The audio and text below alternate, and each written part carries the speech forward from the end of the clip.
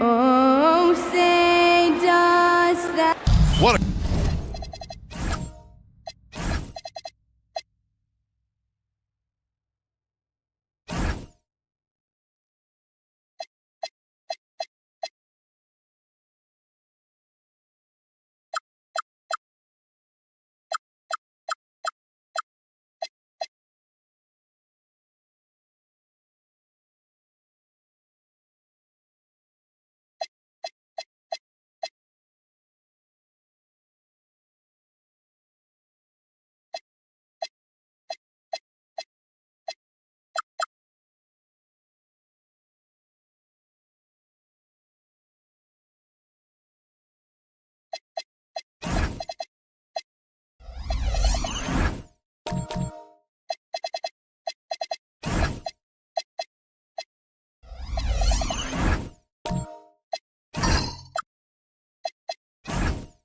great season it's been thus far, Doris.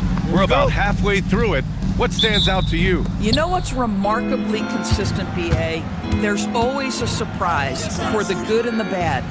A team we expected to be in the mix maybe struggles because of an injury or because of bad chemistry, and then there's always an overachiever. Now let's take a look at the Kings' opening lineup. They've got Serge Ibaka, and it's Boosie in at the point guard position. Pass to West, puts up a three. Rebound by Sacramento. This game against Utah, the first time they've met this year. They won the season series last year, and on paper, it looks like they should do it again. Here's Sharman. We saw him with 11 points in his last game. And how about Ibaka getting off the floor for that dunk? What a great finish. Pass to Johnson. Here's West.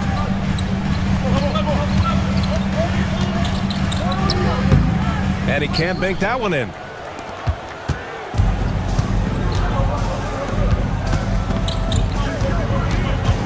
Here's Iverson, covered by Johnson. Iverson passes to Ibaka. Down to 5 on the shot clock. Sacramento needs to get off a shot. The shot by Boosie, no good. Pass to West.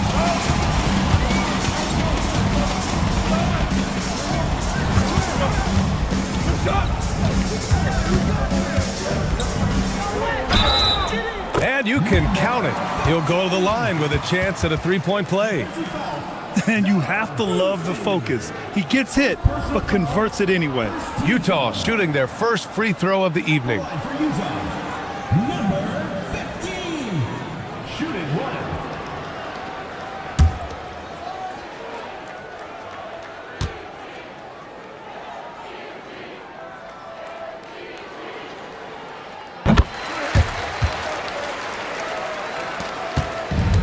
The Kings have gone 2 of 3 from the floor. First quarter, just about 2 minutes in. Shot's good by Iverson. Just taking it right to the rim, and no one was there to greet him. I think defensively, that is not the way you want to start. Giving up high percentage looks, that doesn't typically end well. Deflects the pass. Here's West. We saw him with 19 his last time out. No good with the elbow jumper. To the paint. Here's Ibaka. Pulled the shot a little left. The bounce goes his way, though. Ibaka's got his second bucket of the night. What a great start. They've only missed one thus far. The three. Iverson with a rebound. 1 of 5 to start the game. They have to slow down and just play their brand of basketball. Chalk up 2 there. Their offense looking like a well-oiled machine. Jazz trail by 7.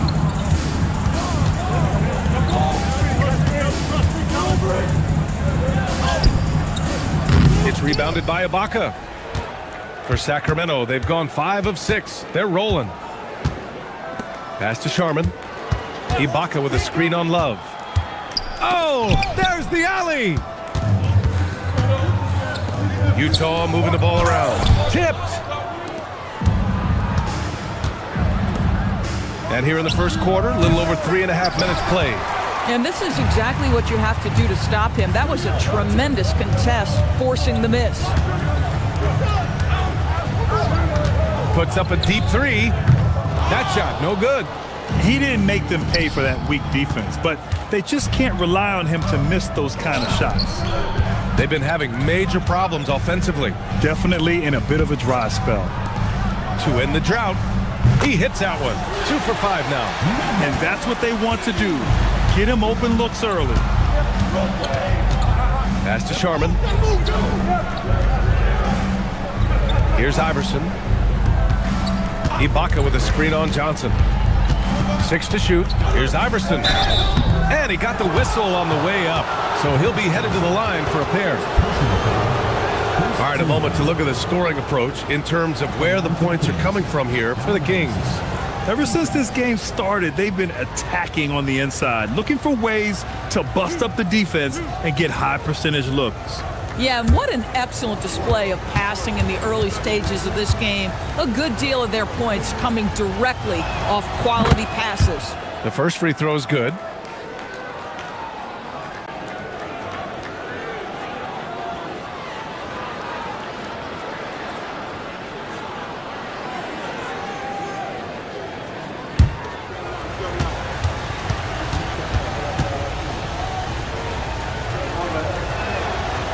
So after making the first, he goes 1 for 2. Jazz trail by 5. Here's West. So it'll be 2 free throws. He was fouled in the act of shooting. This is his first trip to the free throw line tonight. At the line for 2, Jerry West.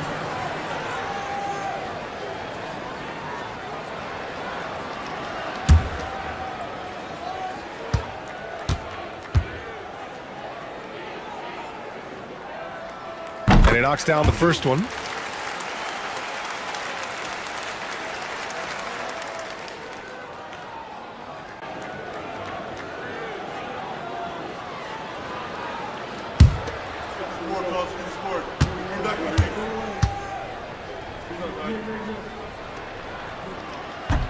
And he makes both free throws.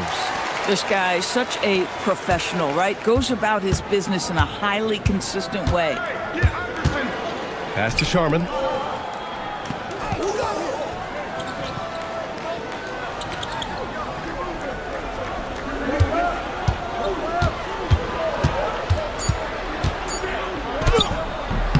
Utah with the rebound. And when we take a look at the box score from that game, one of the first things that you'll notice is the number of turnovers they were able to force. Now, I think that's a product of being incredibly aggressive. You could see that was a part of their strategy going in, and I thought they were consistently following that the entire game. Here's Sharman after the basket by Utah. Here's Ibaka.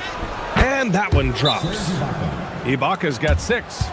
So far, rebounding has been a focal point for them. And so Billy Donovan calls timeout. He's going to take a minute to regroup with his players.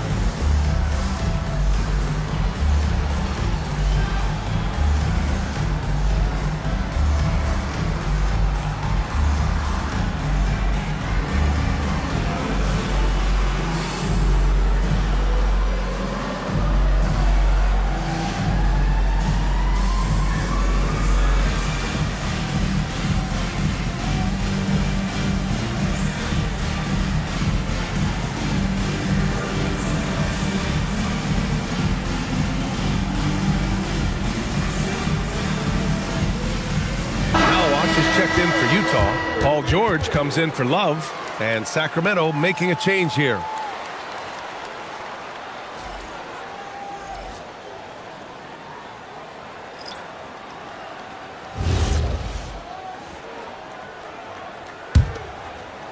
Jazz trail by 3.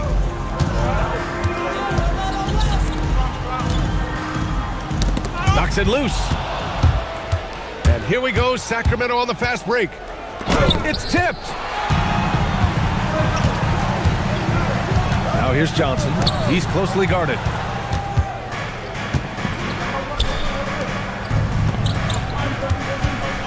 Iverson passes to Boosie. Down low. Shot's good by Iverson. Iverson's got 9 points. Boy, for the most part, when they have gone through him, he has delivered. Here's West. His offense has been solid, scoring around 11.5 points a game. Just 5 on the clock. And it's blocked by Ibaka. Boy, great extension from Ibaka. His length always a factor. And breaking out the one-hand slams. Man, an emphatic way to extend the lead a little more. Jazz trail by 7.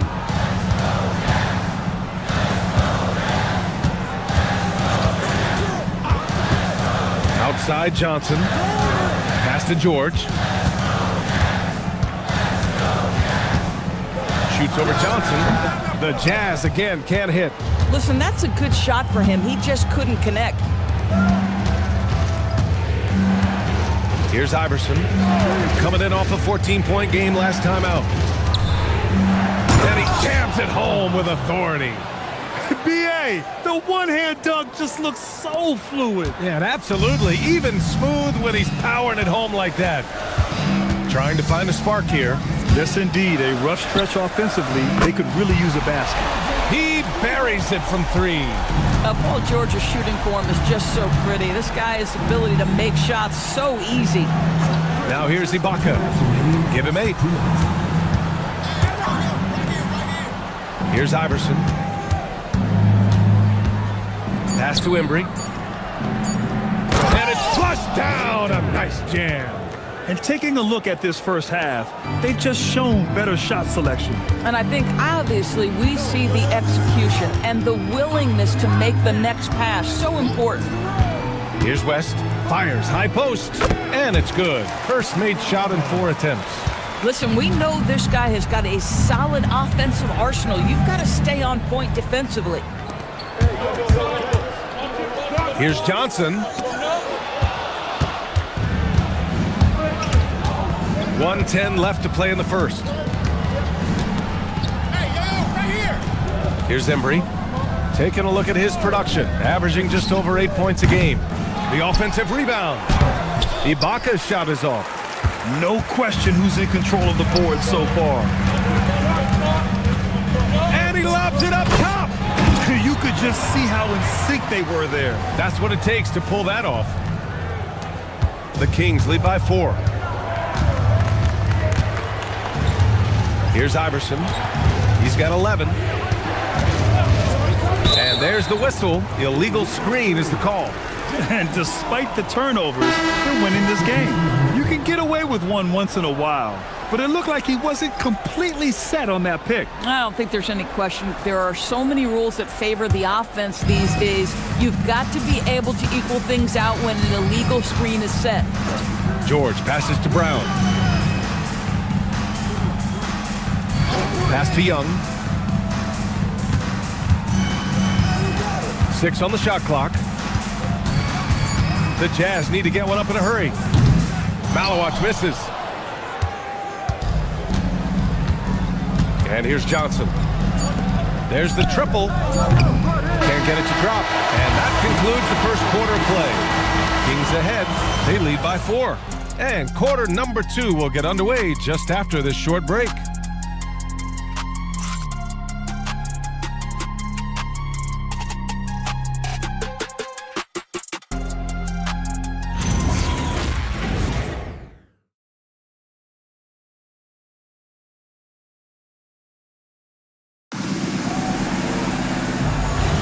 And for those of you just tuning in, second quarter action is where we are. And taking a look at Sacramento's performance here, guys, what have they been doing or not doing? Well, it's simple. When you can dominate the boards at both ends, you can control the second chance touches. And that's how they controlled the first quarter. I thought they were the much more physical team. Taking a look at the Kings, we've got Khalil Ware, and it's Sharman in at the small forward. Utah trailing here. Young, the pass to George.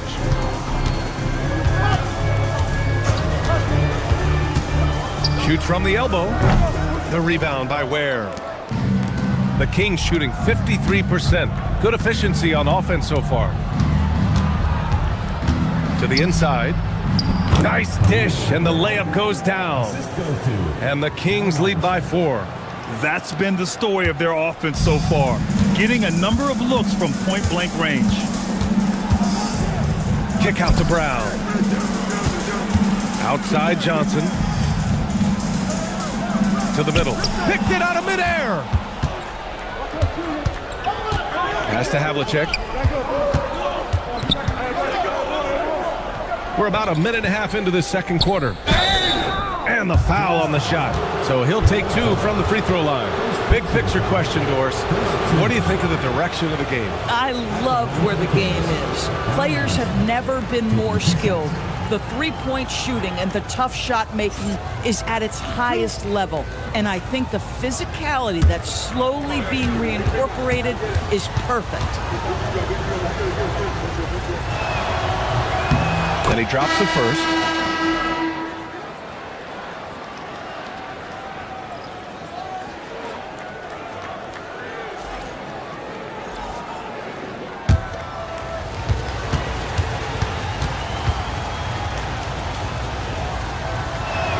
Both shots good from the stripe. And here's Young. He'll bring it up for the Jazz. 6-point game.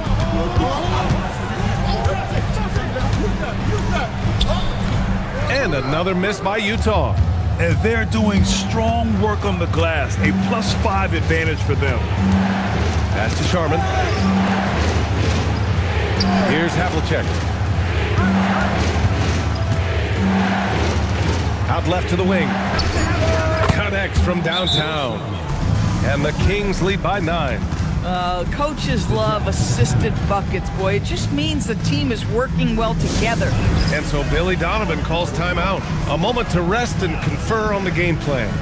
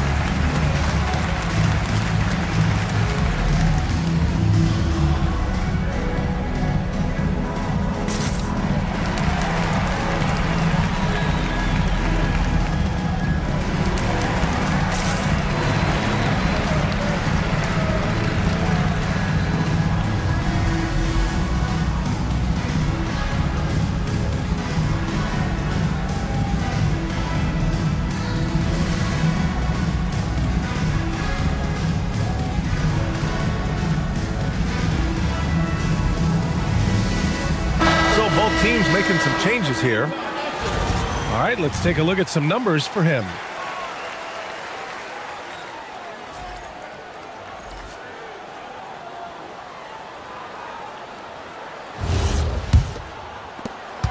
Jazz trail by 9.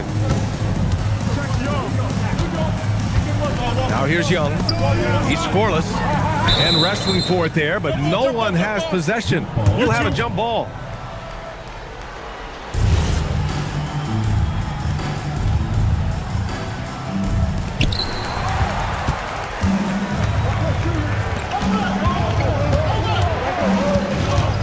And here in the second quarter of action, just a hair under 2.5 minutes played. Sharman's shot is good. And just totally relentless, only increasing the intensity level. One thing I enjoy is watching players who don't pay attention to the score. You lock in on the moment and play the right way. Now that's foul number 2, and he's got to avoid another this half if he wants to stay on the floor.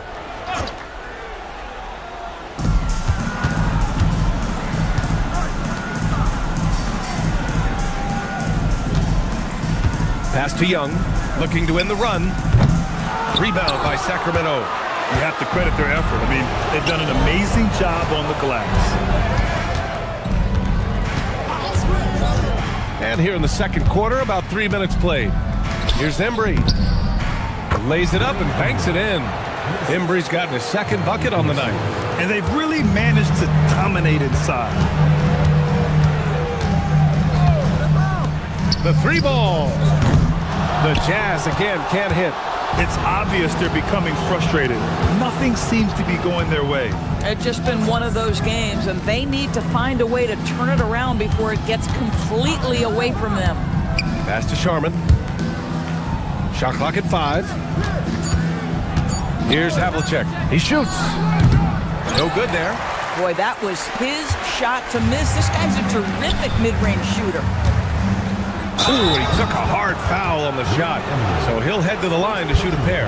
And with the cap, many teams looking for cheap young players to fill the bench.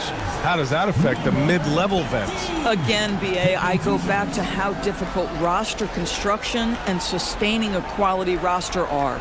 The mention of youth here is about, listen, you have to hope your draft choices work out well, and you have to hope your young players develop quickly because they are on team-friendly contracts. First free throw is good. Johnson, he's checked in for Young.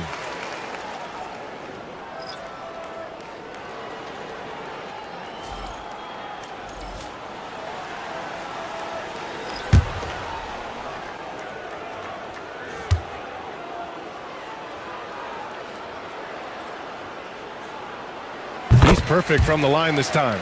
It can help a big man's game to hit those free throws. It keeps the defense from getting too aggressive. Let's go now to the sideline and catch up with Allie LaForce. Thanks a lot. The NBA understands its future is electronic. Commissioner Adam Silver said the vast majority of people consume us through media, not in person.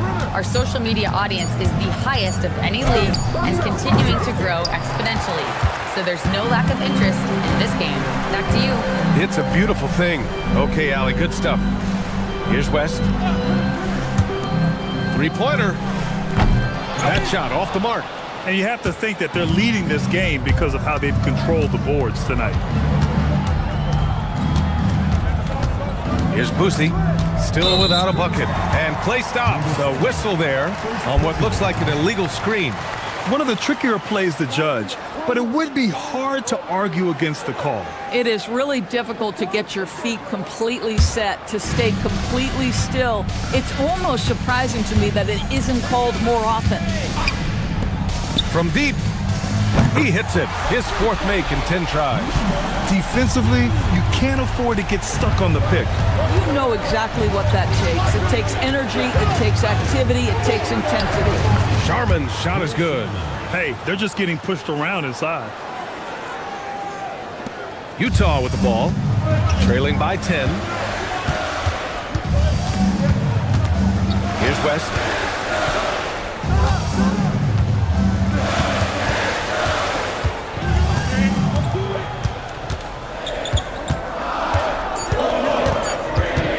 From about 16, rebound by Sacramento. Ibaka's got his 7th rebound here tonight. Boy, still trying to get comfortable out there right now. The hook shot, and there are the Kings with another bucket. Hey, pulling out the hook shot.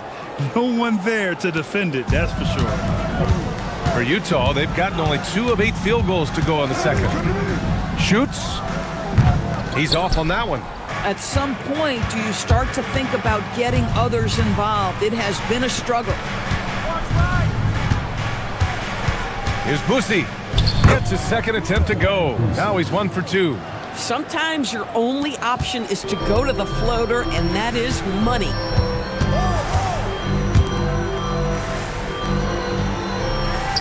Pass to Love.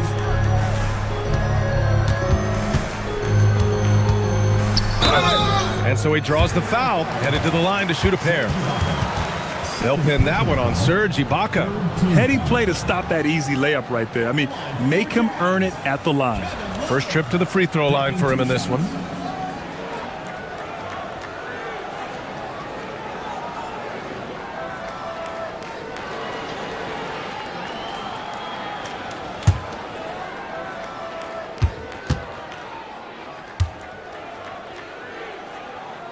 First one falls. They've been flawless at the line this quarter. They need to stay aggressive and keep drawing fouls. That'll help them chip away at the lead. Malawach is checked in for Utah.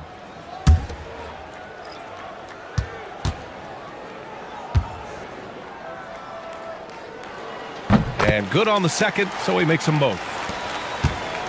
And it's Sacramento's ball. They're on a 17-7 run, right with the bucket. Man, that's now 10 straight points in the paint. I'm not sure what's happened to their defense, man. Here's Johnson. Goes up and lays it in, nice and easy. I love the throwback basketball. Work it down low and set up your teammate. Outside Johnson. Pass to Boosie. Sacramento passing it around. Here's Iverson. The three is up. Love grabs the miss. Jazz trail by 12. Here's West. Johnson with it. Pass to West. Beyond the arc. Gets it to go. Makes him 2 for 5. I'll tell you, sometimes it's easier to hit the target with a bounce pass. That's perfectly done. Here's Boosie. Here's Iverson, covered by Johnson. Here's Iverson. He's got 13. Shoots over Johnson. Oh, and Johnson with a block. And it's going to be a 24-second violation. They turn it over. And Sacramento making a change here. Ware's checked in.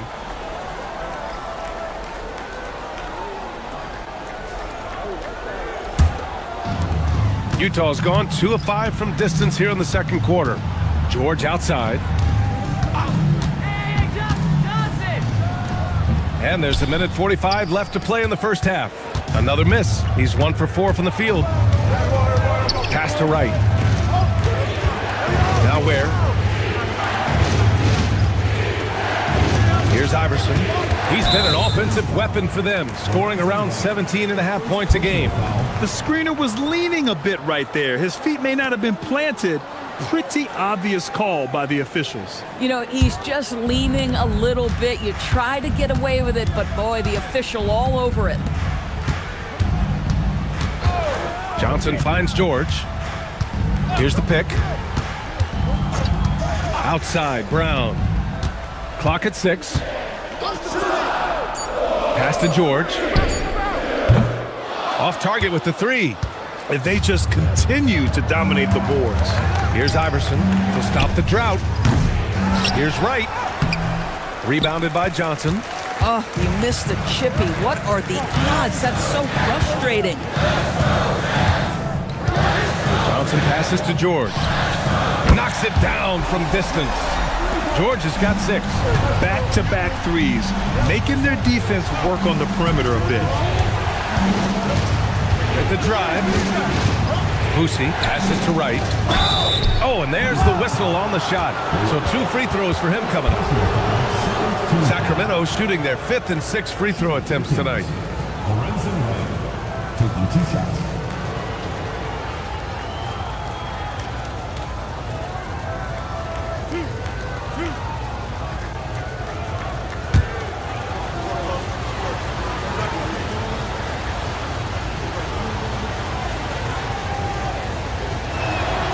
He misses the free throw. Young, he's checked in for Utah.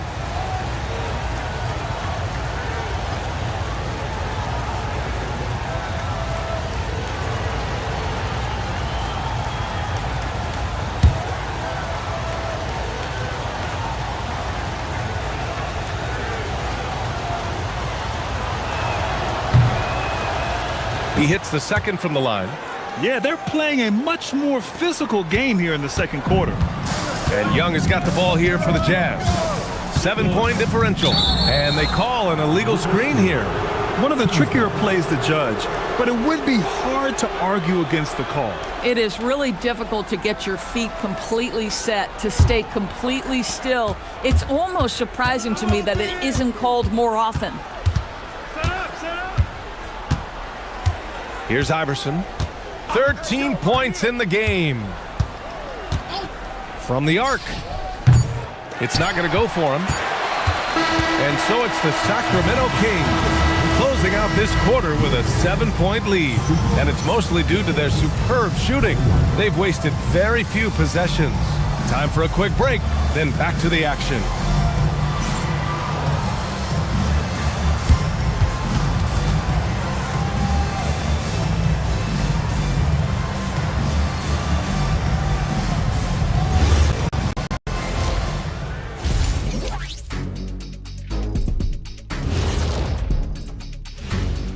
Welcome, everybody. The story tonight has been a solid showing through the first half for the Sacramento Kings.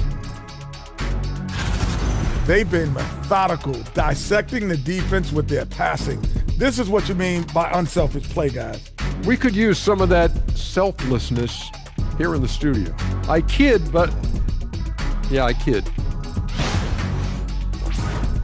And during that first half of play, these two leading the way for their respective teams.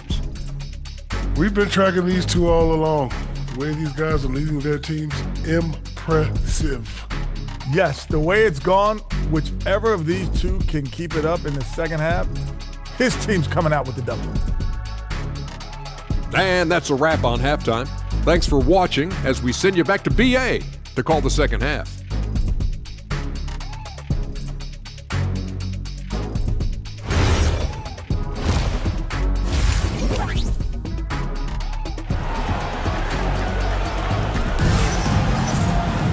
And we played through the first half. Plenty of basketball left in this one.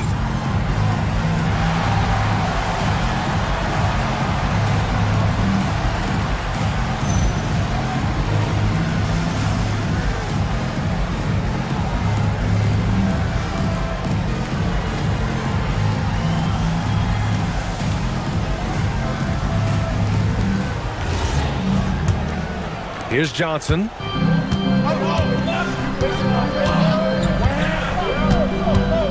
Pass to West. There's a screen by Johnson. Inside. Love, that's good. Love's got 6 points. Assertive move. You can tell the game's heating up a bit. And for Sacramento, they've got Serge Ibaka, and it's Iverson in a 2-guard. Shot clock at 6. Leans. And the shot falls short that time. Jazz trail by 5. Outside Johnson. Utah moving the ball around. Outside Love. Misses the 3. Well, the Kings shooting at about 51% for the game so far in this one. Sharman, the pass to Iverson.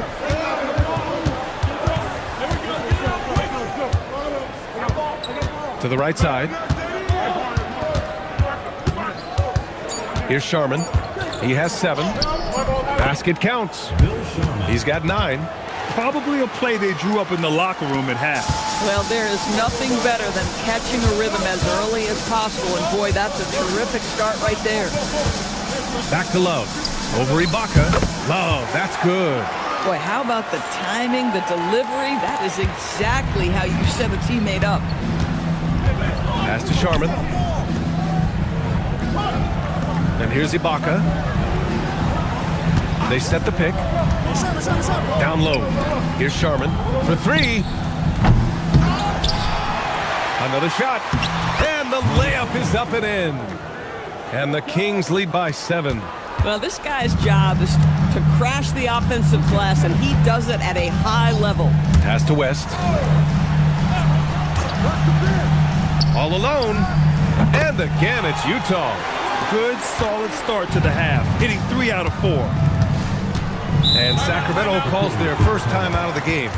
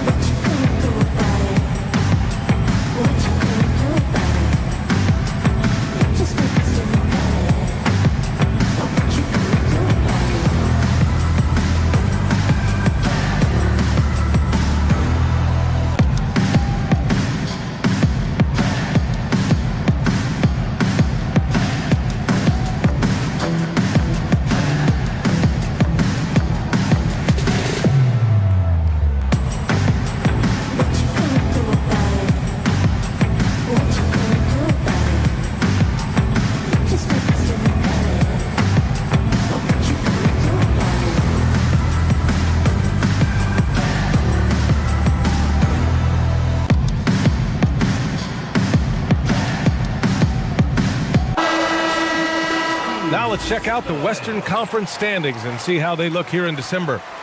You take a look at the Kings. A decent start to the season. They're 7th in the conference, but hoping to climb higher. And, of course, the Jazz, they're 4 spots behind them. Right now, for Sacramento, they failed to deliver the great season people were hoping for, but it's far from hopeless. Plenty of time to turn things around for them. It's an amazing thing. If you can get a couple of wins, generate some momentum, you've got to believe they'll be just fine. Here's Boosie, averaging around 5 points a game. And he makes it. Boy, you give him that good a look, he is going to typically make you pay. Now Johnson, pass to West.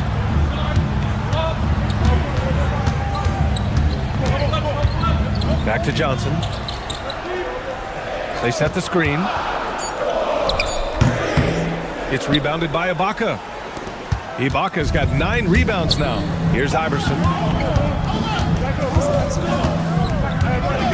In the third quarter with just over 3.5 minutes off the clock. Rebounded by Johnson. Oh, boy, he attacks, but how about that rim protection? That is so good. Love for 3. The shot, no good. There's one principal reason why they're sitting on this lead. Rebounding. Snaps the way. Right side Johnson. Banked it in off the glass. Johnson's gotten his 2nd bucket of the game. Simple. The closer you are to the hoop, the better your chance to score. Pass to Boosie. Here's Iverson, covered by Johnson. Here's Iverson. 13 points in the game. Sharman can't get it to go. To the middle. Oh, that's good. And now just a 3-point Kings lead. He knew exactly where his man was going to be. Outstanding lead pass. Timeout call, Sacramento.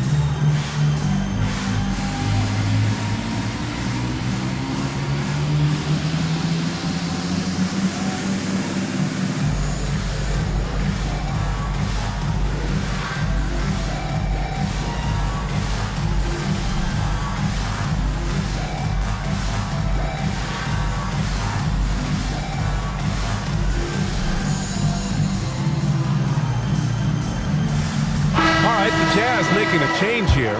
Young's checked in. The Kings making a switch here.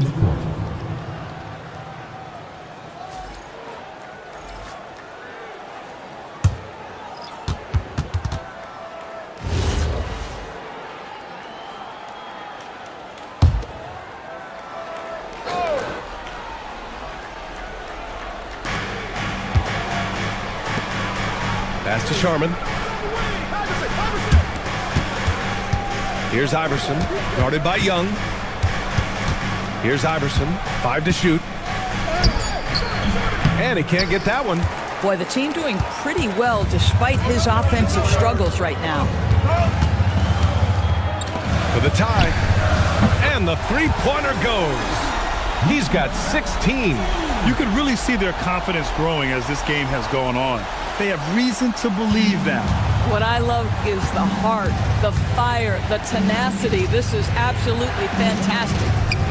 Here's Sharman. He's got 9. Here's Iverson. And another miss by Sacramento. You kind of wonder where his head's at. The shot selection hasn't been there, and of course that one was just crazy. Pass to West. For the lead. And down it goes. 2 points. West has got 11 points. They're really working the paint now. Sacramento has gone 0 for 2 from outside here in the third. Here's Sharman. Will it go? The putback. Oh, he hangs in there and cashes in on the second chance points. He really gets in perfect position for the follow. Just a terrific read. And here's Young. No made baskets yet. And the shot goes down. And the Jazz lead by 2. And after a sketchy first half, they're now looking much more comfortable on the offensive end. The Kings shooting just 36% in the third. Iverson passes to Sharman. And a foul called on the way up. So he'll take 2 from the free throw line. All right, guys, what do you think so far about the offensive approach for the Jazz? Their hot shooting from long distance has been the key. Spacing the floor and rising up with that confidence. I think another thing that's striking here tonight, the ball movement is incredible. Again and again, they're making smart passes to ready shooters. And the first one at the line is good. Wright's checked in for the Kings.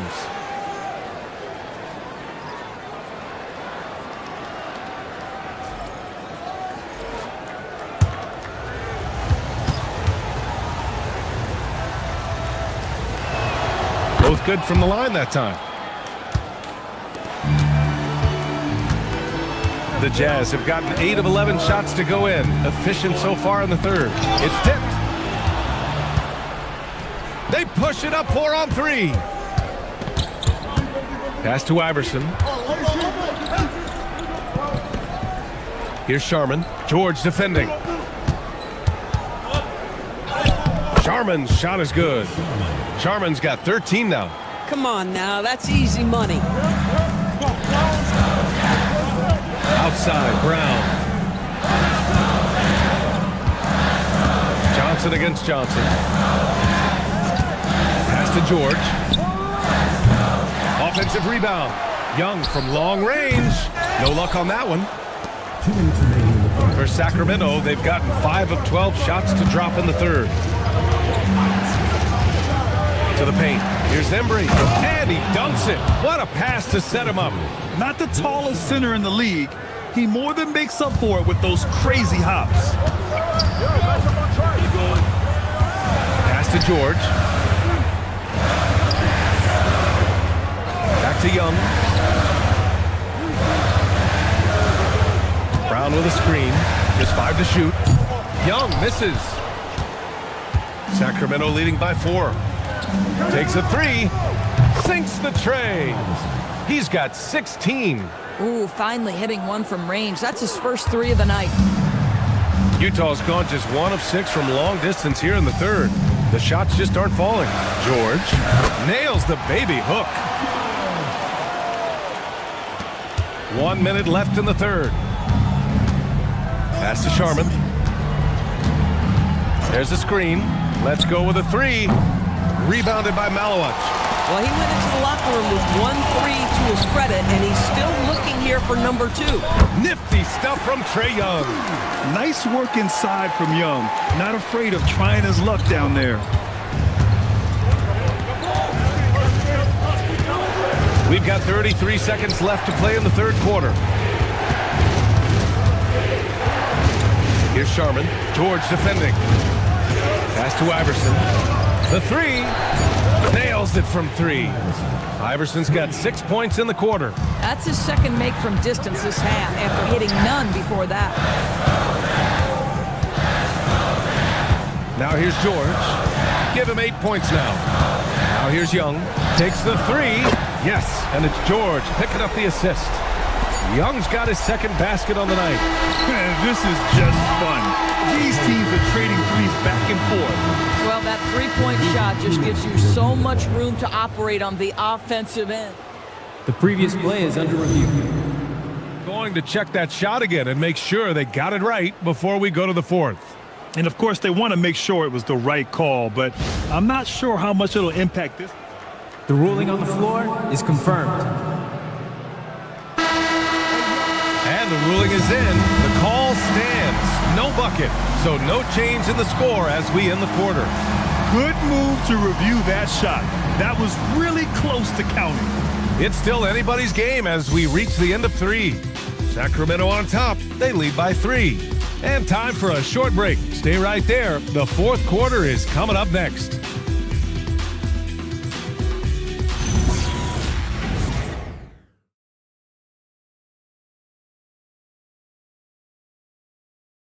And let's take this opportunity to show you our State Farm assist of the game. And just a selfless decision from your two-guard, showing his ability to get his teammates good looks. How about the secondary playmaking you are getting? Great to have that from the shooting guard spot. Man, I know I speak for all of us when I say I can't wait to see what kind of finish awaits us here in the fourth quarter. Now here's Johnson. Screen by Ibaka. Johnson with a bucket. In crunch time, trying to get the foul, the bucket, or both. Jazz trail by 5. And for Sacramento, we've got Khalil Ware, Cameron Johnson out there with Serge Ibaka. And it's Boosie in at the point.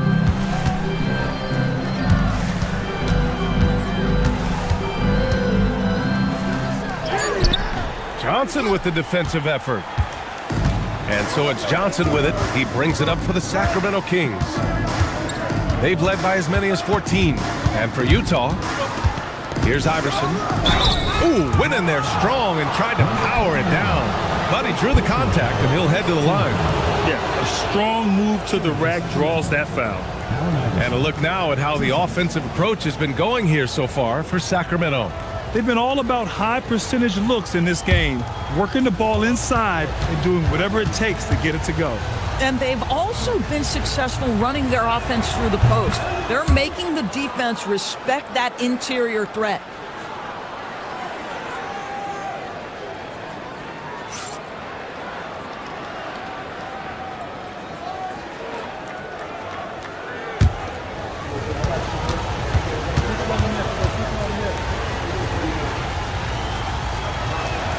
And that's good as he hits both shots.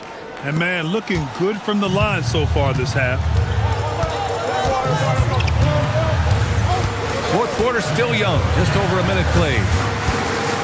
And there's the whistle. He'll head to the line to shoot 2. It's going to be on Cameron Johnson. First team foul. At the line for 2, number 15.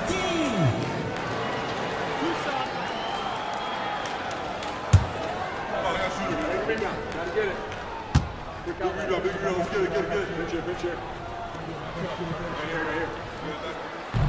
That free throw, no good.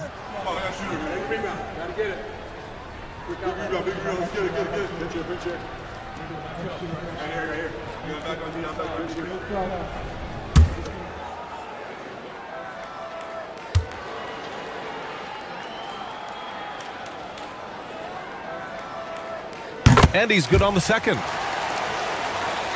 A little over a minute of the fourth quarter gone now.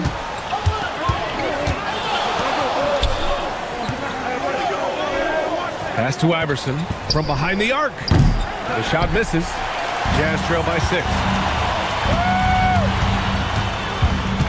Johnson with it. He takes it in. West misses. Oh, gritty defense, protecting the rim at all costs against a guy who has all sorts of ways to finish. Iverson. Oh, drew the foul and almost hit the three-point bucket. But he'll head to the line for 3. Hey, nice work attracting the foul from deep. He'll shoot 3. 3 shots.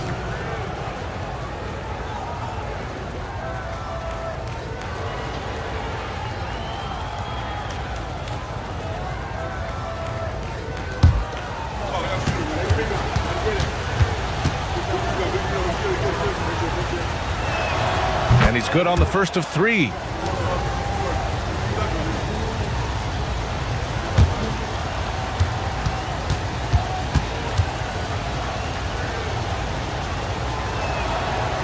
second free throw is good.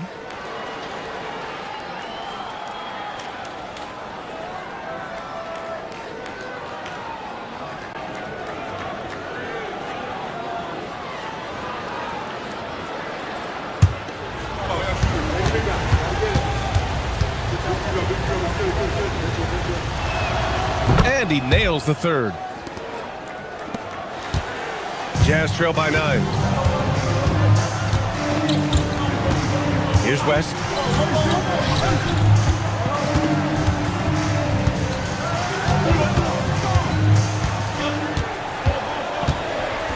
Just 4 to shoot. From the high post. The Jazz again can't hit. And they've committed to controlling the boards, and it's paying dividends. Pass to Boosie. Here's Iverson.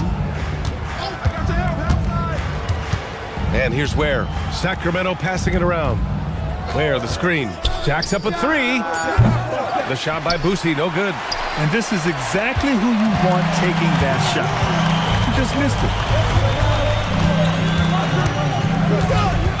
If you're just joining us, fourth quarter here. We're just over 2.5 minutes into it. Pass to West.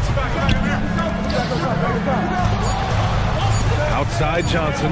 There's the 3. Rebound by Sacramento. Ibaka's got double-digit rebounds now in the game. Here's Iverson. Got a hand on it. Here's West. It's stolen. Here's Boosie. Outside Johnson. The 3 is up. And another miss by Sacramento. A little over 3.5 minutes in the books now in this fourth quarter. Listen, he's carrying his own weight, there's no doubt. But it is very hard to win a basketball game by yourself. The Kings call timeout.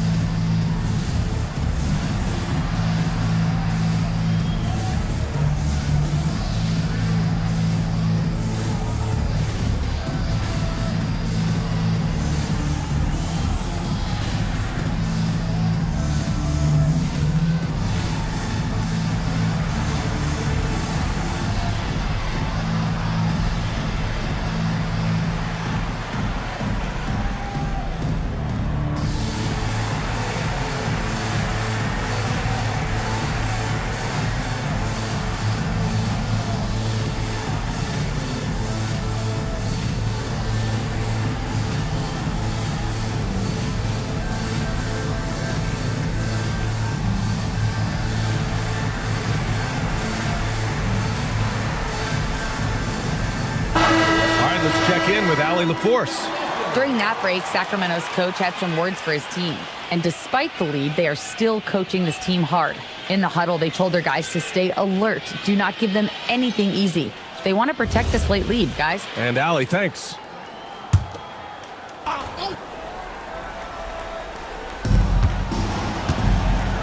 There's the drive. Pass to Boosie.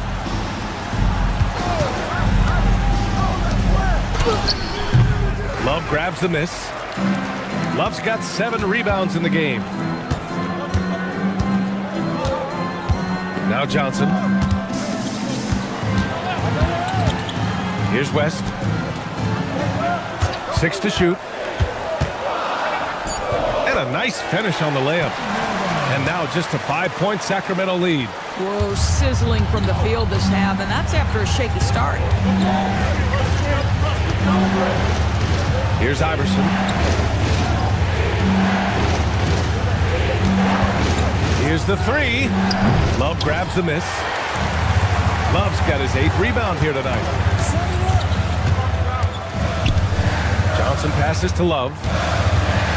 Ibaka on the double team. Now here's Johnson. There's a screen by Love. Pass to West. From deep. Sacramento grabs the miss. They've led by as many as 14. And once again, off the mark by Sacramento. And just terrible defense. I don't know how he missed that shot. Pulls up on the wing. Not going to go that time. That's not a bad shot, but this isn't really his shot. Johnson passes to Boosie. And there's the call. It's going to be an illegal screen. One of the trickier plays to judge, but it would be hard to argue against the call. It is really difficult to get your feet completely set, to stay completely still. It's almost surprising to me that it isn't called more often.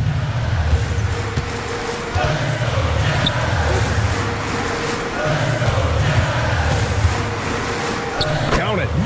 Give him 23. You can see it. He's taking better shots, and the results are coming because of it. Fade away. The shot no good. When you're wide open like that, no need to fade away. Pass to West. Outside Johnson.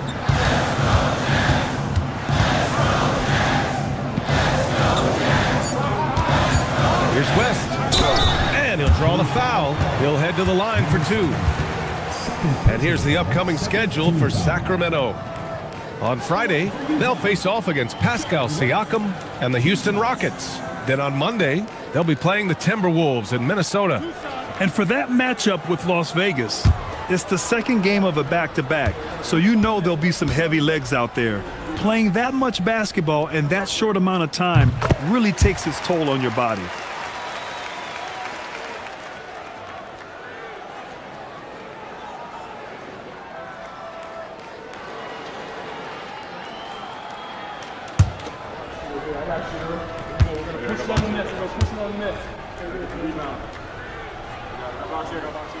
That one falls, so he hits both of them. Here's Iverson. To win the drought. And the jam by Ibaka. And he's now got the double-double. I just love the aggressive finish. I'm thinking he's sending a strong message with that jam. Utah moving the ball around. Back to Johnson. 5 on the clock. Steps back and shoots. No good. The Kings lead by 3. Here's Iverson. And here's Ibaka. Here's Boosie. Oh, the shot is off. You know, things haven't clicked for him offensively, but other guys around him, give them credit. They're filling in the gaps. And there's a pick. Count it! You know, I like that recognition. He knows he's in rhythm, knows this is the time to give his team some punch. The Kings call timeout.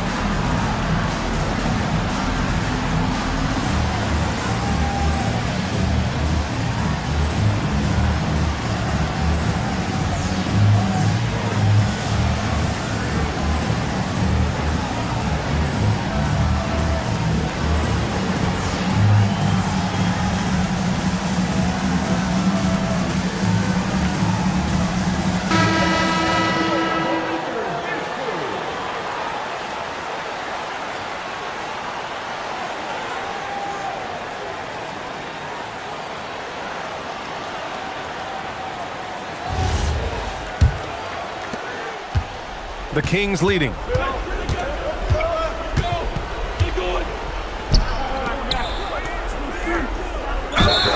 Oh, the lead pass. Great dish.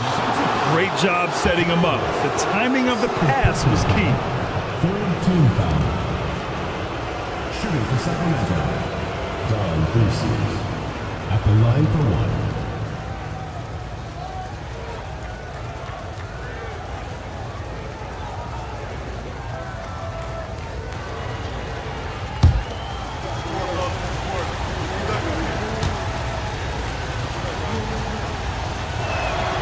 And the free throw, no good. Jazz trail by 3. Here's West. Beautiful setup on the alley-oop. Great catch, great flush.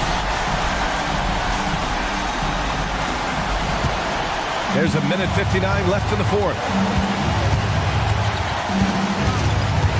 Here's Boosie.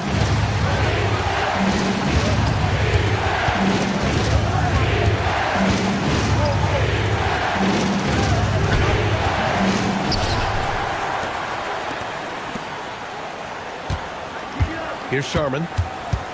6 on the shot clock.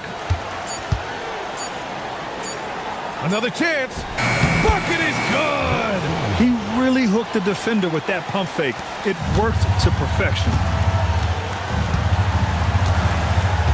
To tie it up. Oh, the shot is off. We all know he's a good shooter, but from that distance, I don't think so. Boy, we're seeing it more and more. Guys looking to create additional space by stepping back further from the line. From downtown, the free ball is down.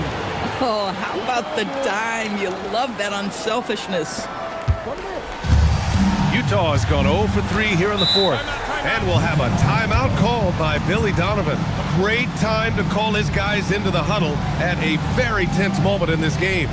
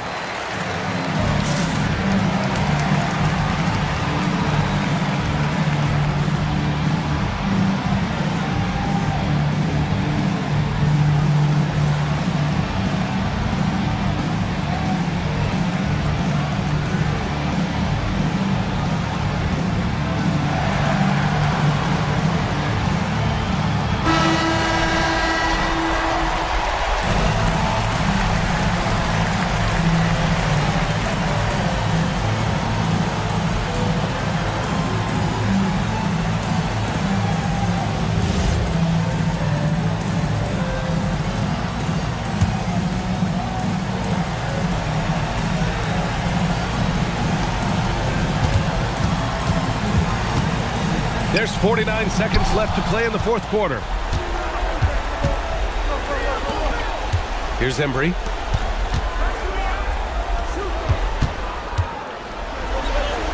Looking to close things out. That might have been the nail in the coffin. Well, at this point, they're so far up, it would take a real collapse to give this game away at this point. Just flawless timing right there. Right? The dish, the catch, the flush, the whole thing was perfect. And an intentional foul right there. Third personal foul. Fourth team foul. At the line for the Kings, Dienasty. 2 seconds.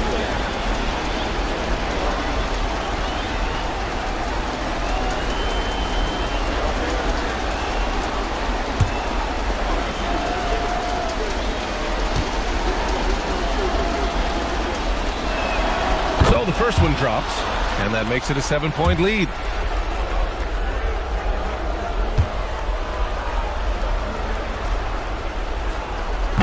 So he gets them both, and it's an 8-point ball game.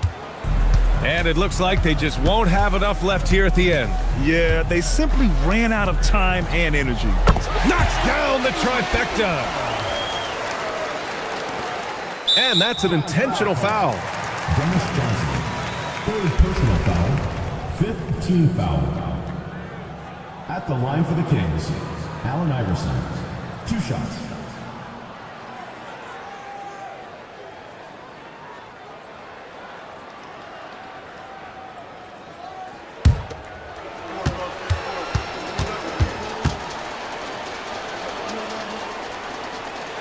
He gets the first, and that increases the lead to 6.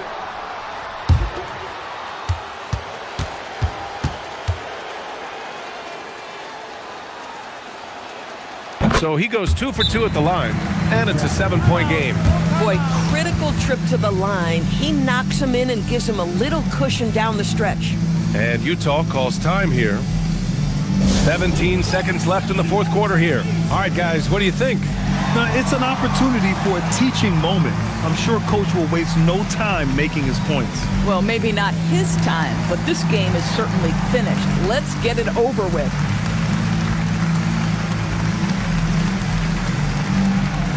Hey fans, who wants a free t-shirt?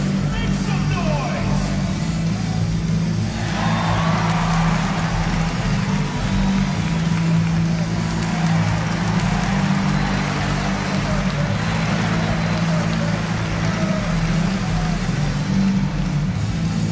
All right, fans, get on your feet and make some noise for t-shirt time!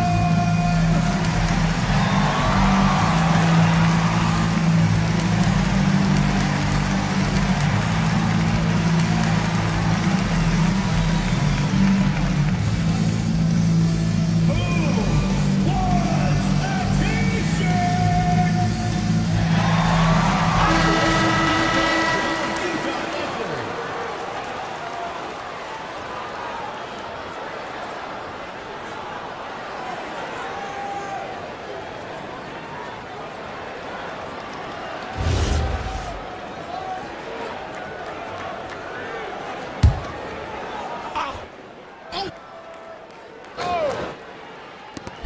Launches it from deep. That misses.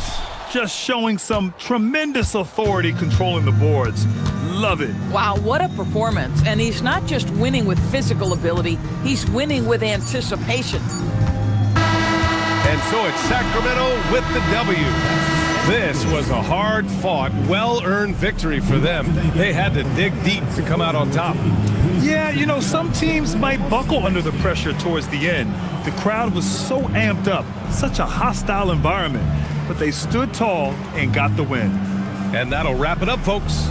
For Doris Burke, Allie LaForce, and Grant Hill, and our entire crew, this is Brian Anderson thanking you for tuning in. As we leave, we present our player of the game.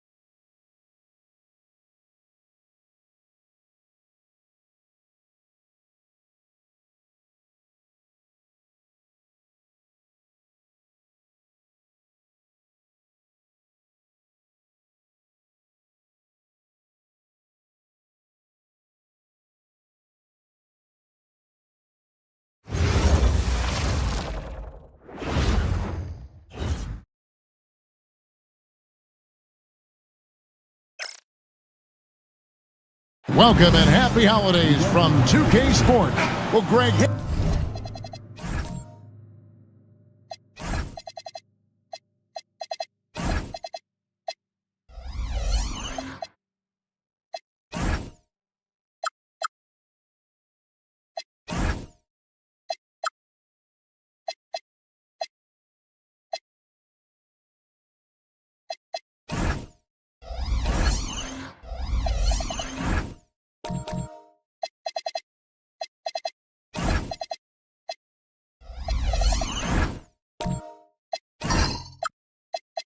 Hasn't this been a fun season so far, and it feels like the highlights just become more and more spectacular.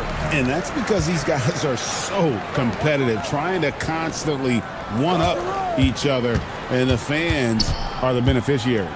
Now let's take a look at the Sonics opening lineup. We've got Chet Holmgren. Moncrief is out there with Johnson, and it's Carroll in at the 3 slot. Here's Moncrief. Holmgren wide open. Drills it from outside. It's an incredible advantage to have a 7-footer who can shoot like Holmgren. O'Neal is screen on Johnson. Ball, the bounce pass. Thompson looking for an opening. Shot clock at 6. And it's out of bounds and last touch by Holmgren. It's time to send it over now to our reporter, Allie LaForce. Moments ago, Tyronn Lue and I were able to chat.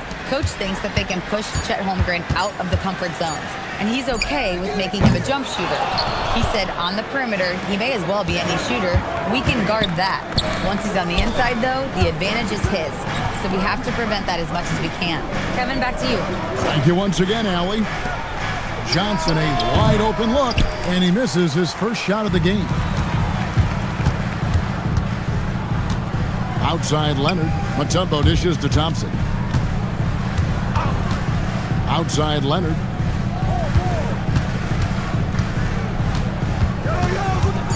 And there's the drive. Takes it off the glass. That's what this coaching staff has encouraged Leonard to do. They want him in attack mode. Johnson, the pass to Carroll. Sinks that one from the post. And once he got to the 10, I think he was surprised to find himself that wide open. Easy possessions like that literally are just a gift. You just dream of them. He'll gladly take those. Now here's Leonard, coming in off a 10-point performance last game out. Laid in with a nice touch off the glass. Leonard's got his second bucket of the night. Such a strong wing. Quad can more than handle his own down low. Here's Carroll. And 2 free throws coming up, unable to get that one to go with all the contact. I mean, even from over here, you can see that one pretty clearly. The Supersonics shooting their first free throws. First trip to the line in this one. And really, the form at the line all season has been terrific. 79% as a team.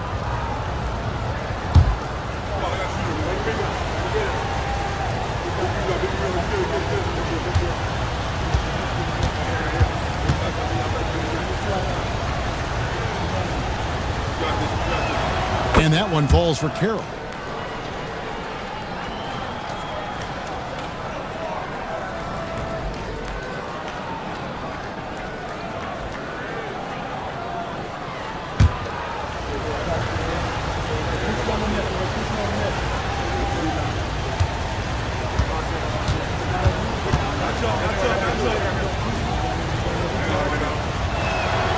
No good on the second free throw.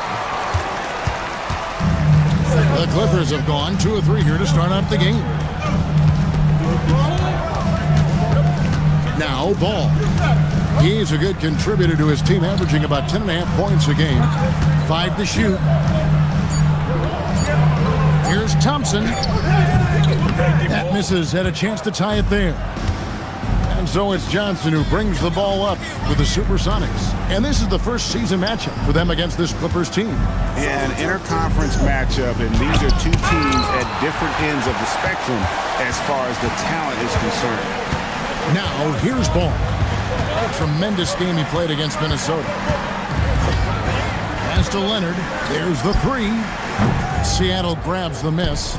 Want to keep rolling here following the win against Memphis. Yeah, and that one, they just locked it down defensively, challenged shots, and really protected the rim.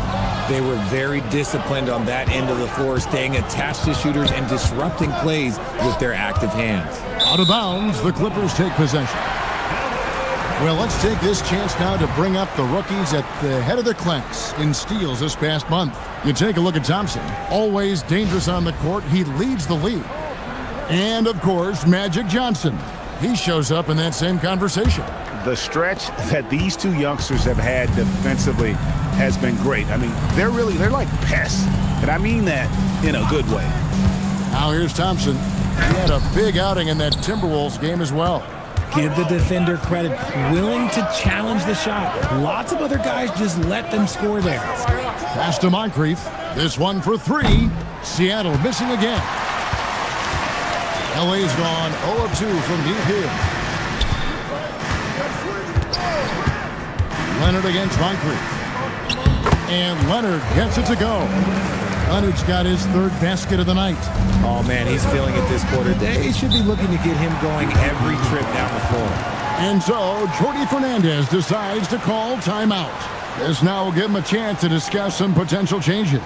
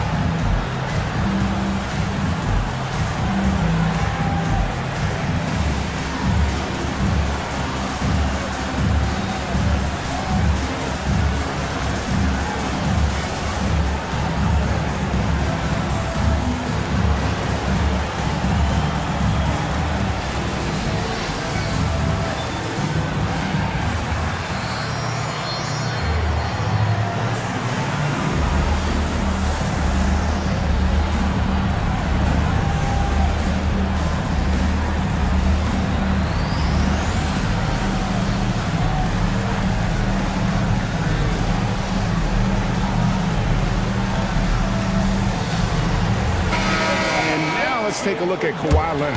How last month turned out for him. He's averaging 10 points a game, 3 assists, and 2 rebounds. Not bad numbers, but for a player of his talent, you have to think he can do more. Yeah, there's no doubt he has been inconsistent, which is unusual for him. But when he turns it back around, boy, you better watch out.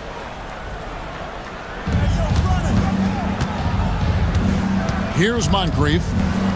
Still yet to score. Pass to Carroll. Clock at 6. Puts up a deep three. Tumbo grabs the board. And that was a little bit of a range check for him. Yeah, he might have been feeling himself a little too much on that one. He can hit it, but not consistently. Now here's Mutombo. 8 points his last outing, and he recovers it. Ball with the bucket. And Ball continues to show he can drain threes. The defense must adjust or he is going to keep doing damage. Here's Johnson. 17 points in his last outing. There's the triple. Mutombo grabs the board. Mutombo's got his 4th rebound with that last one here tonight. O'Neal sets the screen for Ball. Lobbed up there for O'Neal. Holmgren with the steal. And here's Moncrief. He averages a bit over 6 points a game. You can't miss those, but even the best do on occasion. O'Neal the bounce pass. The shot's good. Leonard's got 8 points. You set him up more often than not. Leonard will knock him down. Seattle trails by 5. Holmgren outside. Pass to Moncrief. The shot goes in. First of the night. He's 1 for 3 to start the game. Pick works well there. Not much resistance from the D. Yeah, that just comes down to a lack of effort. The defender has to do a better job fighting through the screen. And Tyronn Lue wants a timeout. He's going to make some adjustments to the game plan.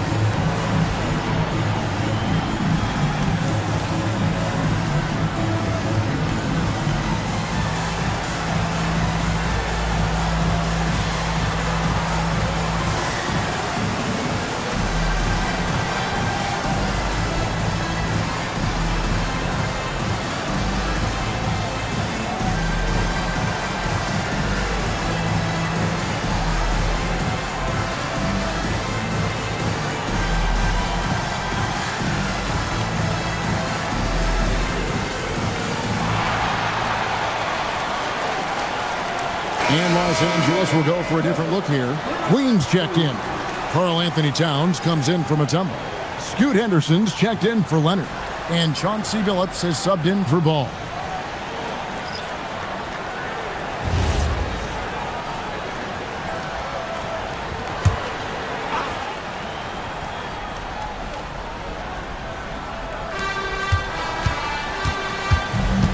Outside, Towns, a screen on Maxey. Puts up a three. Towns, no luck.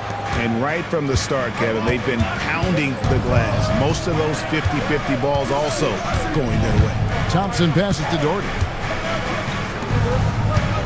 Kicks it out to Maxey. Shot clock at 5. Thompson for 3. Thompson with the rebound. Clippers leading by 3. In the corner, Billups with it. Pass to Towns. That doesn't fall either. He's missed his first 2 shots tonight. The offensive skill set for Karl Anthony Towns, Greg is a 7-footer, is very special, to say the least. The outstanding shooting, the post play, and he's worked on his defense. He may never be elite at that end, but he ignites in offense. What I love most about Maxey is his aggressive attitude. When he's out there, he keeps his foot on the gas pedal.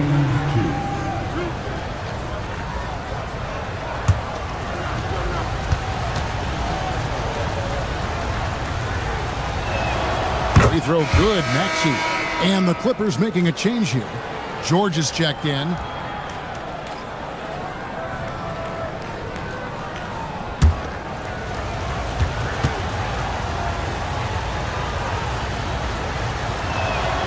Maxey hits them both.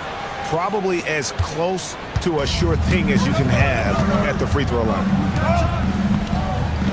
George sets a screen for Billups. Back to George. Seattle grabs the miss.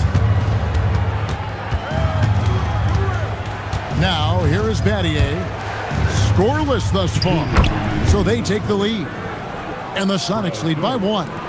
Really nice move there. Doherty has such a polished skill set. Makes it an easy conversion for him in the painted area. And George gets it to go. Sometimes the beat doesn't even have to be perfect. It can just be a pick. He just needs to create a sliver of space. Pass to Doherty. And here's Maxey. And they wasted no time getting those 3 points back. Maxey's got 5. That is how you respond. Maxey with the 3 of his own. To the inside. Here's Queen. It's deflected. They hold the early advantage on the glass. And Thompson kicks to Maxey. There's 57 seconds left to play in the first quarter. Back to Thompson. Three-pointer on the way. It's hauled in by George. And here's George. He'll bring it up for the Los Angeles Clippers. They trail by 1. They're coming off that win against Minnesota. And that one was all about offensive execution. Running your plays, picking your spots.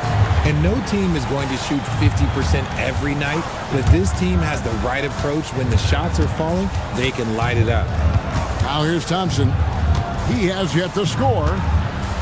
Outside, Maxey shoots the 3. That one's off. He's now 1 for 2. George passes to Towns. Henderson kicks to Billups. Left side, Towns. And no luck with that time on the buzzer beater.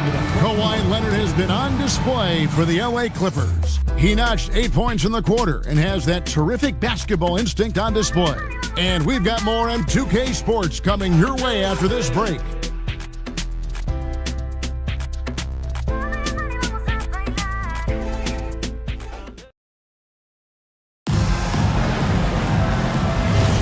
Some good action already in this one, but a fairly even matchup after the first quarter of play. And guys, what's your take on the Clippers so far? Well, in that first quarter, they were intent on just pounding the ball down low. And let me tell you, when you establish a physical edge, it gives you a mental edge too. Here are the 5 for Seattle to start the second quarter. Johnson is out there with Moncrief. Then there's Holmgren. And it's Carroll in at small forward. Let's go to the sideline and see what Allie LaForce has dug up for us. Allie, take it away. Hey, Chet Holmgren checked some boxes. He said if you can play defense and shoot the ball, you can pretty much play on any court, anywhere. Those are two things that are always needed on the basketball court, and that's where the foundation of my game started. Back to you. A unique talent. Thanks so much, Allie, for the report. Al Moncrief, Kawhi Leonard missing from long range. Holmgren gets the bucket. For someone who is over 7 feet, Holmgren is incredible from distance. And we're about a minute into the second quarter of play. Ball with a wide open look. Cans it from downtown. Ball's got 6. For real. Come at us, and we're coming right back at you. Yeah, I love the competitive fire right there. You drain a triple on us, and I'm coming for my revenge. Now here's Carroll. He's been a factor in their offense on most nights with his scoring average at nearly 16 points a game. Just focusing on the task at hand, that's all you can do. Yeah, when the game is up for grabs like this one has been, it's all about the attention to detail. Leonard, no luck. And he's very confident from that range, but you can't make him all. Johnson surveying the floor. Pass to Carroll.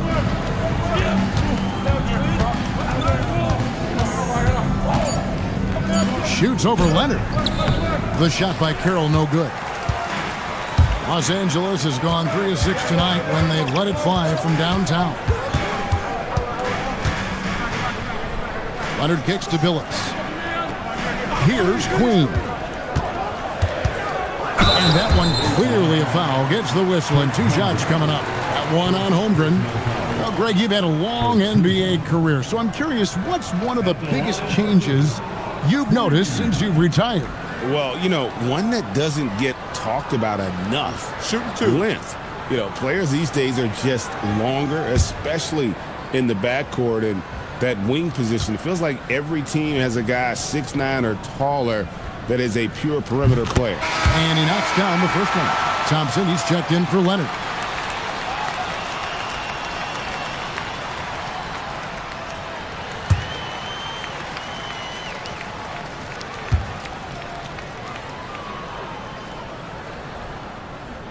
And so he's able to get 1 of 2.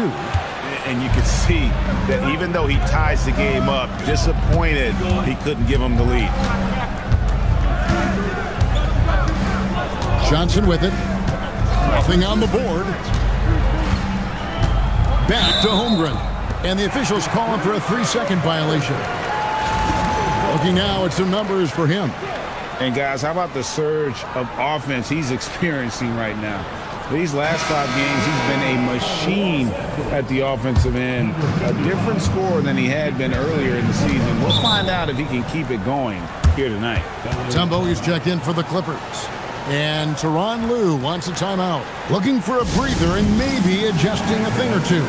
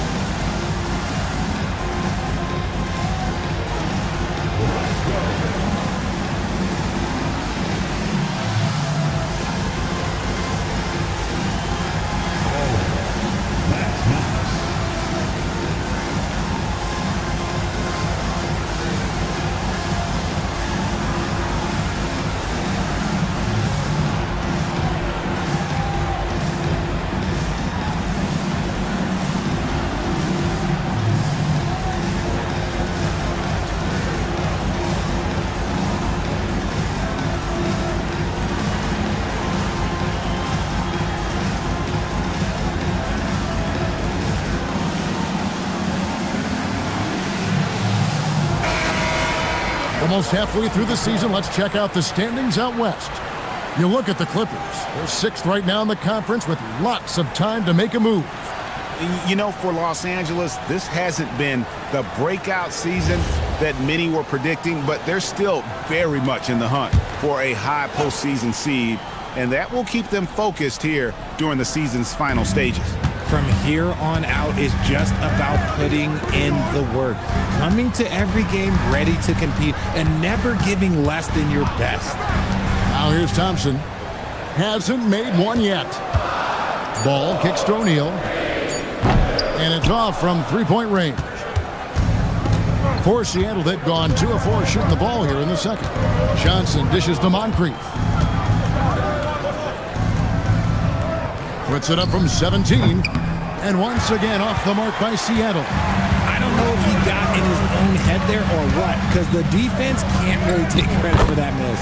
And Thompson gets it to go. You're not going to speed him up. Even when you get aggressive guarding Thompson, he stays in control. He's just so tough to cover. Now here's Johnson. He gives the team some steady offense, a bit under 10 points a game. And they pick up 2. Carroll's got the game tied up here for Seattle. Just such a well-rounded offensive player. He's got a little bit of everything. Carroll against Thompson. O'Neal a screen on Carroll. Pass to O'Neal. Fires the jumper from the corner and nails it. O'Neal's got his first bucket in this one. And that assist got him a little nod from his teammate after that one. Here's Johnson. Moncrief. A miss that time would have put him up. Clippers have gone 3 of their first 5 shots to drop here in the second quarter. O'Neal sets the screen for Ball. A three-pointer off the mark. Seattle has gone 1 of 2 on three-pointers here in the second quarter so far. Johnson, the pass to Holmgren. Now here's Moncrief. He's guarded by Billups. Pass to Carroll. Over Thompson. Bank shot, no good. The Clippers leading. Outside, Ball. Now here's Thompson.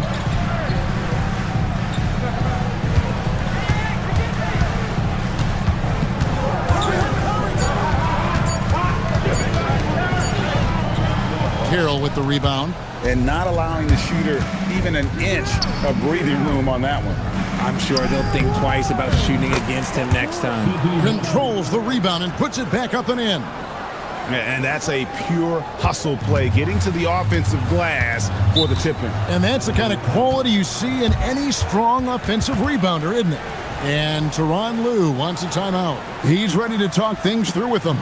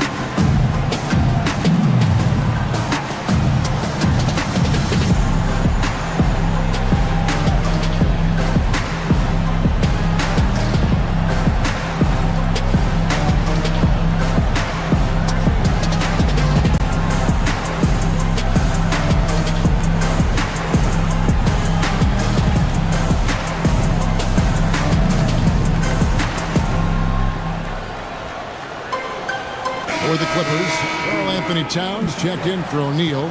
Henderson comes in for Chauncey Billups. And Georgia subbed in for Ball.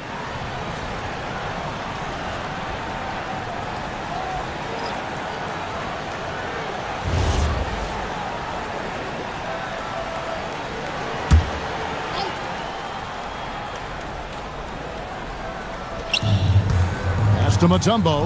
Good ball movement here by the Clippers. Towns kicks to Henderson, and it's stolen by Moncrief. To the paint. Here's Maxey. Fouled on the shot and picks up 2 points, so 1 free throw coming up. And look at how the hustle game has been going for Seattle. From the very start of this game, they have been giving the ball handlers trouble, using good pressure to force turnovers and get steals. And one other thing that stands out, all the block shots. I mean, staying up in their jerseys tonight. Free throw good, Maxey. Clippers trail by 3. Outside, George. Thompson against Battier. Thompson inside. Offensive rebound. Here's Towns. Let's get some information from the 2K leaderboard. In about the last 10 games in the NBA, during that span, these teams have the most second chance points in the league. I mean, you love their aggressiveness, not settling for one shot offensively, but really running down those loose boards and converting for extra points. That free throw, no good. You know, the size, talent, and fearlessness of Towns is a lethal concoction, a prime-time player who poses many problems for the defense.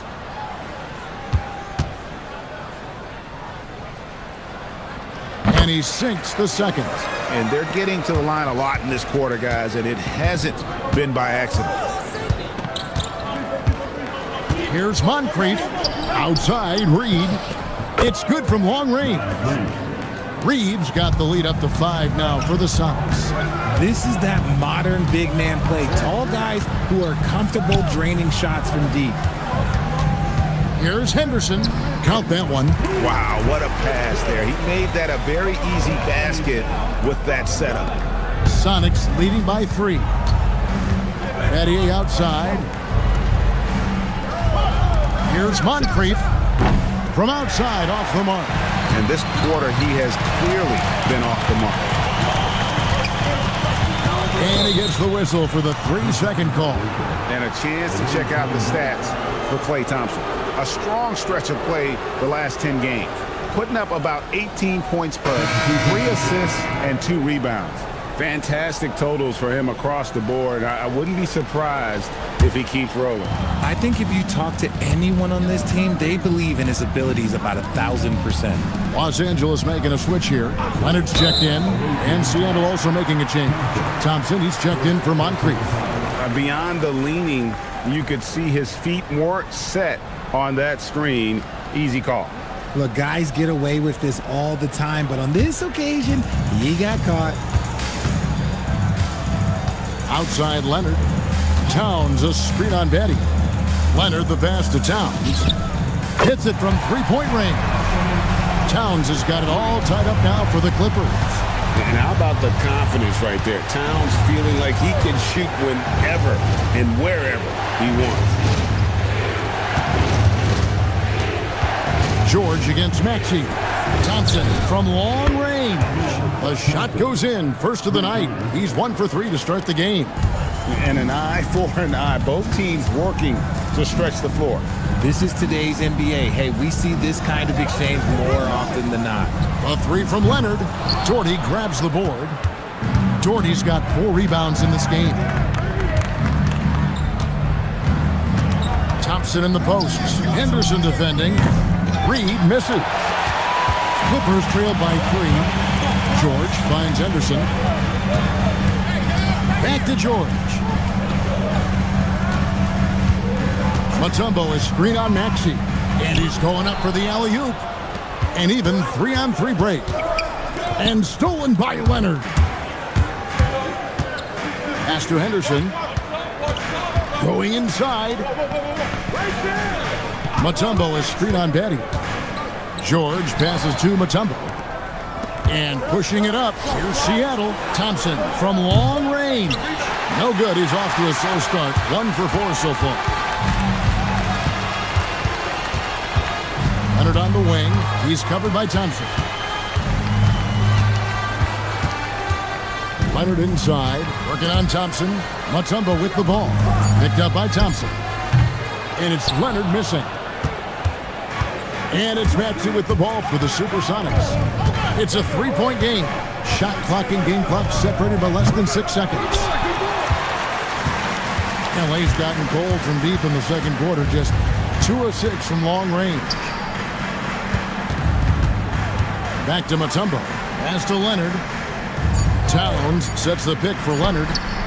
And the shot falls short this time. And that's it for the first half of action in what's been a very close game here. Seattle ahead, leading by 3. We'll see you back here after the break for third quarter basketball.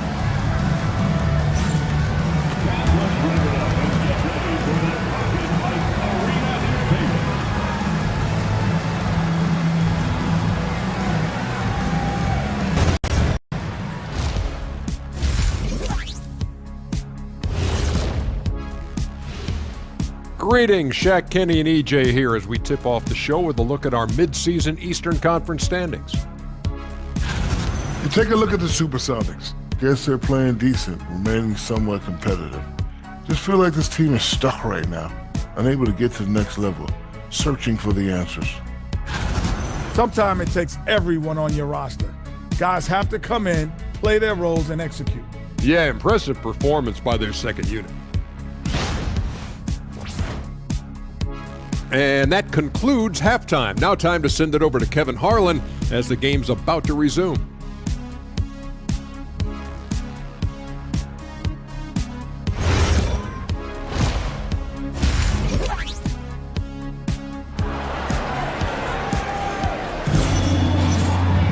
And if you're just joining us, we've played through the first half in a game that's been fairly even so far.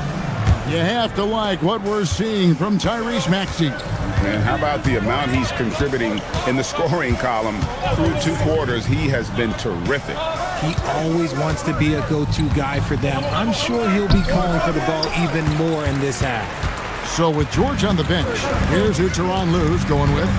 They've got O'Neal. Mutombo is out there with Kawhi Leonard. Then it's Ball, and it's Thompson in at the shooting guard. That's good, and the Seattle lead is cut to just 1 point on the basket from Leonard. And that's now 10 points for Leonard. Johnson with the bounce pass. Now Moncrief, pass to Carroll. Leonard with the steal. For the lead. And he's fouled pretty hard on that shot, but he's got the chance to pick up the points at the line. It's on Sidney Moncrief. Even with the defense all over him, Thompson sticks with it and doesn't just give up on the shot. This is his first free throw of the game.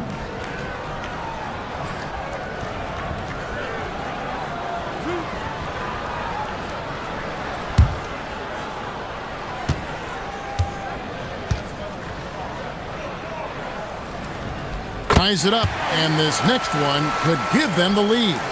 Well, Thompson is known for that shooting ability, but deserves more recognition for his defense. He's got the size, the lateral quickness, and most importantly, the desire defensively.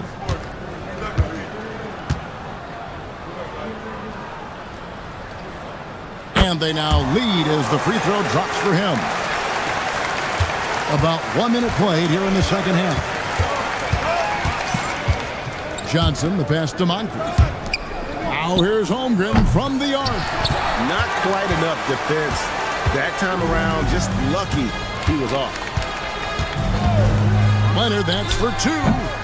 It's hauled in by the Sonics. And we're just about a minute and a half into the third quarter of basketball. Moncrief's shot is off. Not an ideal start to the second half for them. 0 for 3. Ball against Johnson. Leonard looking over the floor. And it's Seattle with the rebound. Holmgren's got 5 rebounds tonight. No other way to put it. Just a poor shooting performance for him. But luckily, his teammates have picked up the slack. Carroll against Ball. And contact on the shot, so he'll be shooting free throws here. And a quick look at how the Supersonics schedule is shaping up. On Monday, they're off to Brooklyn to face off with the Nets. Then on Wednesday, they'll head back home to host the Indiana Pacers. And this is a perfect situation for them coming up. They'll be facing a lot of teams that they should beat, and those games will be at home. Can't ask for a better stretch of the schedule. And that one falls for Carroll. And the Clippers making a change here. Queens checked in.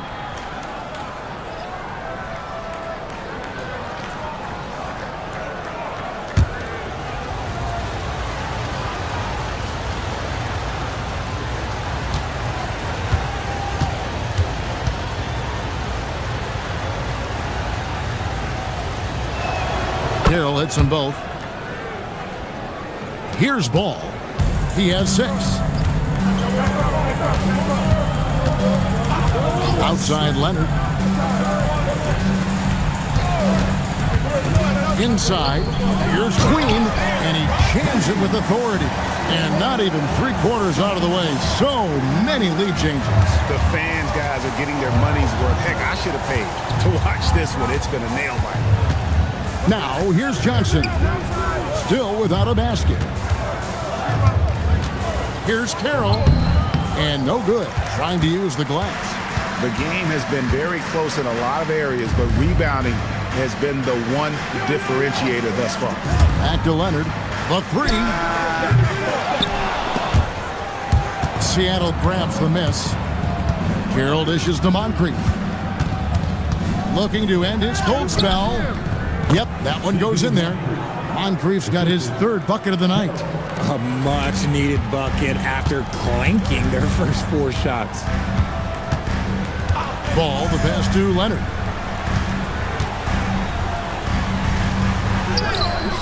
Misses in close. And the stroke definitely lacking confidence this quarter. Nothing on target. Holmgren outside. Here's Moncrief. 6 points for him. 6 to shoot. From the top of the key. The shot by Carroll, no good. It's almost like he's trying to make things hard on himself. You know, he's just got to slow the game down. Try to get some easy ones. Some nice ball movement by the Clippers. Pass to Queen, and here is Ball. Los Angeles needs to get off a shot here, and it's Leonard again missing. Nothing seems to be going his way this quarter. Yeah, straight up, guys. Like, he's ice cold, like freezing. What's colder than cold? But you don't have to shoot it, my guy. It's okay to pass the ball. And Tyronn Lue wants a timeout. He's going to take this chance to talk to his guys.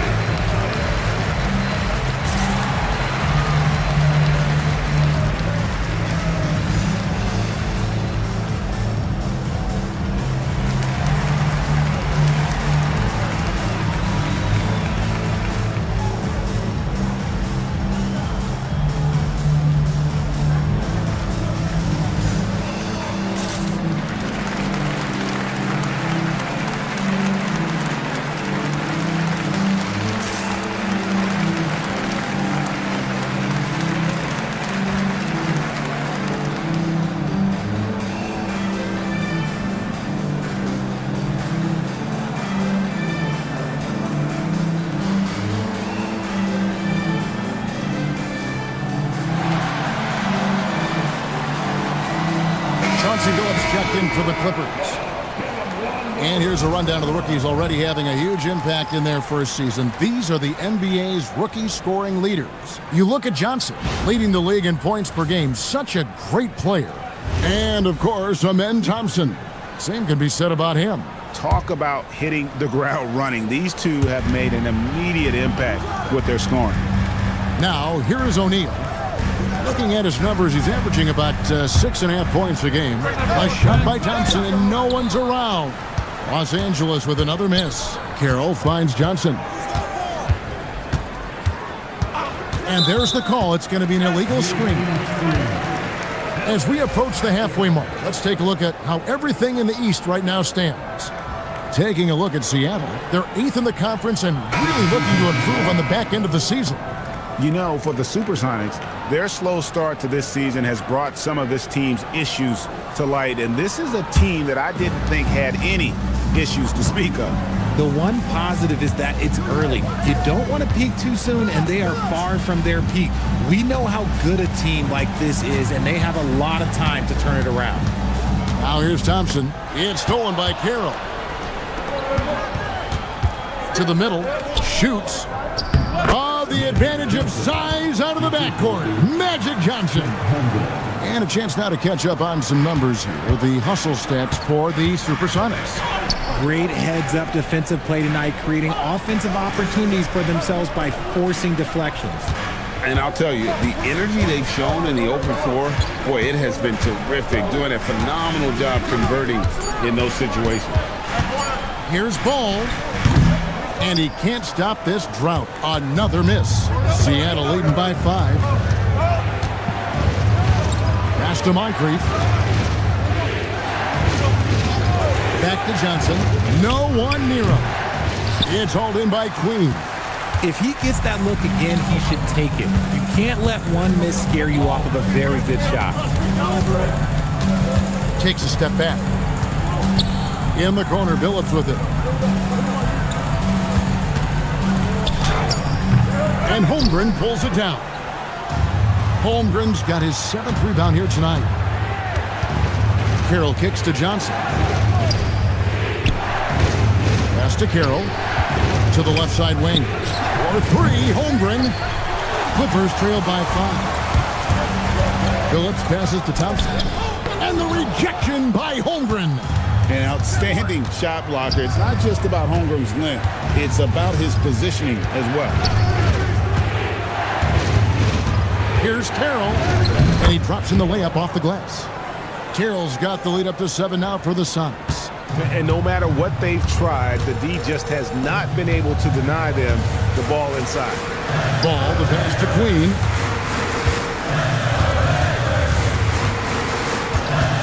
Back to Ball. Over Johnson. And again, no good by the Clippers. And here are the Sonics. Big stretch here going 10-2. Pass to Doherty. Kicks it out to Johnson. The shot from the low post is good. Johnson's got 4 this quarter. What I want to know is, where is the rim protection? That was just too easy. Back to Ball. Uses the glass to finish the layup. And he's really a smart offensive player. You have to respect Ball's strong sense for when to take that jump. Billups attacking. It's stolen by Johnson.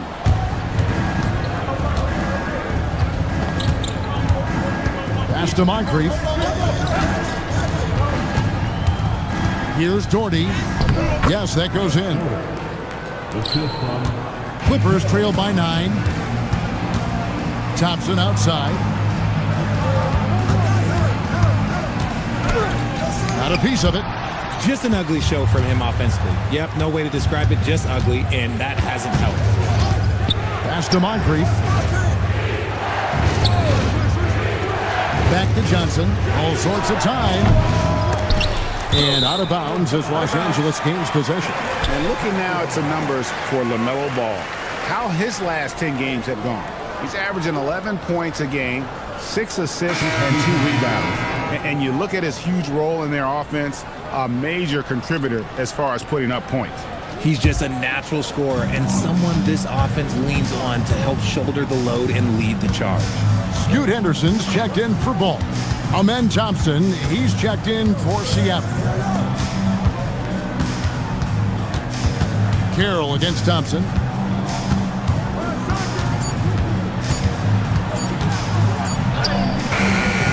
Johnson with the rebound. And here are the Sonics. They're on a 14-4 run. Hey, yo, right here.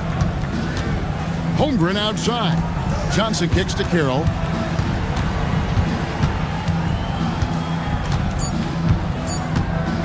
Over Thompson. And the last shot at the buzzer doesn't go in for him. And so it's Seattle. Ahead by 9 as the quarter comes to a close. They're pounding the ball inside, and that's where they've gotten their best production tonight. We'll return shortly.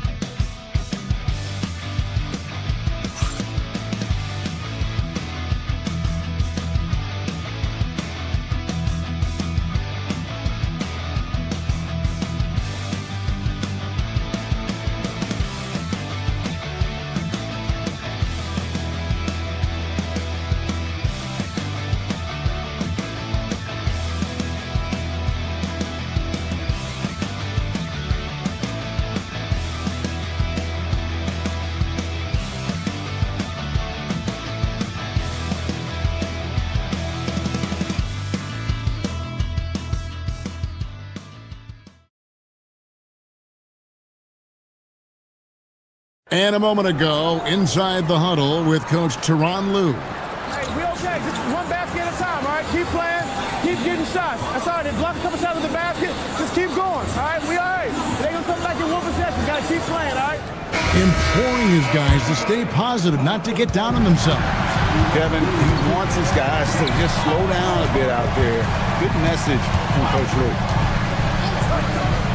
And this is it. Glad to have you along for this fourth and final quarter.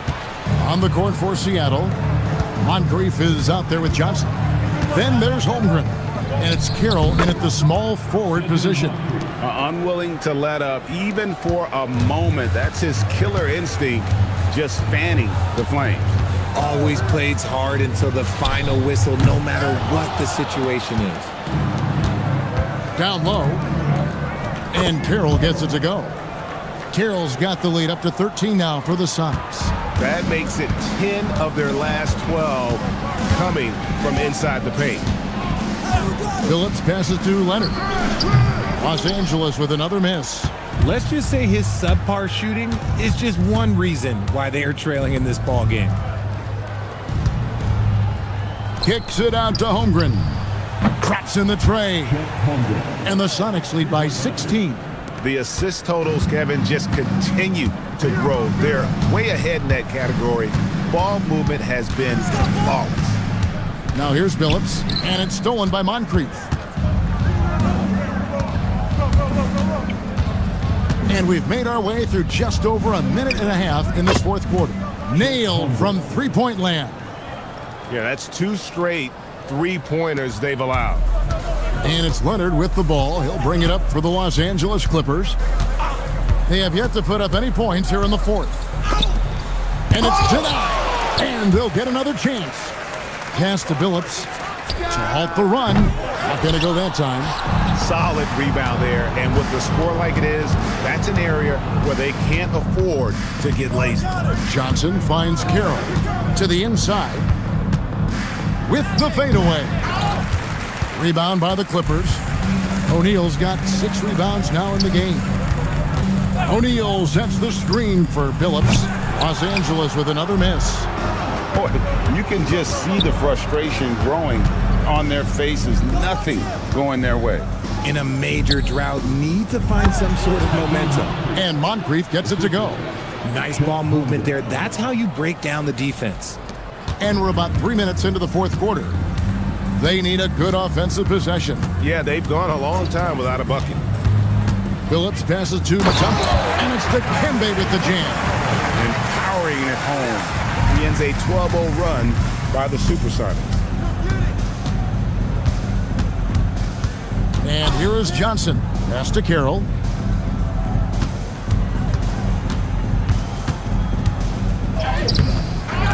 They get it again. Now here's Holmgren from the arc. Some nice ball movement here by Seattle. Carroll with a screen on Henderson. Down to 5 on the shot clock. And he gets the bucket. And the Sonics lead by 21. The ball movement on this run has been fantastic and is a big part of why they've been able to get these good looks. Phillips passes to Leonard. And you hear about the second apron, bringing both financial and basketball-related penalties. Richard, do you think that shrinks the window for contending teams? It's going to force some very, very tough decisions. We've already seen teams making adjustments to put themselves in a better financial position. Those penalties, they're aggressive. Taking 2 shots.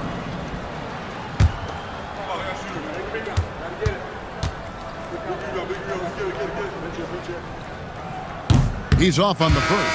And what you love about Billups is that this guy's a winner, a guy his teammates and coaches trust to make the right decision. Ball's checked in for the Clippers. Good on the second free throw.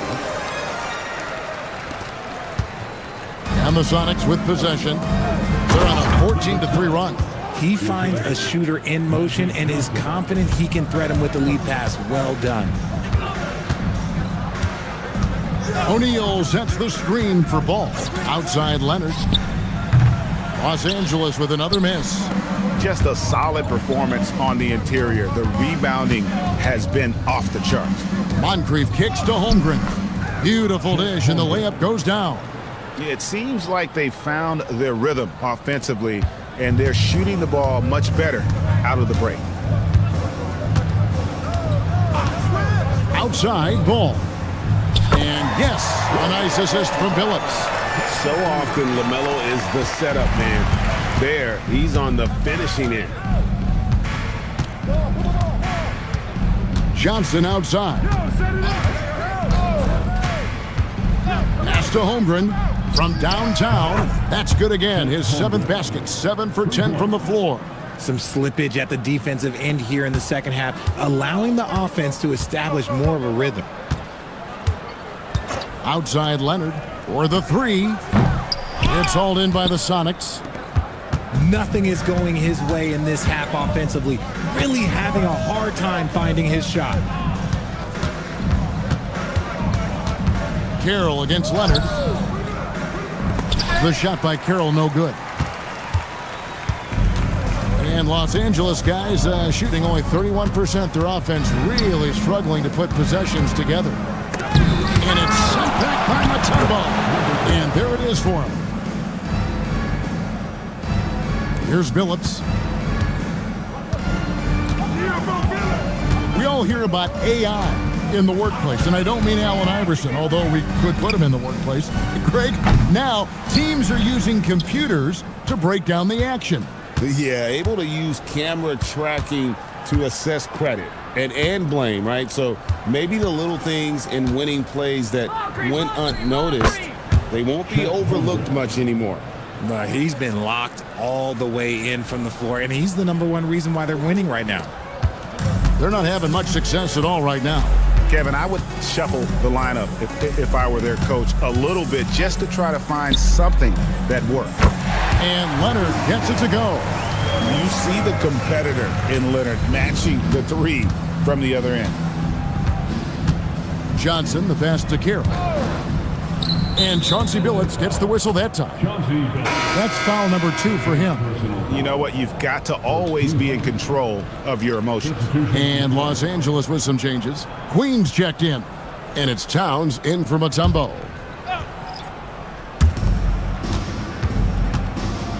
Outside, Maxey. Stolen by Ball. He takes it in, and Ball slams it in. No looking back. Ball knows once he starts moving, he's got to go all the way. Back to Johnson. Holmgren dishes to Johnson. Some nice ball movement here by Seattle. Here's Maxey. Goes up and lays it nice and easy. Sometimes you just got to look away, man. I felt that move from Maxey. And George kicks the ball. George with the screen on Maxey. Back to George. That falls. Nice feed that time from Ball. And that's now 7 points from Keontae George. Here's Johnson. Kicks it out to Holmgren. In the corner, Battier with it. Holmgren outside. 6 on the shot clock. Maxey, that's a 2-pointer. It's rebounded by Towns. Towns has got 4 rebounds in this game. Pass the ball. Outside, George. Takes a 3. Seattle grabs the miss. And close to making the defense pay for the lax coverage that time. Well, guys, this was never really a contest, just a total obliteration, if you will. And you can safely say mission accomplished now for the Supersonics. You don't see this kind of a blowout often, but tonight this is a quality win across the board to deliver out this kind of punishment. They definitely never changed the approach. They just kept after it and showed they were clearly the better team in just about every single category. And so that moves their record to 11 wins on the year. And as one might have guessed coming into this game, it was indeed another big game tonight for Chet Holmgren. He came up with a bucket every time they needed him to.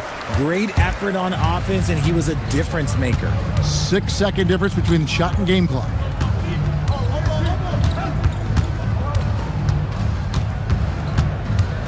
Over to the wing. Outside, Towns. And ball puts up a deep three. It's Chet Holmgren with the rebound. So no problem for Seattle as they get the win.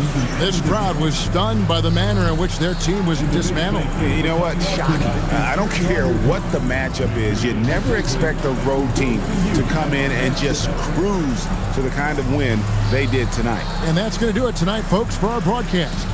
With Richard Jefferson and Greg Anthony, and along with Allie LaForce on the sideline, I'm Kevin Harlan. Thank you for watching tonight's NBA coverage. And now we present the player of the game, Chet Holmgren.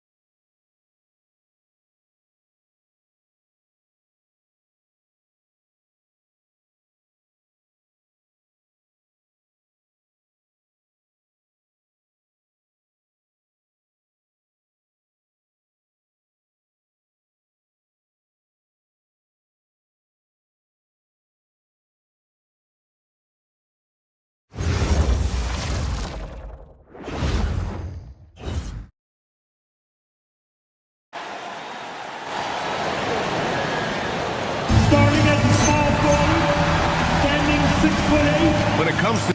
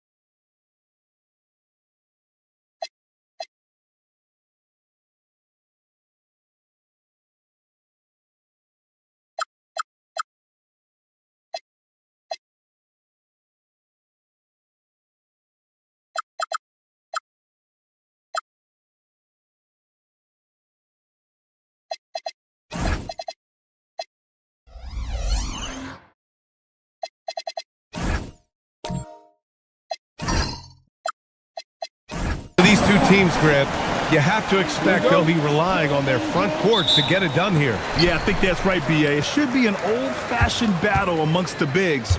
And whoever gets the edge in that matchup, I think gets the W. But we'll see. All right, now the opening lineup for Phoenix. We've got Mitchell, Washington out there with Mobley, and it's Arenas in at the shooting guard. Mitchell, the 15-footer is good. Yeah, Mitchell can get this mid-range look lined up. He's a very skilled shooter. Pass to Kirilenko. And he gets that one. Hey, take it right to the defense. Not a bad way to start this game. Let's check in with our reporter, Allie LaForce. I caught up with Coach Chauncey Billups. I asked about what he was planning to do about the athletic and energetic Evan Mobley. Coach said, "My guys have studied the reports, we've reviewed the film, we are as prepared for him as we can be. Now, if our whole team could also grow another 3 inches, then we'd really be in good shape." Coach had jokes, but he also has a plan. Back to you. And Allie, thank you for that.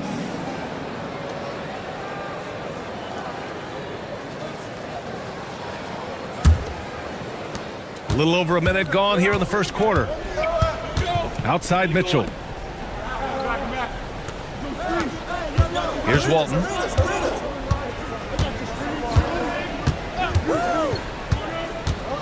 Pass to Arenas.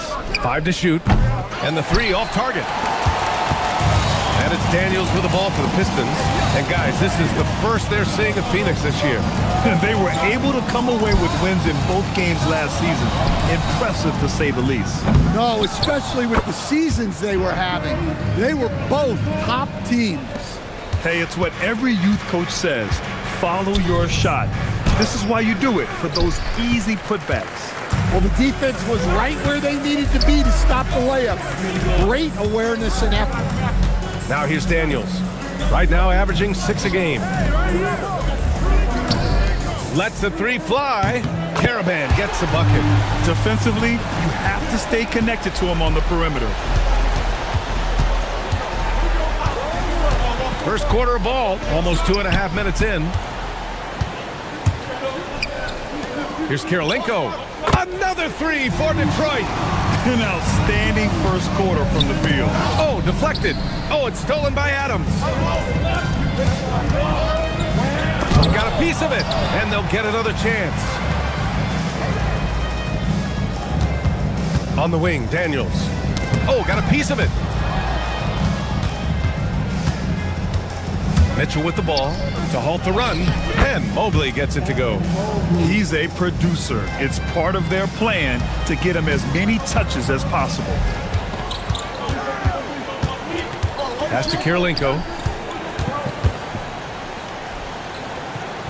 Back to Daniels. Here's Caravan. And the Pistons, another 3. Good awareness from Daniels there to read the floor and see the ready scorer. Here's Walton. Just over 3.5 minutes gone here in the first. Pass to Arenas. Out of bounds. Suns ball as Phoenix keeps possession. He was all over that pass. That's a cautionary tale. Yeah, and you know they're tracking the tips and deflections because that tells you who's affecting the game. Now here's Washington. Yet to see a basket. And Mobley gets it to go. Imposing inside. Mobley is just too much. Detroit leading by 7. Pass to Caravan. Fires the 3. And Detroit another 3. A dozen consecutive points off of threes. This defense looks rattled. Phoenix calls timeout.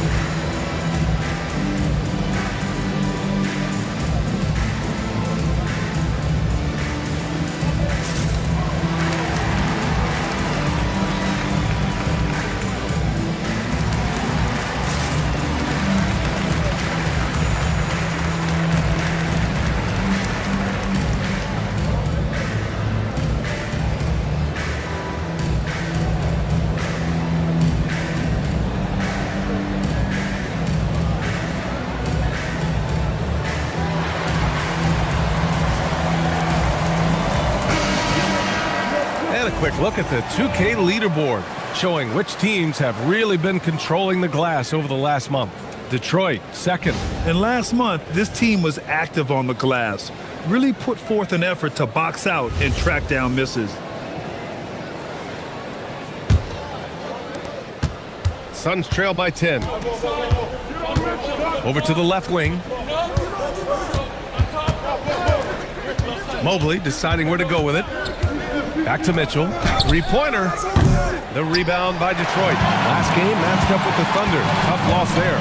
I'll tell you what, once things started to go downhill, their performance plummeted.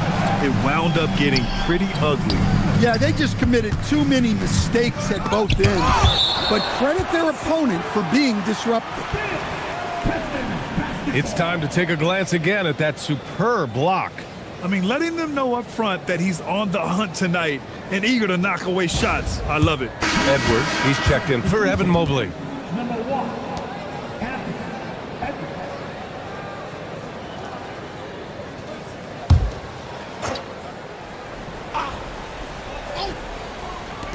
Shot clock at 5. From downtown, he can't hit that time. Yeah, and the defense has really got to tighten up on him. I mean, he's just too dangerous from the three-point line.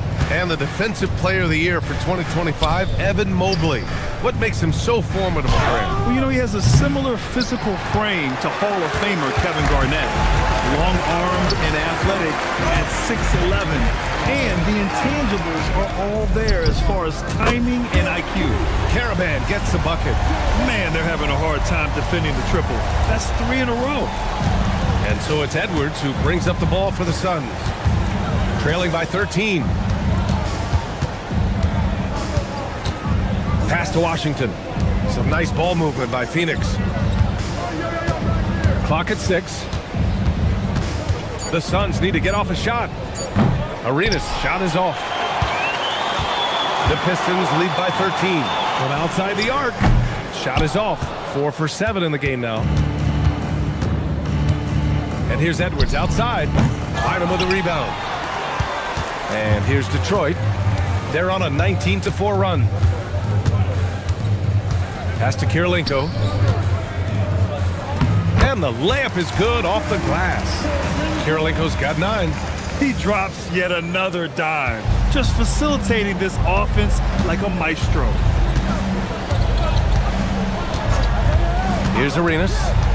Still no points. Here's Washington. Ooh, a clear foul there on the missed shot. So he'll get a pair at the line. A good chunk of the season is past us now, Grant.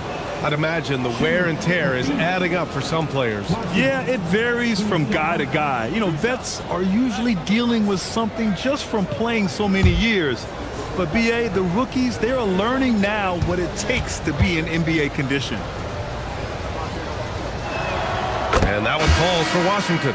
And it's a completely new group for the Pistons. The Suns making a switch here.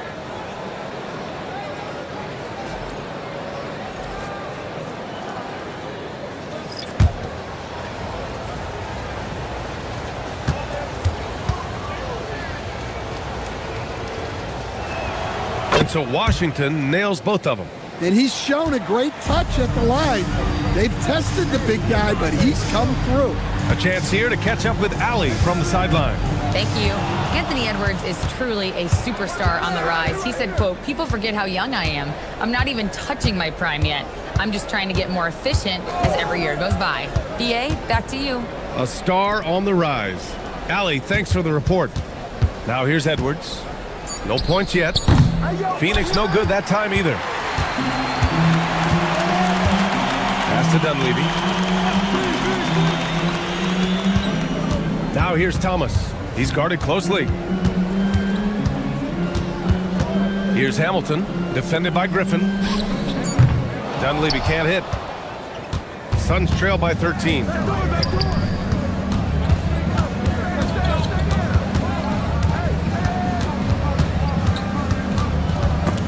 Oh, ripped away! And up the court come the Pistons on the break. Wallace with it, picked up by Coulibaly. Here's Thomas. Count it. 1 for 1 to start the game. All right, guys, a breakdown here of the hustle stats for the Pistons. Well, our coaching staff has to be happy with how active they've been defensively, forcing turnovers and making the offense uncomfortable. And something else I've noticed is how they've been able to cause turnovers and take advantage of them on the offensive end, not wasting those extra chances at all. Pass to Dunleavy. Who's watching here? Over Edwards. And again, it's Detroit converting. And this defense needs to turn the screws and ramp up the intensity. They're looking a little loose out there right now. There's a minute 26 left in the opening quarter. This one for 3. On target from range. Well, you have to be careful with Edwards on the arc because he is completely fearless. Pass to Wallace. Now Thomas.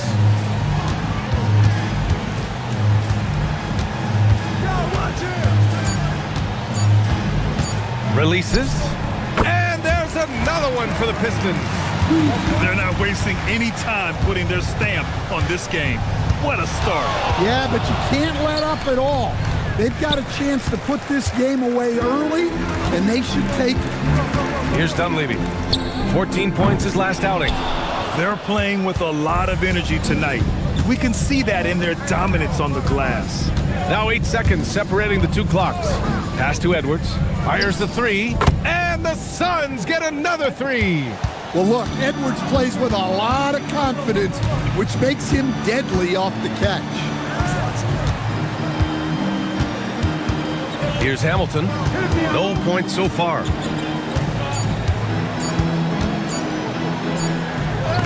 Oh, he got it up in time, but it wouldn't fall for him.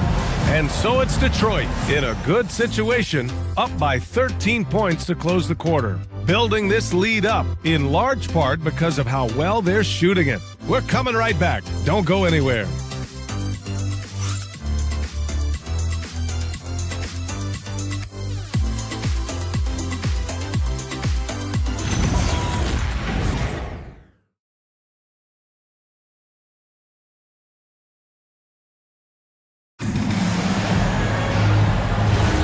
And so far through one quarter, it's been a lopsided game. We'll see if that changes here in the second. Boy, the Pistons have been rolling along. Well, they've really been racking up three-pointers in bunches. They've been so impressive to watch. And with each made 3, their confidence continues to build. Their opposition might want to change their approach to try to slow them down. We've got Dyson Daniels, and it's Caravan in at the 2. That's the group for Detroit right now. To the inside, Parrish. Hey, how's that for an answer? Right back with the dunk. Now, B.A., you know they would love for him to get more of those opportunities. Well, that would cut into the deficit quickly if he does. Pass to Caravan. Over Edwards. Shot's no good. Made 4, he's missed 4 now. And Mobley has got the ball here for the Phoenix Suns. It's a 13-point game. And it seemed that not a lot went right for them. Plenty of standing around on the offensive end, and their D couldn't make up for it. Yeah, they just looked totally lost in that game on both ends of the floor. The coach is going to have some choice words for him after that one. Here's Kirilenko. He's got 11, and it's in there. Kirilenko's got 13. It's been a dominant night for him, staying productive throughout. Mobley on a screen. Inside. And he floats it in for the easy two. Credit the sweet setup on that one. Well, the screen is what gave him space to make his move. Mobley with the block. Yeah, nice timing on the rejection. Mobley showing you how incredible defensively he can be. Here's Arenas, covered by Daniels.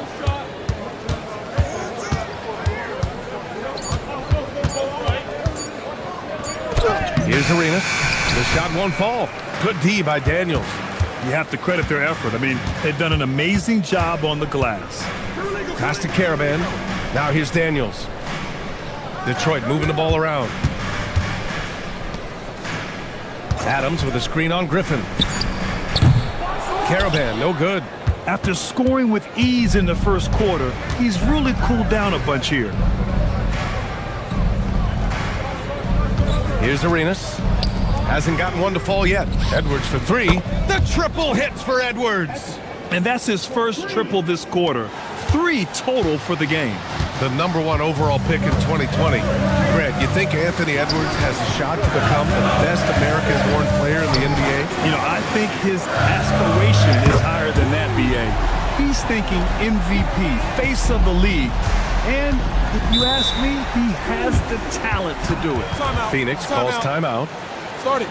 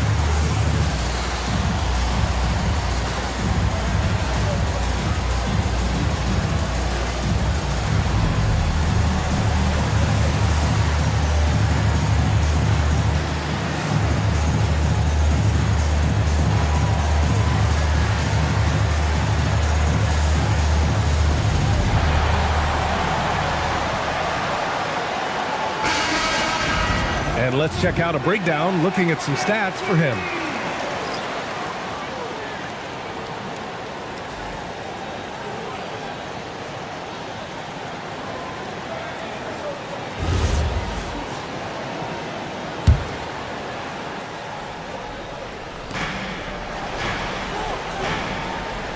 Here in the second quarter, just under 3.5 minutes played.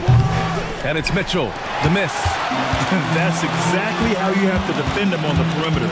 Can't allow any space. Pass to Caravan, fires for three, and Detroit another three. He's been so aggressive on offense, and with the results, you understand why.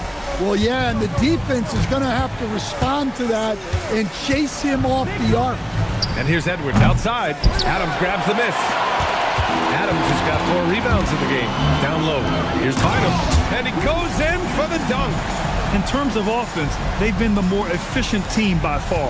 Well, I think it's because they're calling sets that really match up well with their personnel. Here's Arenas. His last outing, he had 18 points. Oh, they get a hand on it. It's stolen by Daniels. Pass to Dunleavy. Launches a three. Parrish with a rebound. Suns trail by 18. Here's Walton. And here's Edwards. Just 5 to shoot. No good. Unable to win this run. Well, he certainly had trouble finding the mark this quarter. Here's Dunleavy. Oh, and he got fouled on his way up. He'll head to the line to shoot 2. And, Coach, we see more and more teams looking to push the pace. What took so long? I don't know what took so long, B.A. I think what happens as coaches and as players, you realize that it's tough to score against the best defensive teams in the half court where their defense is set. And so if you can get the ball down the floor quickly and be on the attack before they are locked in, you got a much better chance to generate quality shots. So it's both teams making substitutions here.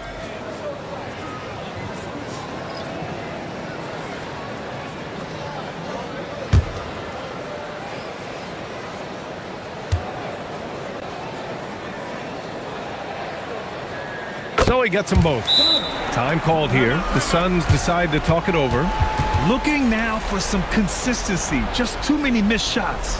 Yeah, right now, Coach needs to draw up his best play, get some points, and give this team some confidence.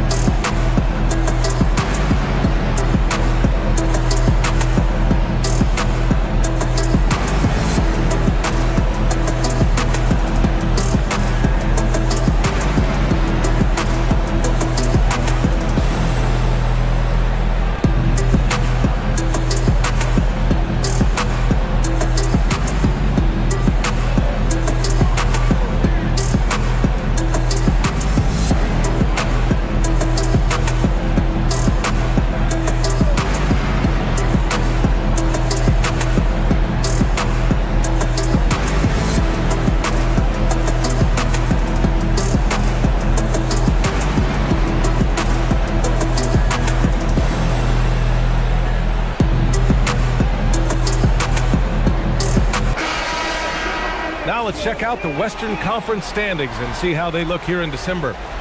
You take a look at the Suns. They're hoping to break out from 8th place in the back half of the season. I think for the Suns, they had some lofty goals to start the year, but they may not have the roster to hang with the league's elite teams. Yeah, they wanted to accomplish more this season, but things haven't quite worked out. Some bad breaks along the way. Here's Walton. He's scoreless. To the left side wing. Adams against Washington. Oh, it's stolen by Adams. Here's Hamilton. Counted from distance. Their ball movement on this run has been tremendous. It's led to a lot of good, clean, open looks. From deep, Mitchell. Bynum with a rebound. Bynum's got rebound number 5 here tonight. And right now, they're +8 in the rebounding category. That's helping them run away with this. And this is what you want to do when you've got a big lead. You must stay aggressive. Yeah, they're being absolutely relentless, building this lead in every way possible. Arenas misses, and the dry spell continues. They are really struggling to stop this run. Well, this is a spot where you have to be able to go to your leaders. They need to step up and make a play to turn things around. Ooh, and Adams, strong finish. And it hasn't just been their stellar offense. Their defense has been effective as well. Great example of how to build a lead and then sustain it. You win games on both ends of the floor. Pass to Coulibaly. Now here's Washington. Adams covering. And while we have a moment, a look at the league leaders in fast break points over the last 10 games.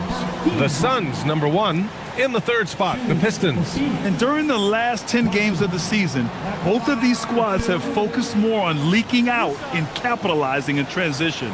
We'll see if they're able to maintain this pace moving forward.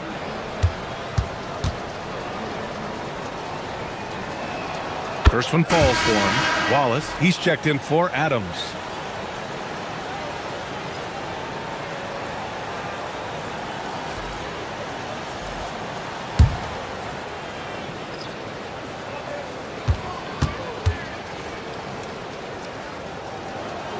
And so Washington nails both of them. And Thomas has got the ball here for the Detroit Pistons. Wallace outside. Pass to Dunleavy.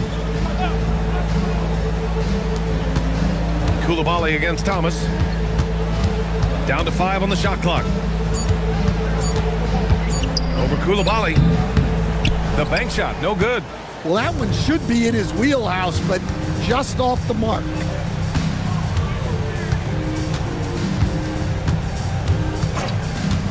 Fires from deep. Gets the 3 to fall. Koulibaly's got his first bucket of the game, and he's on the board for 3. Easy look when the defender isn't fighting over the screen. Yeah, it's certainly worth it to disrupt the offense. Coaches notice that extra effort. Pass to Thomas.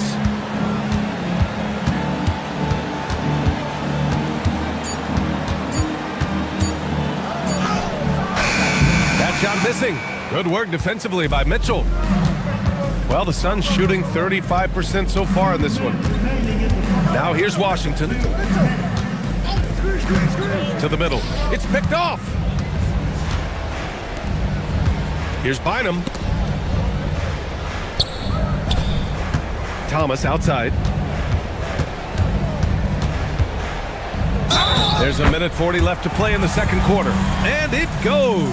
As the official calls the foul, count it, and he'll shoot one more at the line. First trip to the free throw line for him tonight. Both teams deciding to change it up. One shot.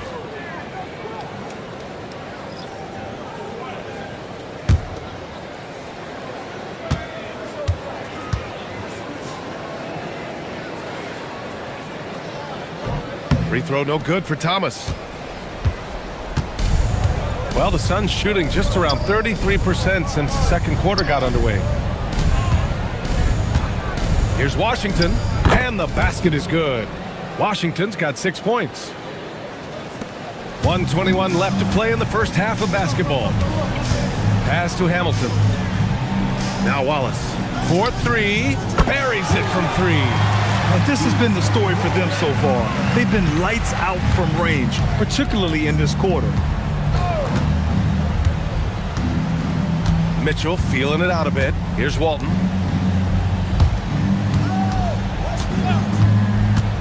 To the paint. Washington's shot is good. Give him 8. When they get their opportunity to punch it inside, they don't hesitate. The Pistons lead by 23. Pass to Kirilenko. Lets it go from deep. Now Thomas.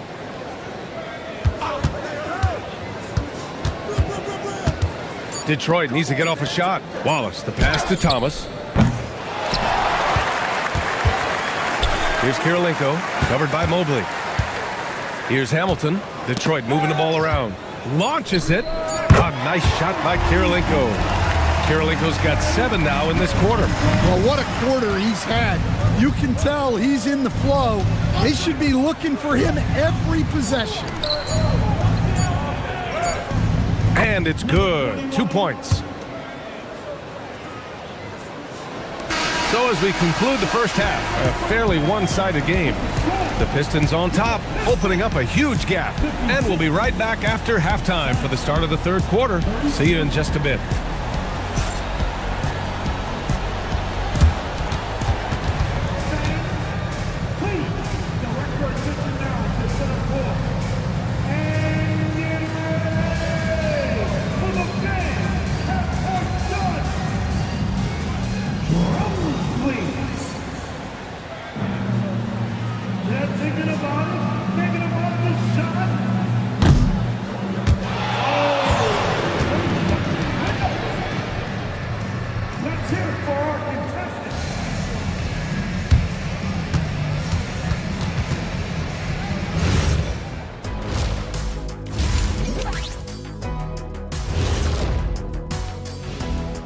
Come one, come all. The 2K halftime is here, and so's our breakdown of the upcoming schedule. Let's check it out. At home, this team is pretty stout. Looking at this upcoming stretch, they're probably licking their chops. Well, we're talking pork chops or lamb chops, or what kind of chops are we talking? Or chops could mean acumen, being great at what you do. Kind of like YouTube mutton chops. Now we'll take a look back at that first half. What an all-around performance it was for the Pistons. I obviously love watching them. Everyone enjoys good offense, right? Yeah, played the right way. I can't think of a more beautiful game in all of sports.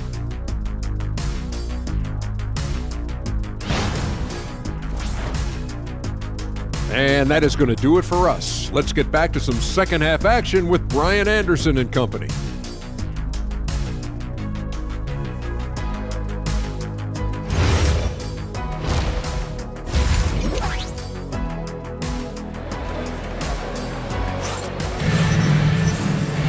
Just about ready for the second half here. A big comeback is needed for this game to be competitive, and it probably has to happen quickly.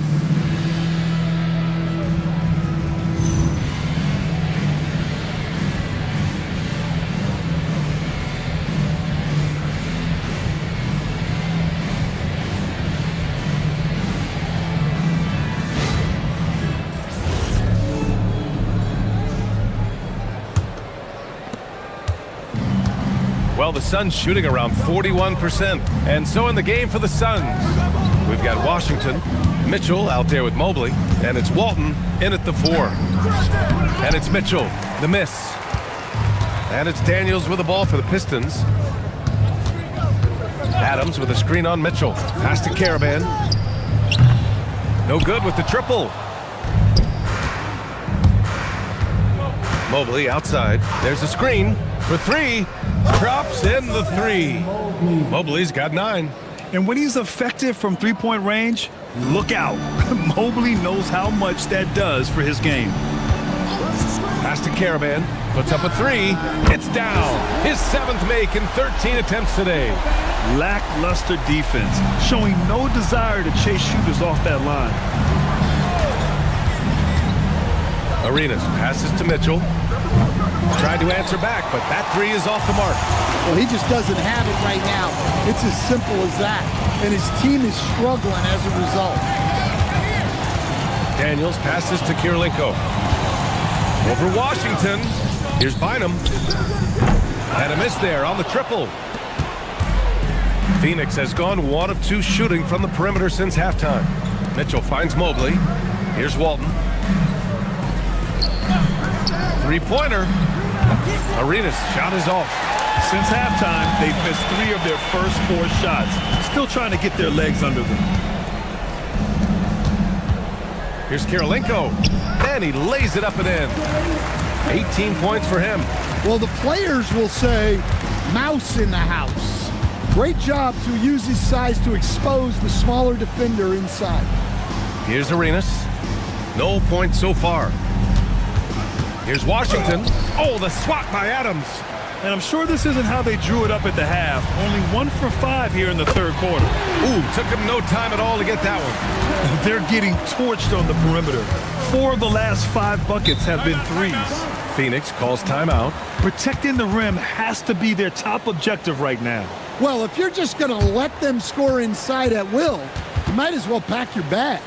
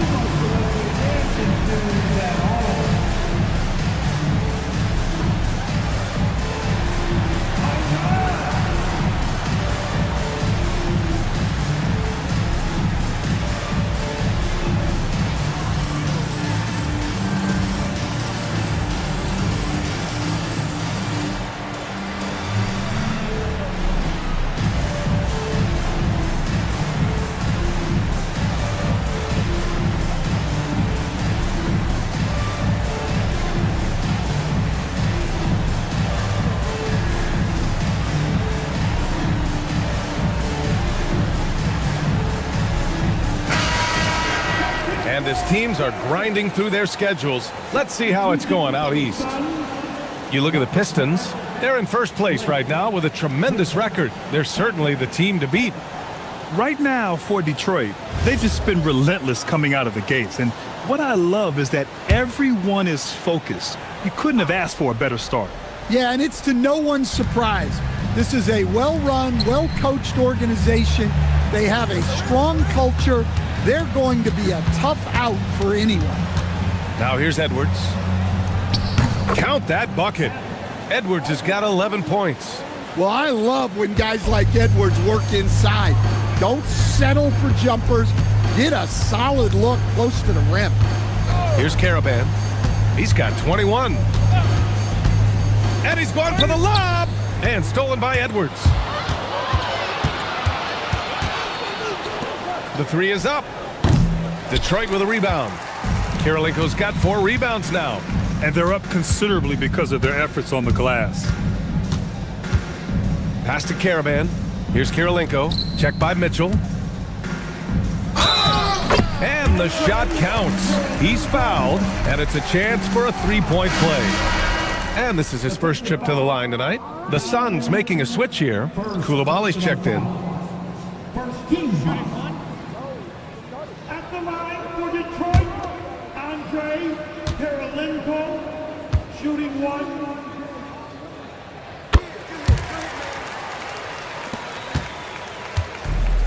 The Suns have gotten only 2 of 7 shots to go in the third quarter. All right, let's get a report from Allie. Thank you, BA. The NBA studies other leagues. Commissioner Adam Silver said, "I'm a fan of what baseball did with the pitch clock and the size of bases, increasing the engagement and the entertainment value of the game. If they're able to make changes, certainly we shouldn't be afraid to do the same." Back to you guys. Forward thinking. Allie, thank you. And yep, it's good. Karolinko's got 26 points. And they're refusing to take a break, even with a nice lead. They just continue to attack. You have to love it. Yeah, to put together this kind of performance at both ends of the floor on the road, it's impressive. Here's Arenas. Yet to see a basket. Just 5 on the clock. Edwards for 3. The rebound by Detroit. Karolinko's got his 5th rebound in this one. Well, I hate to say it, but he hasn't done a lot to help their cause tonight. He's been a little erratic from the floor. And the foul is called. He missed it, so he's got a couple of free throws coming his way. It's on Anthony Edwards. And a moment to look at the scoring approach in terms of where the points are coming from here for the Pistons. Well, their passing has been just exceptional, and it's opened up the floor for them on numerous occasions. Another thing they're doing well tonight is shooting from long distance. All game long, they've been finding openings at the perimeter. And he makes a first.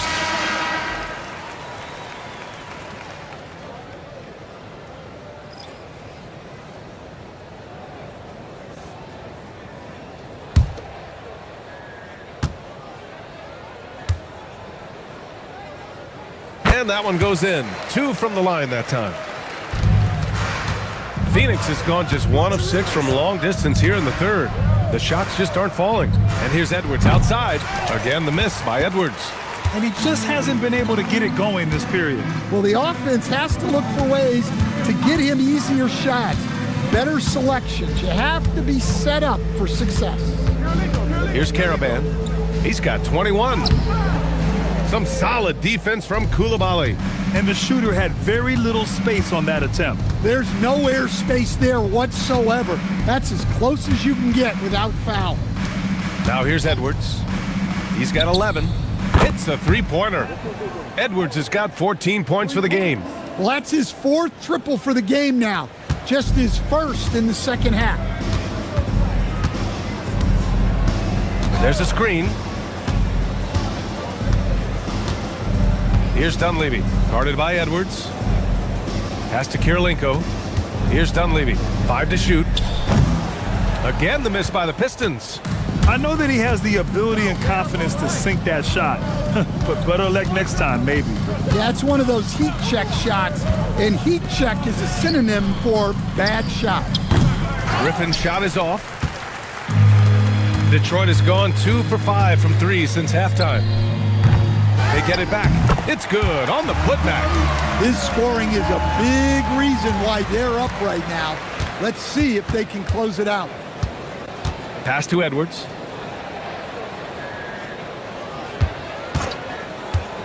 Three-pointer. And here's Koulibaly. The three ball. And it's Kirilenko with a rebound. Kirilenko's got rebound number 8 here already in the game. Oh, that was nasty. A two-hand mega slam. Man, I don't think anyone was going to stop him there. Here's Arenas. Still without a bucket. Pass to Parrish. Koulibaly on the wing. Here's the three. Rebounded by the Pistons. Well, the defense got lucky there. More often than not, he's making that shot. Here's Karaban. Launches a three. Getting it to fall there. He's 8 of 15 in the game. Look, in that first half, he was hot from beyond the arc. And that's now his second in this half. Here's Arenas. What a terrific move that is. Arenas has got his first points of the night. Nice dribble move to get to the hoop for an easy 2. They set the pick. Pass to Karaban from outside the arc. And Detroit another 3. And if you thought the break would slow him down, you were wrong. He remains red hot from deep. A minute 42 left in the third quarter. Edwards, a pass to Parrish. Here's Arenas. And he can't answer back. The three-pointer offline. Pass to Daniels. Down low. That's good from Adams on the assist by Daniels. Adams has got his second basket. They've toned down their three-point attack in the second half, looking to protect the lead with higher percentage shots. Now here's Edwards.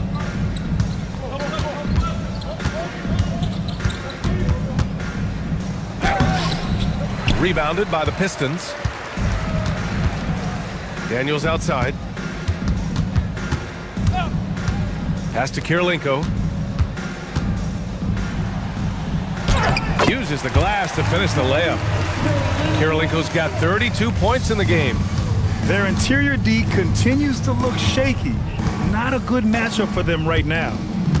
Outside Koulibaly. Here's Griffin. He gets it in there.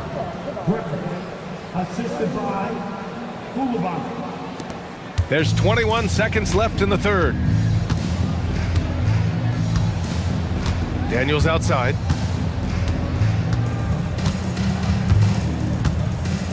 To the inside.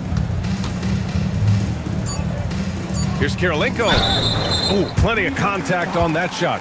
Officials call the foul, and he'll take 2 free throws now. 3 trips to the line so far for him in this one.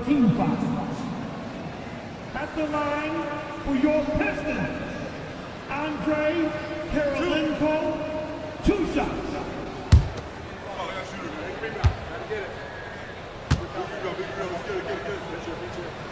The first one falls. So both teams changing it up here.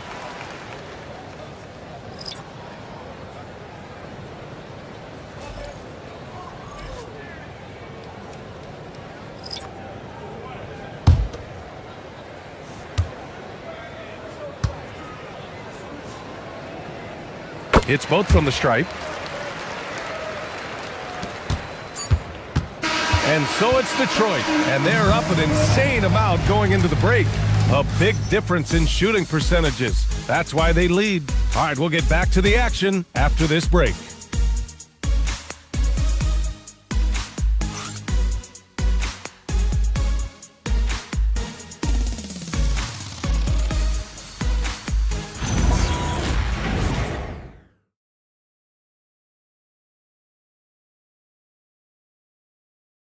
And it's time now to bring you our State Farm assist of the game.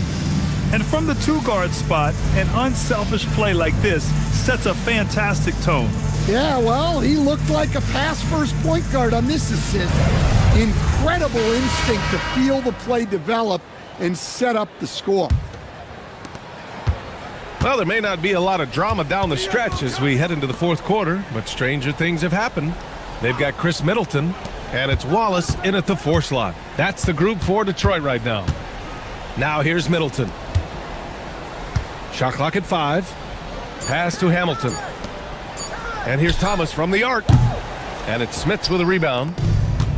Well, Phoenix is shooting right at 35%. Not getting what they want out there. Here's Fears. Well, you ask the older generation about load management. They'll bend your ear about back in the day, Grant. Oh, yes, we will. But it's... Oh, my! Throw it down! That is ridiculous. That'll be a move to remember. Wow. Yeah, great creativity in the air. How about that elevated look on the AT&T Connected Cam? We're just over a minute into this final quarter of play. Pass to Fears. And it's all from three-point range. Yeah, he usually makes you pay from that range. Detroit moving the ball around. Wallace left side. Thomas outside. A shot from the high post. It's good. And he drew contact on the shot, so he will go to the line. A three-point play opportunity. First personal foul. First team foul. At the line for Detroit, Thomas. Isaiah Thomas. One shot. And really strong at the line since the break. First minute and a half of basketball played here in the fourth. Boy, they'd love if anyone could get a bucket. Yeah, their offense has been grinding to a halt. Shoots from 12. And once again, off the mark by Phoenix. The Pistons have gone 2 of 3 to open the fourth quarter. Here's Hamilton. Pass to Wallace. Kicks it out to Middleton. It's the trifecta. Middleton's got himself going here. His first points of the game on the deep ball. Here's Fears. Williams, a screen on Thomas. They need this. And Williams gets the bucket on the assist by Fears. Exchanging buckets from downtown.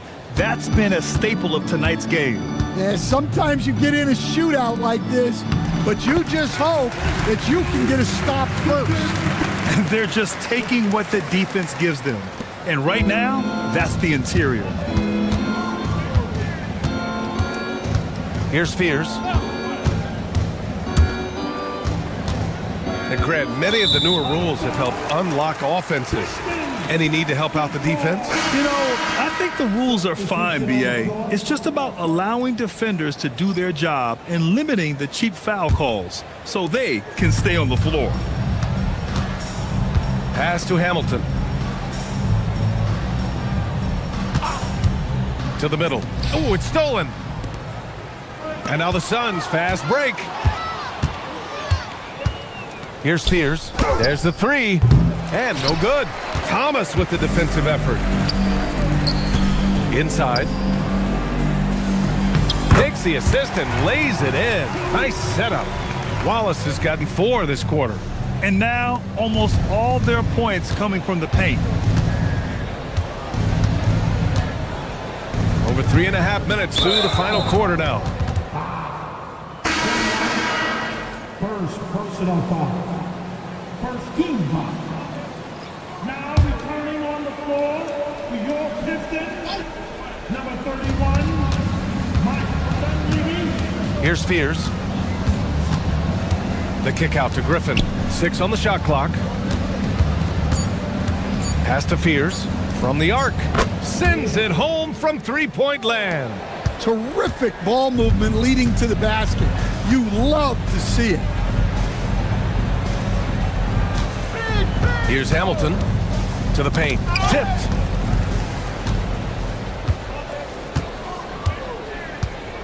From about 16, the rebound by Detroit. Dunleavy's got 4 rebounds now. Pass to Hamilton. Here's Dunleavy. Thomas outside.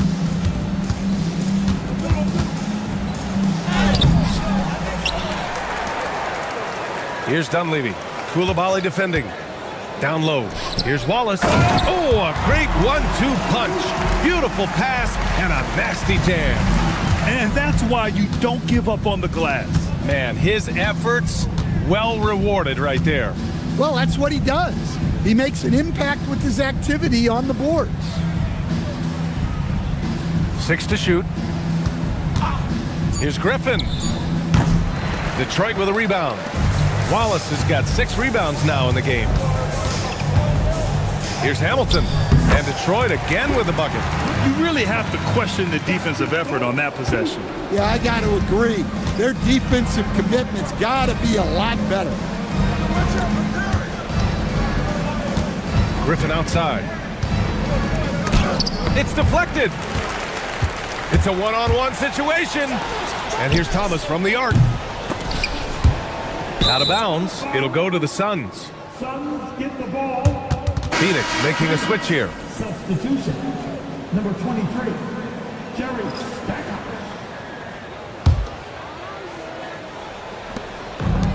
Phoenix has got 2 of 5 threes to go here in the 4th. Well, officials have never been under greater scrutiny, so development is key, Grant. And I read now they have a training app refs can use on their phones. Yeah, I mean, we've seen the players leveraging electronics to train smarter, and it's great to see the officials making use of technology as well.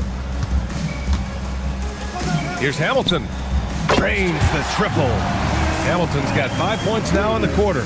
And he's not taking it easy on them at all. I mean, we all know he's going to keep pouring it on. And defensively, that kind of effort is just not going to cut it. Stackhouse, the pass to Parrish.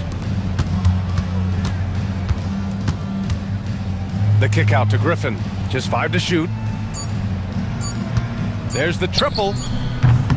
Dunleavy with a rebound. Dunleavy's got a rebound number 5 here tonight. Fires the 3. Here's Wallace, and he makes no mistake.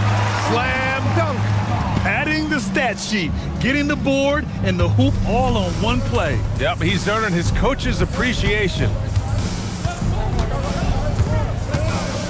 Here's Stackhouse. Pass to Coulibaly. Fires from deep. Here's Stackhouse. Beyond the arc. Wallace pulls it in. Wallace has got 5 rebounds in the game. Here's Hamilton. Back to Thomas. Pass to Wallace. And he jams it after taking the nice feed on the run. Hey, I'd keep feeding him every trip. He's been on fire this quarter. Well, the Suns shooting just 34% so far in this one. And here's Griffin. As players get bigger and faster, you think the league will have to widen the court at some point? Well, B.A., I just don't think that's realistic, to be quite honest. And I think the reason is the league's all about money, right? I mean, it's a business. We've got to make money. And the arenas were all laid out. If you start making the court wider, you're going to take away rows of seats. Those are high-priced seats, B.A. We're not taking those away. I don't think widening the court is really realistic. And let's face it, this one was never really in question. They came out with purpose and just overwhelmed the opposition. A great win for the Pistons. And it was a big-time performance across the board. They looked like they were having fun out there, Grant. Yeah, B.A., it was almost like watching a cat play with a mouse. I mean, they did pretty much anything they wanted to do out there today. This will mark their 13th win of the year. Not a bad number. Mitchell's checked in for the Suns. Team second. At the line for Detroit, Wallace. This. Wow. 2 shots. 2 shots.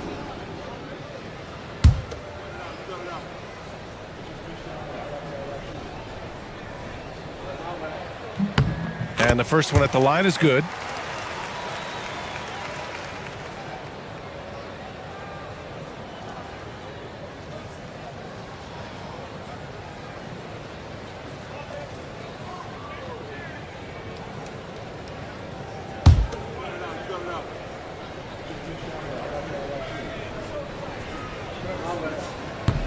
Good on both. Stan, I have to ask, how important is it to have a big man in today's NBA? That is a great question, BA. And look, things have really changed. We went from big, strong guys in the league and centered our game around those guys to then people wanted to play small ball and be more skilled. But now what everybody's figured out is we can get that same skill from bigger guys, and bigger and better is better than smaller and better. Oh, it's stolen by Mitchell. And the Suns pushing it up now. Here's Griffin. Wallace pulls it in. Pass to Thomas. Now 8 seconds separating the two clocks. Now Wallace.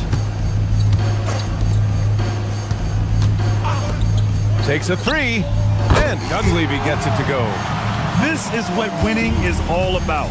Playing your best when it matters most. Yeah, they've got clutch guys on this team, and they never let up.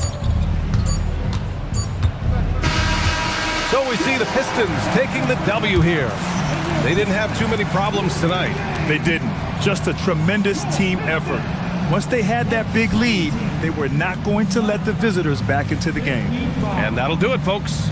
Alongside Stan Van Gundy, Grant Hill, and Allie LaForce, this is Brian Anderson saying thanks for tuning in to the NBA on 2K Sports. And now our player of the game.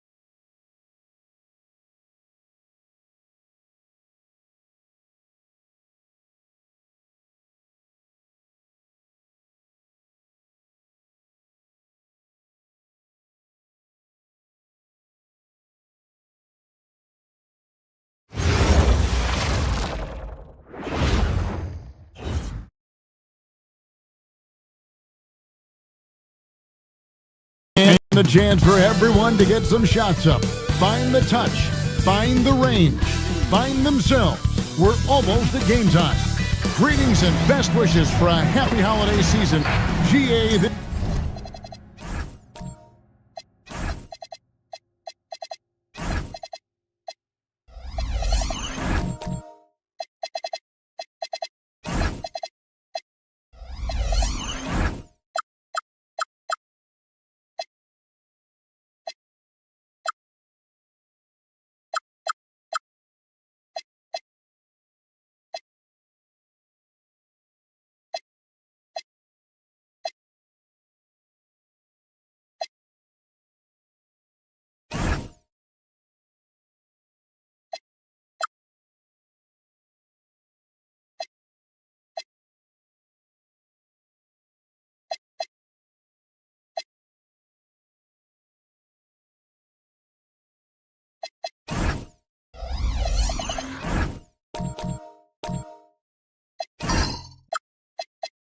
This has all the makings of a high-scoring contest. We've got two outstanding offensive teams.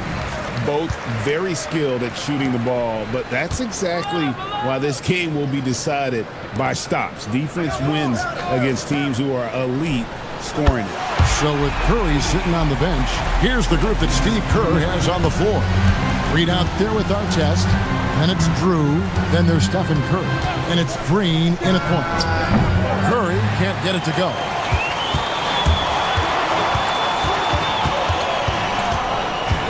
Pass to Marion. Now here is Miller. From deep.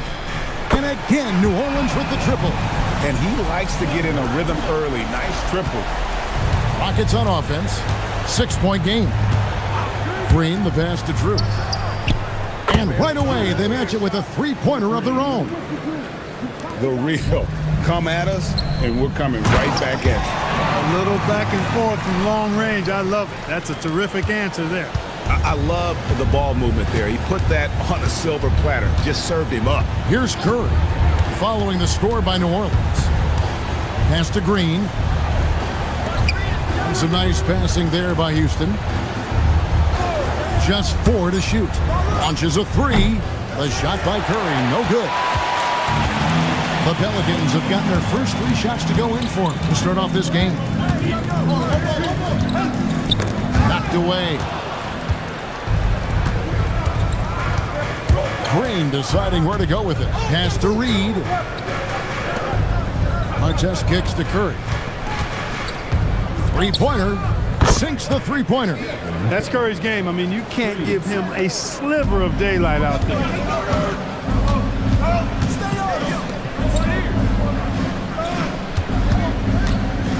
There's the drive. There's the killer two-handed slam. Puts the D in a tough spot when you have a point guard who can throw it down. He really does, GA. He really does put pressure on him. And you know, guys, showing how dynamic a weapon he is for this offense, they feed off of that energy and ability to make plays. It gets them going.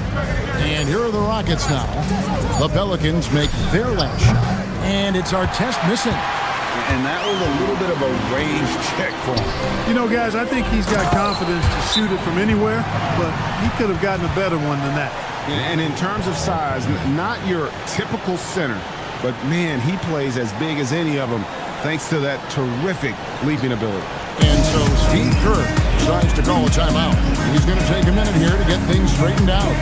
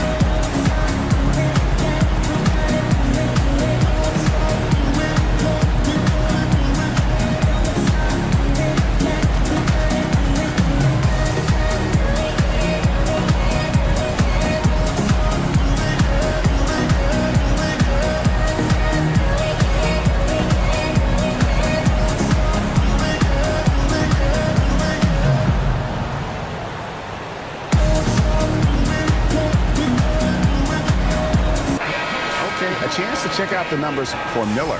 His last 10 games have been exceptional, and not many players convert opportunities inside as well as he. Top 15 in field goal percentage.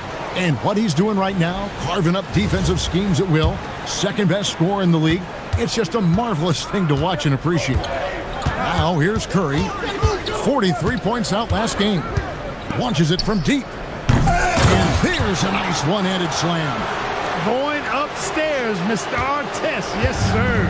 Pelicans leading by 4. Marion outside. And it's blocked. Artest dishes to Curry.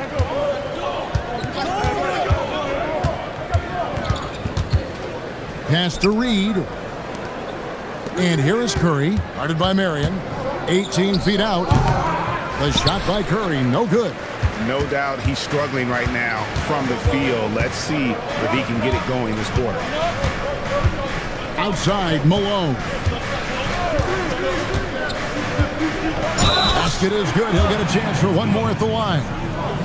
And they're beginning to just flat out fall apart defensively right now, especially on the interior.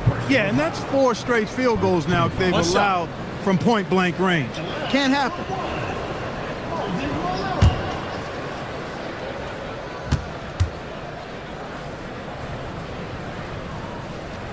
Free throw drops from Malone. And although it's still early in the season, Greg, what kinds of storylines have caught your attention so far? How the All-Star voting is shaping up. All-Star appearances are mentioned on a player's resume, especially when they retire. So these guys want to be one as many times as possible.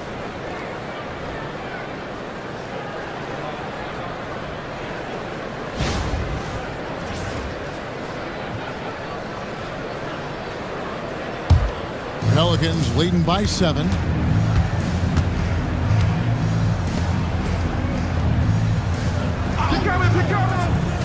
Pass to Miller. Launches it. The rebound by Drew. The Rockets have gotten just 3 of their first 9 shots to go down in this game. Curry from deep three-point land. Sampson pulls it in. And another miss. He's having a really ugly game. Yeah, about as ugly as you can have, you're right. Pass to Malone. Bucket number 3. He's a perfect 3 for 3 to start. They're finding lanes to the hoop now with consistency. 5 buckets in a row from the paint. And on the flip side, the defenders have to show more fight on the interior. They've got to offer more resistance here. Now, here's Curry. He's in rare territory with those scoring numbers. It's not often we talk about a player averaging over 35 points a game. Last outing for the Rockets, it was a loss to Vancouver. Lays it up off the glass. He has 7. And their offense already in a flow. Some stellar shooting to jump out to this lead.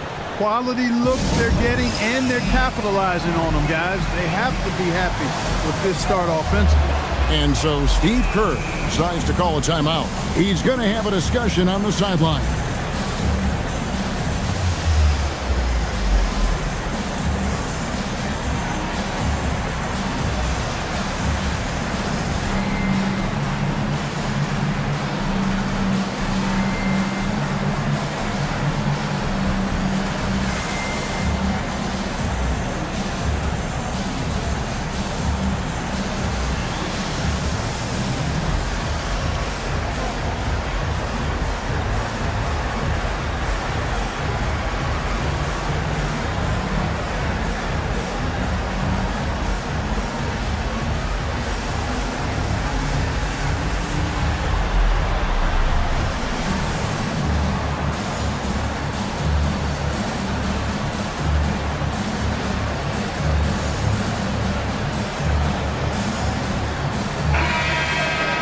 With the pause in the action, let's bring you the list of teams that have been lighting it up over the last 10 games.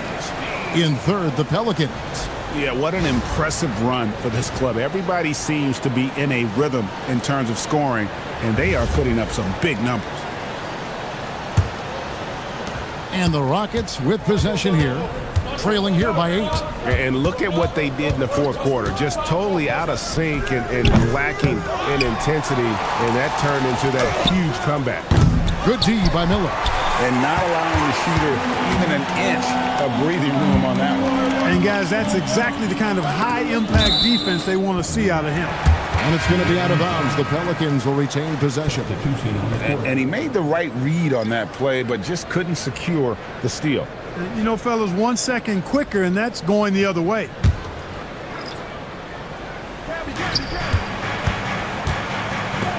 New Orleans moving it around. Shot clock at 6. And the Pelicans miss again. Operating from mid-range, that's a shot he likes. I mean, I'm sure he'd love to have that one back. Hornacek with it. Camby picks him up. To the paint. Here's Anderson. And finished off by Anderson. How about the attitude of Anderson there? Whenever he gets room to take off, he is going to capitalize with the throwdown. Jefferson against Anderson. And foul on the shot, so he'll get a chance at the line. That's on Chris Anderson. And let's quickly check out the scoring breakdown here for the Pelicans. Well, I've liked their assertiveness inside. They've been getting that way and playing that way the whole time, setting the tone right away that the inside area is their territory. And I've really liked how they've moved the ball tonight. Because of this selfless approach, they are piling up the assists.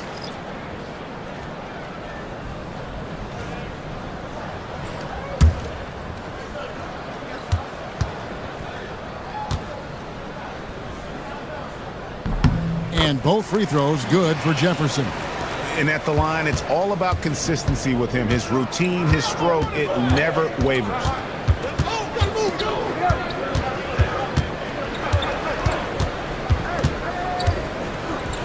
Fader on the way.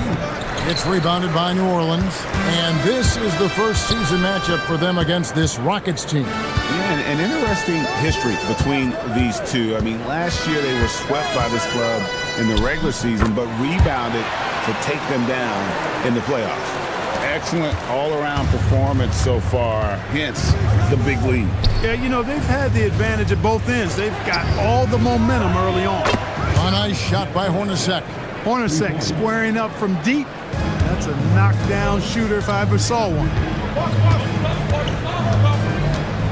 Here's Lillard. Solid play in the low block, and that one's good. And the Pelicans lead by 9. And his presence as a scorer, it just has a calming effect for the rest of the team. He's a fallback option whenever they need one. Here's Petrovic. His last outing, he had 8 points. That one misses. 3 shots, all come up empty. Lillard outside. 1:57 left to play in the first. Jefferson kicks to Lillard. Out to DeRozan. Here's the 3. That one's off. He starts the game with a miss. Rockets trail by 9. Pass to Petrovic. And Chris Anderson picks up the foul. That'll be his second foul of the game. Second team foul. Looking at the last game for the New Orleans Pelicans, it was a win against the Celtics in Boston. Here's Lillard. Here's Camby. Banked in off the glass. Defensively, they've got to pick up the intensity. Hard to win surrendering this high a field goal percentage. Yeah, you've got to turn up the dial on the intensity at the defensive end if you're them. I mean, it's still early, but I agree with you. Basket good. His first make, and, you know, maybe that will get him going. And so Lillard will bring it up for New Orleans. They have a 9-point lead. Over Hornacek, and the basket by Lillard. Lillard's got 6. Defensively, giving up far too many open rhythm looks. And to battle back, they've got to shore up the defense. I mean, there's no other way to come back from a deficit unless you play good defense. Strong move to the 10, trying to get his guys going. Hard not to get motivated, GA, right when your teammate makes that kind of play. Yeah, you know, when you're looking to close the gap, you need guys who will take it upon themselves to step up, take the initiative, and make something happen. 2 free throws coming up, and they call the shooting foul. Well, I tell you what, a long, intimidating defender who rebounds and blocks shots at a high rate gives you a ton of energy on the defensive end. 2 shots.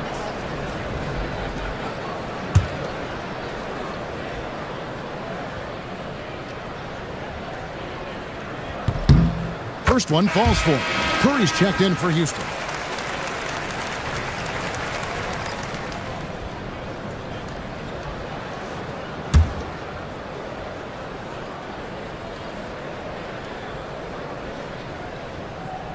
And both free throws good for Camby. 24 seconds left to play in the first quarter. Alert against Hornacek. Pass to Curry. 6 to shoot. Houston moving the ball around. Off target from three-point range. And after just 1 quarter of play, a double-digit differential on the scoreboard. Pelicans lead by 11. And we'll be back in just a moment with the start of the second quarter.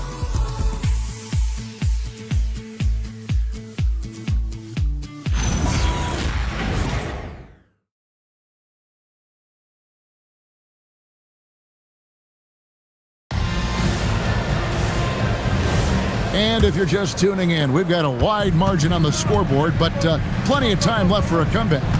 And the Pelicans have been rolling right along, haven't they? They came in on a mission, razor-sharp offense in that first period. Yeah, I agree. That was a flawless offensive performance so far. I mean, the shots have been falling. They're making good decisions. That's a nice recipe there. This is how the floor looks for the Rockets starting the second. Drew is out there with Draymond Green. Then there's Stephen Curry. Then it's Artest, and it's Curry in at the shooting guard position. Takes the alley-oop pass and dunks it down. Sampson's teammates love taking advantage of his size and length. They know he's going to finish those lobs if they get it anywhere near the rack. Now here's Curry. Miller grabs the miss. Not sure why he keeps trying his luck from deep here. It's just not his night. Marion passes to Miller. And it's New Orleans scoring again. Unwilling to let up even for a moment. That's his killer instinct, just fanning the flame. Yeah, I love the fact he doesn't play the score. He just keeps coming, attack mode. He doesn't know how to step off the gas pedal. He had 2 first-quarter threes and now just added another. Miller dishes to Marion. And we're a little over a minute and a half into the second quarter of action. Miller, no luck. Rockets trail by 10. Outside Curry puts up a deep 3. And again, it's the Rockets from deep. Yeah, the D with very little pressure on their perimeter shooters. 3 of the last 5 baskets they've allowed have been from beyond. And Sampson, 7'4", versatile, mobile. Good luck trying to stop him inside. He's too tall, too long. And so Steve Kerr decides to call a timeout. He made the decision to huddle up with his guys and talk about strategy.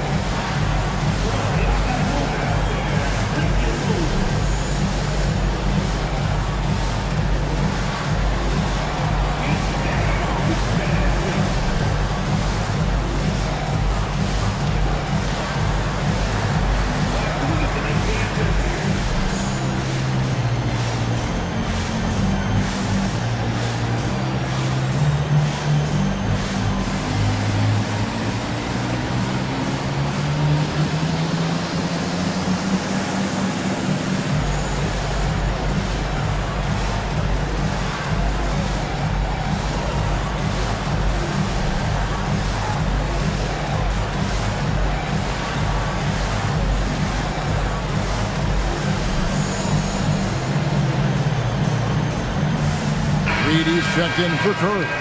Now, while we've got a moment now to see this year's three-point contest and how it's shaping up, let's take a look at some of the top candidates emerging as we see here some players who are likely to make the final cut. Not too shabby of shooters on this list, Kevin.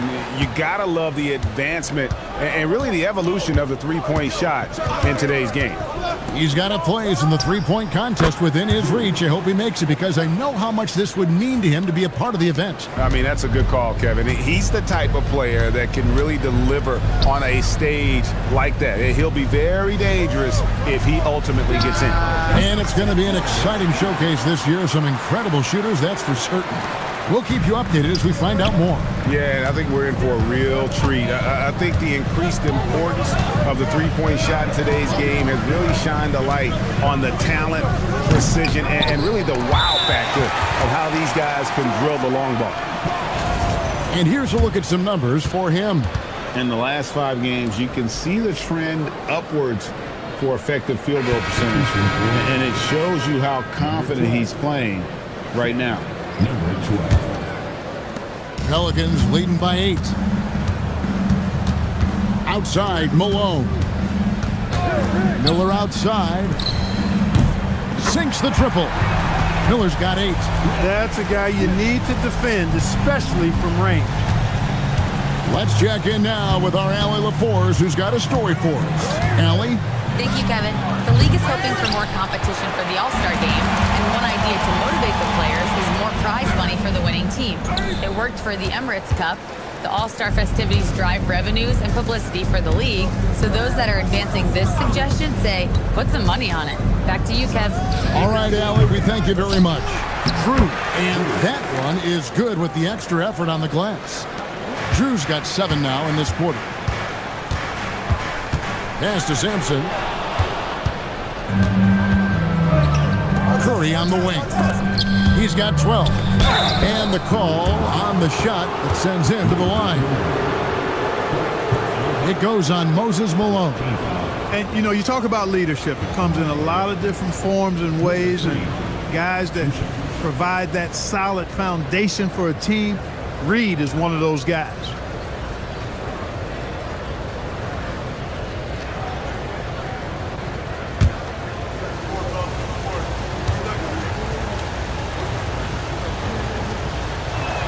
First free throw is good.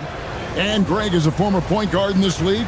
Give us your top floor generals of all time. The guys that could direct the floor and could control a game. Wow. If we're talking traditional point guards, I mean, I got to go Magic, Isaiah, CP3's in that conversation, Jason Kidd. But I've got a separate list for that hybrid point guard, right? Which that includes guys like Steph and Iverson, West, and the great Oscar Robertson. Miller outside. The rebound by Drew. Drew's got his 5th rebound right now in the game. Curry passes to Drew. Inside. Here's our test. It's rebounded by New Orleans. 13 points was their biggest lead in the game. Their last game, a win against Boston, looking to carry it into this one. Well, you look at the points they produced in that game, great adjustments on the offensive end. Well, it's really hard to stop them when they're in a groove offensively, and they were in a comfort zone all game long in that one. Another miss by Houston. New Orleans leading by 9. Miller kicks to Merritt. Pass to Miller from past the arc. Hits the three-point bomb. Miller's got 8 here in the quarter. Well, the defense not doing a good job at all of getting after him. They've got to crowd him and make it tough for him. That's his 2nd this quarter. Here's Curry. Three-pointer. The 3 ball from Curry. 5, that's right. I did not stutter. 5 threes this half. The D can't contain this guy right now. The 3. And again, New Orleans with the triple. A reliable option he's been tonight. He's their safety valve for sure. And here's Curry, who brings it up for the Rockets. A 12-point game. Lets it go with the 3. Pelicans with the rebound. Sampson's got his 5th rebound in this one. Not his night shooting the ball, and it's really had an impact on this game. Back to Curry.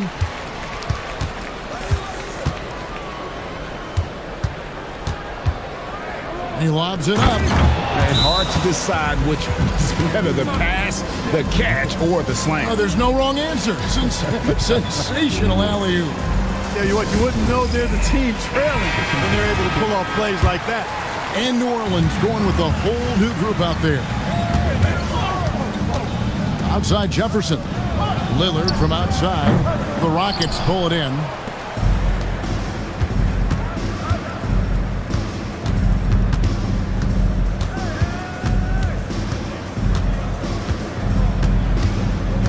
Reed a screen on DeRozan. Just 5 on the clock. Tries from 7.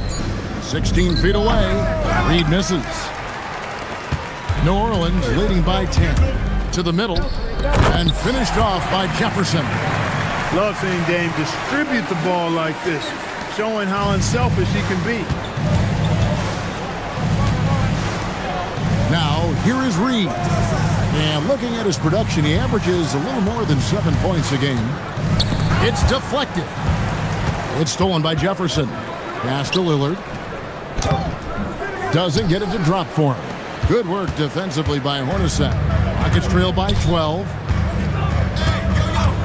Fires the 3. And the rebound goes to the Pelicans. Camby's got rebound number 5 here tonight. Now no Sione. Still scoreless. New Orleans moving it around. Just 5 to shoot. Lillard with the bucket. Sticking it from the corner. You got to know where Lillard is at all times. The Rockets shooting 41% from the field here in the second. 1:58 left here in the second. That ball is in the basket. Now he's shot 6 and made 3 of them. And they keep hammering away at him inside, forcing the ball into the paint. Outside DeRozan. Pass to Nocioni to the wing on the left. Camby sets the screen for Lillard. And Marcus Camby, the bucket on the assist by Lillard. Camby's got 6. You know, when you're facing Dame, he's at the top of the scouting report. High priority item. Well, that opens things up for his teammates. 1:14 left in the first half. Pass to Reed. Puts it up from 17. It's rebounded by Jefferson. Pelicans leading by 15. Down low. DeRozan. That's good. Oh, great ball movement there. And here's Hornacek. They could use a big shot here to get this offense going. Too many empty possessions. Right now, they need a basket. Reed a screen. Inside. And the dunk by Reed. Man, can you always depend on him or what to lead you to the right place with that pass? Money. Lillard outside. Pass to Camby. Let's go. That's tipped. And one thing I liked in the first quarter was their aggressiveness to draw the contact, putting the defense on the defensive. Yeah, exactly. And I think they need to continue to press that advantage. They've got to get back to that. Don't go away from that. It's been working so well for them. Stay with it. And the layup falls. And that's why you don't let them get positioned deep in the post. Exactly. I mean, once he's got the ball in that area, the battle's already lost. And so it's New Orleans. 13 points up at the end of the period. Their strategy has been clear tonight. Work the ball inside, get shots in the paint, and now they are scoring with ease. And let's hear from Allie LaForce, who joins us from the sidelines. Allie? Here with Coach Steve Kerr, your defense struggling to contain them in the first half. How do you remedy it? We got to get back in transition, but we got to make them feel us. You know, they're just running anything they want. We've got to at least disrupt the stuff they're trying to do. Thank you, Coach. Hey, Allie, thank you so much for that interview. Don't go anywhere, folks. We'll be back with you for the second half of the game right after this.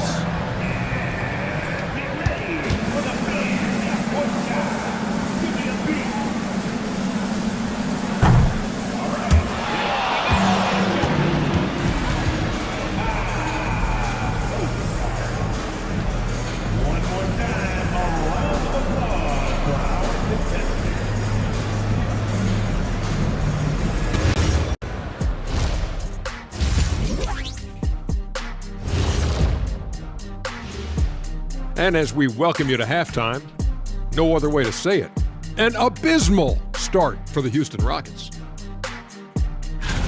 It's not a huge deficit on the boards, but enough to where they're giving away possessions, and that adds up, guys. Yeah, if they're playing a comeback, better rebounding is where they need to start. And next up, here's a look at some of the contenders for the fan-favorite three-point contest. I remember when three-point shooters were just specialists, but now everyone's doing it. Hard to narrow down this list. Yeah, but usually you have to be a truly elite shooter to win this event. And that's all for us. Now it's time to send it back to Kevin Harlan for the beginning of the third quarter.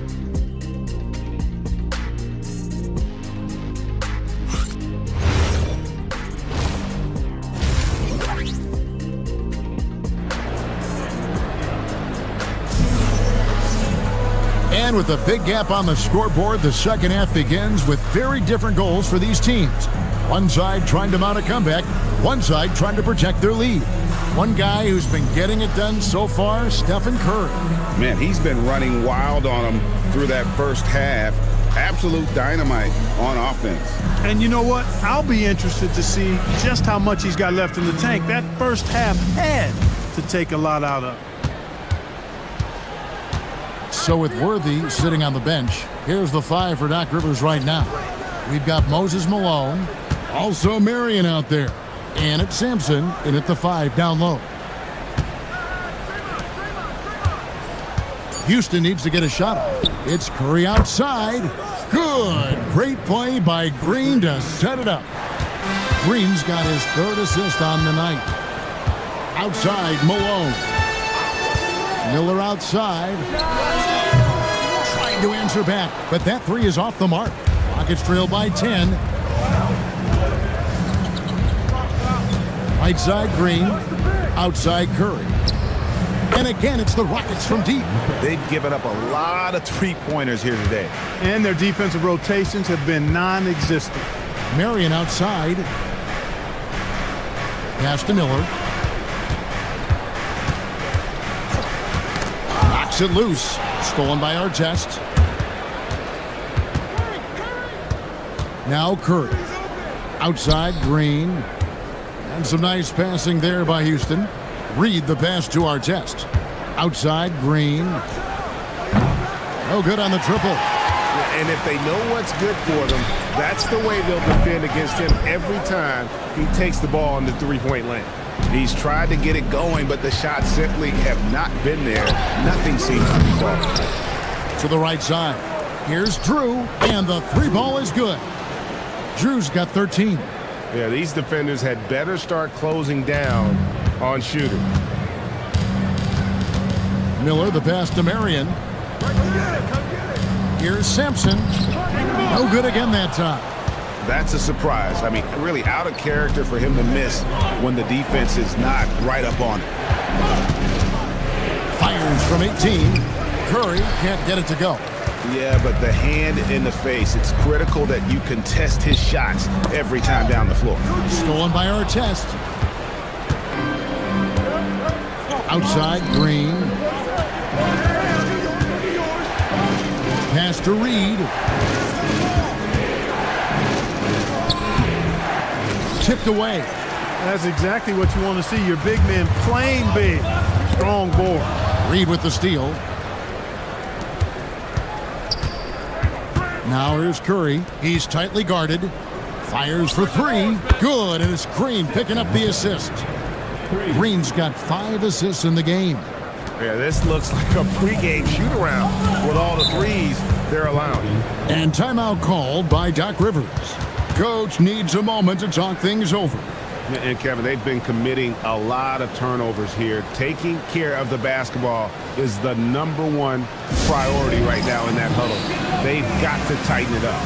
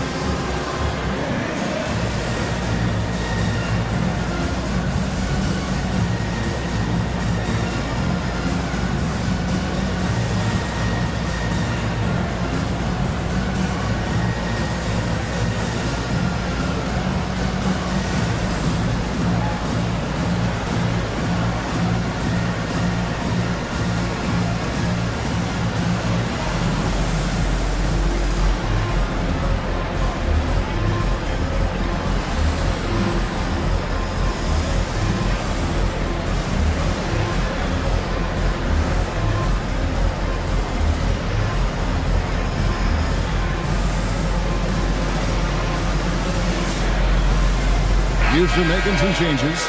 Anderson comes in for Reed, and Curry subbed in for Ron Artest.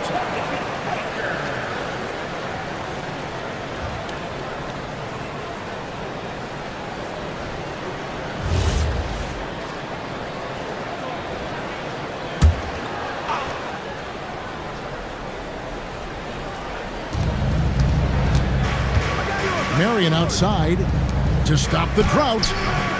Sampson's shot is off. Ugh, ugly start to the second half. They've missed their first 4. They've got to get on track. Green bounce pass. Curry outside. Pelicans with the rebound. Second half here. We're just over 3.5 minutes into it. Out to Miller. Pass to Malone. Marion against Curry. Lock at 6. Takes it from 10. The rebound by Drew. Drew's got 9 rebounds in the game. Getting it done. Up top, Curry. Outside for Curry. For the lead. Drew misses. New Orleans has gone 6 of 12 from outside. A very nice 50% mark. Shooting the 3-ball well. You know, part of what makes Malone such a good rebounder is his aggressiveness.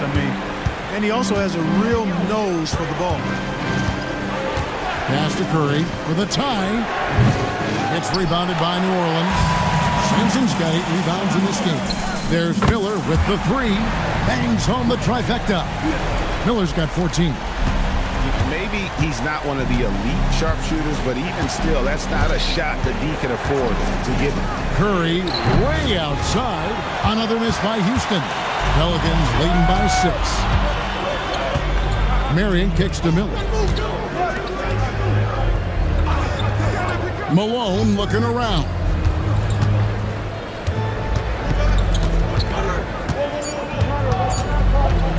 Releases. And Curry pulls it down. And here's Curry who brings it up for Houston. Since halftime, they've only allowed 5 points. Again, Curry missing. New Orleans has gotten a positive outcome on 7 of their 14 3-pointers in this game. Not bad at all. Pass to Malone. That's good, and it's Marion with the assist. Marion's got 4 assists in the game. Rockets trail by 8. They've been looking out of sync offensively. Yeah, their offense has ground to a standstill. And the Rockets making a change here. Substitution on the court.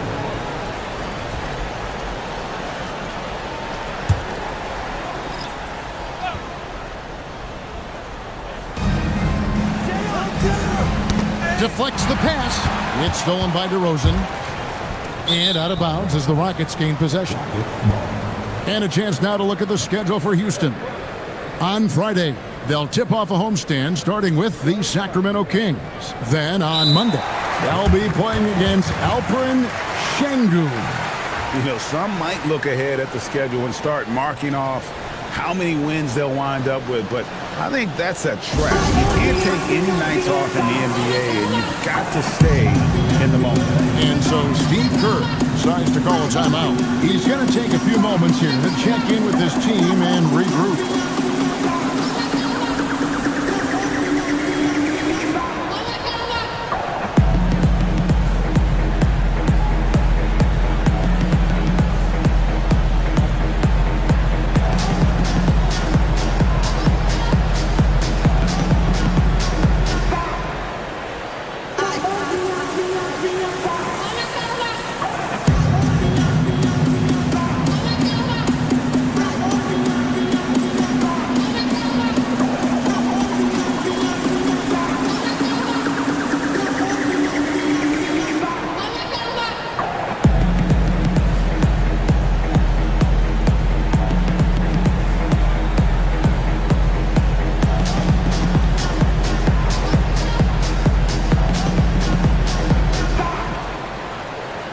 Sione has checked in for the Pelicans. And let's take a moment to show you the NBA's best rebounding teams over the last 10 games.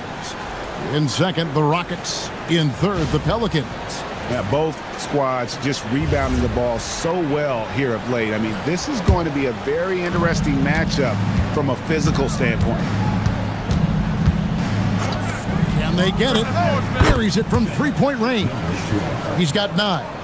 And perimeter scoring, I have to imagine it was a topic of discussion at halftime. Certainly. I mean, they saw a weakness in the perimeter defense and took advantage of it. Pass to Lillard.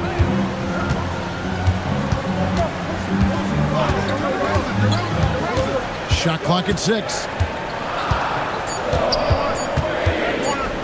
Trying to get open his team. And it's Lillard missing. Rockets trail by 5. Up top, Hornacek. Covered by Lillard. It's good. And you gotta love the big bucket in the paint in this sort of a grind-it-out game. Lillard, the pass to Nocioni. Tim. It's rebounded by Houston. And you can see the defender's afraid to kind of get in his way a lot of times when he's on his way to the basket. But on that one, they were there. Here's Nocioni. No scoring in this one. Hornacek with it. Pass to Petrovic. No good. That would have tied it. I'm shocked that didn't turn into 3 points. I mean, he makes you pay on those nearly every time. And Lillard gets it to go. And that is just too easy for Lillard. A legitimate threat to burn you from the corner. Takes the 3. It's rebounded by Jefferson. And the great shooters know when they've got enough opening to go for the 3. I didn't think it was a bad choice on that possession. Hornacek against Lillard.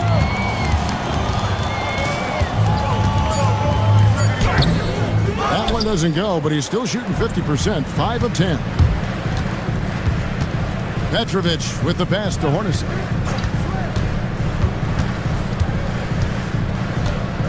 Pass to Anderson. Back to Hornacek.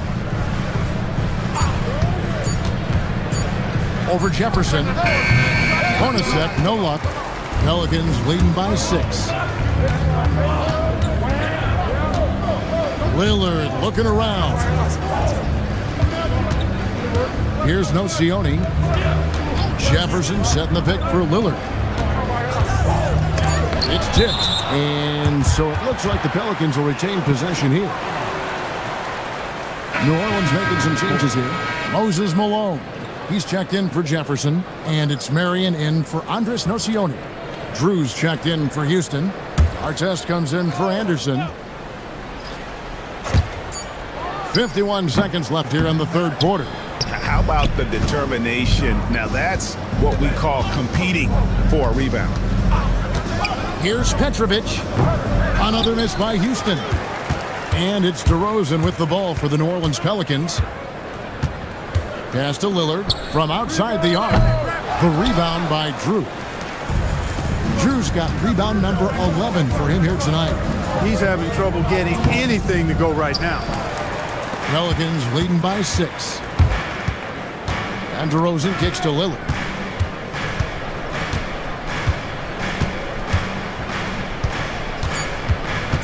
Just 3 on the clock. And it is good at the buzzer. Wow. One eye on the rim, one eye on the clock. Nice job. What was really impressive there, though, guys, was that he could have rushed it and panicked, and yet he kept his cool and splashed it. And we've watched 3 so far in this one. New Orleans on top, up by 8. And time for the short break, and stay right where you are. The fourth quarter is coming up next.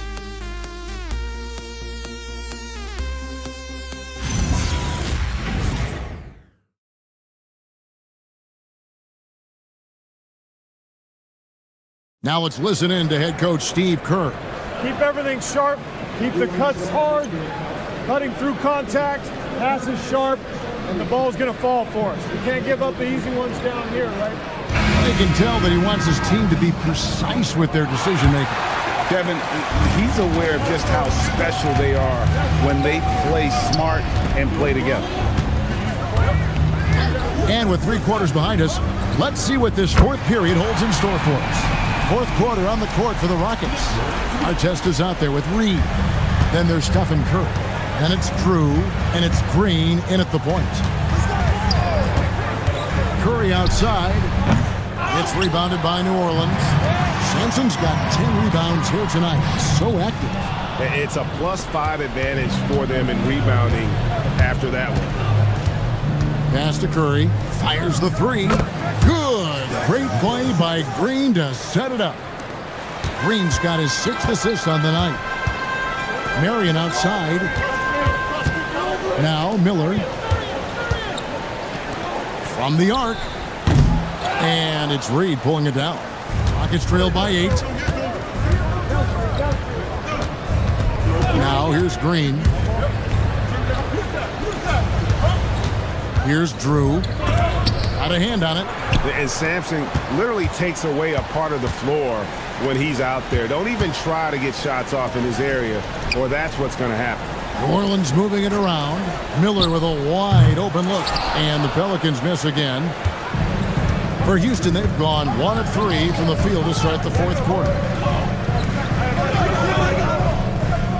Here's Drew. He's covered by Malone.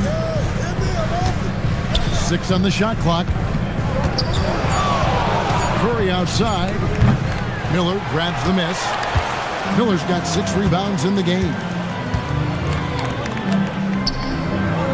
Marion kicks to Miller. A 3-ball. And he's good on the 3-ball. He's putting on a commanding performance here. He's hit 2 3-pointers in each half now. Rockets trail by 11. Outside Curry. Jacks up a 3. Another miss by Houston. New Orleans has gotten off 4 3-pointers in the final quarter, and 2 of them have fallen. Outside Malone. Lets the 3 fly. And again, New Orleans with the triple. Defensively, they just look out of sync, not closing out on the threes in time. Well, I think they're getting caught in that in-between zone, no man's land, giving up 3 straight from beyond the arc right now. And they've got a big lead, not just on the scoreboard, but really in the rebounding numbers as well. And what I like about it, it's been a physical brand of basketball. It's had a little sandpaper element to it, gritty and rough, but that's how you win games. And now let's take a look again at that incredible rejection. And guys, that is lockdown defense at its finest, going right at the shot and then able to knock it away.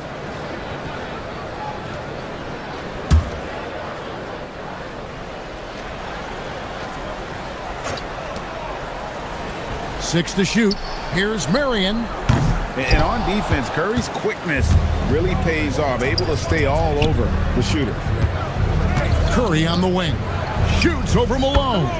Yep, it goes in, and the Pelican lead is cut down now to just 12 points with the basket from Stephen Curry. Miller, the pass to Marion. And he could not get that one to go. A lot of contact, and he'll go to the line for 2. It's not just the fact that Sampson is 7'4", but Sticks is hard to guard because he moves well and has great skill. And some stats here, guys. The scoring breakdown for New Orleans. Well, you know, they've been tremendous, I think, when it comes to sharing the basketball. You know, getting guys involved on the plays and creating offensive opportunities for everybody. Equal opportunity offense is fun to watch. And another thing, guys, they dominated on fast breaks tonight, outrunning their opponent the entire game. He misses the free throw. You know, Sampson, an imposing physical presence. So long, 7'4", towering big man who I think is as versatile a big man as I've ever seen. Scores, rebounds, defends very well. Very impressive.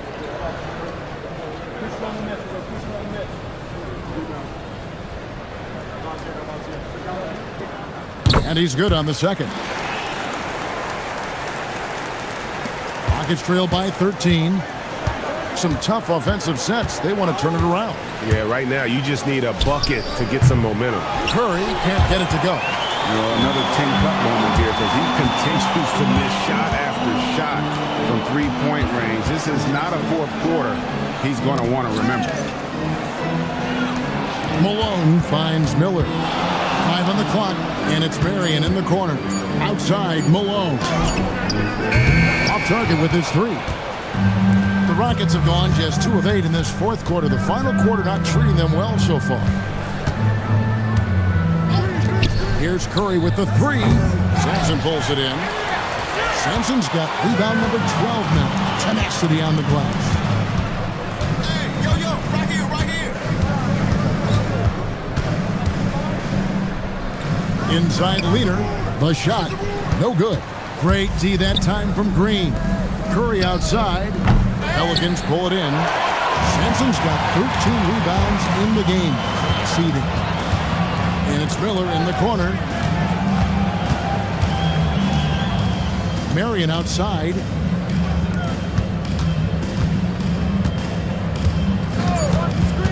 New Orleans needs to get off a shot. Shots good by Miller. And the Pelicans lead by 16. And he's on his way to putting up a big three-point total. Outside Curry. And he wills that one in, sinking right through off the back iron. And in that first half, guys, they didn't shoot nearly as many threes as they have here in the second, trying to use that shot to stay in the game. Malone outside. Pass to Miller. Beyond the arc. Knocked loose, and they recover it to the inside. Goes back up. Sampson, and he banks in the layup. Using some muscle against that contact that time, Sampson. Not easy to stop in the paint. Curry on the wing. Covered by Miller. Drew passes to Reed. Malone with the block. They recover it. Another shot. Nice defense from Malone. +8 in the rebound differential. One more reason why they're in control. Yeah, double-digit advantage on the scoreboard. They've taken the initiative. They've played, I think, with more purpose so far. He was all alone on that one. Curry's got 9 points in the quarter. And you know what? He's really been one of the few bright spots for them, trying to will this team to victory. Check out Sampson slamming it down. Well, it doesn't take much for him to reach up there. At 7'4", he can almost dunk flat-footed. And so Steve Kerr calls for the timeout. He's very aware of the timing here and the significance of getting things squared away with his team.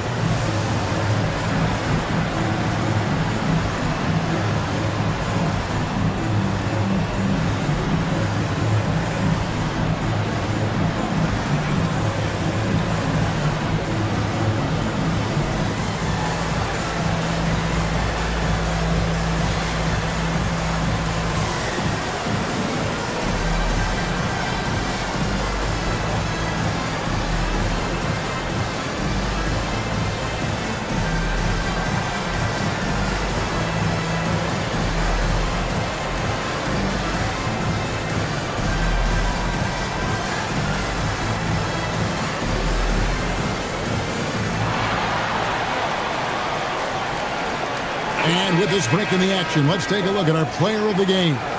And I love that it's been a hard-charging performance. Jump shots have been kind of an afterthought. His main goal has been to attack the rim and put the D in some tough spots and also finishing strong. What a connection he has to these fans. They love him here. And the more he has games like this, the deeper that connection gets.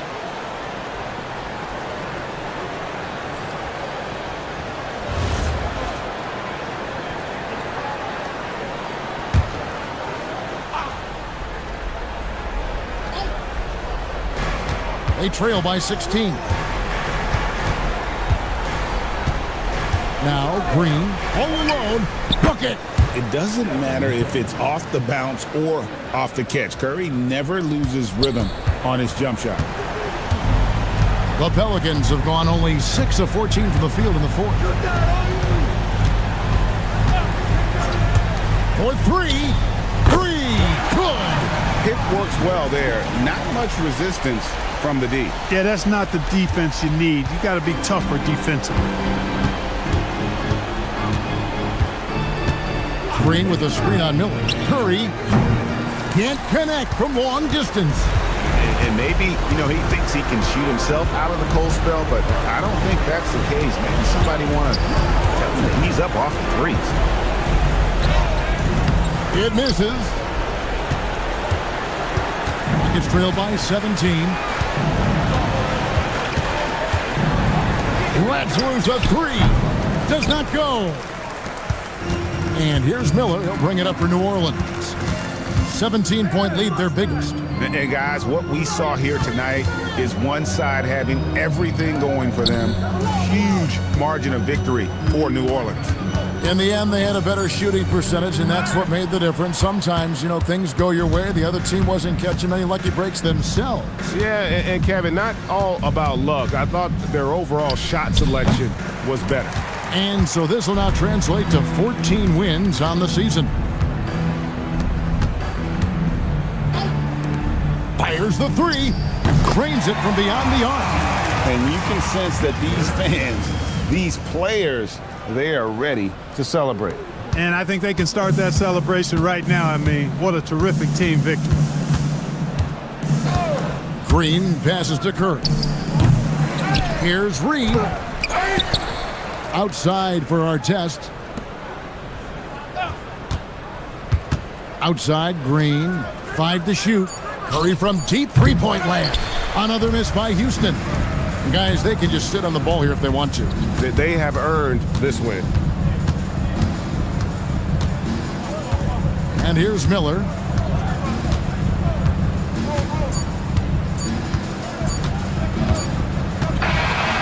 So we see New Orleans taking the W here. And the outcome of this one was never in doubt. And boy, they really put in a supreme effort. It just felt like once they had that lead and it was comfortable, they were not going to relinquish it. And that about wraps it up. So for Allie LaForce, to my colleagues here at the table, Clark Kellogg and Greg Anthony, this is Kevin Harlan. Thanks for being with us. And as we part ways, we present our player of the game.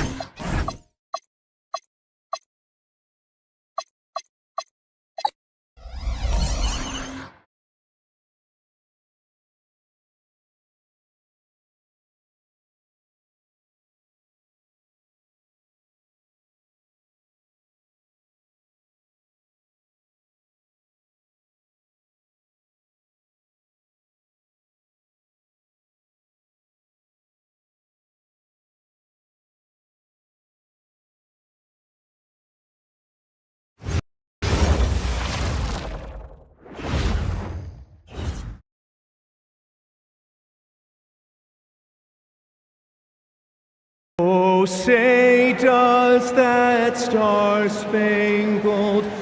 Doors, how excited.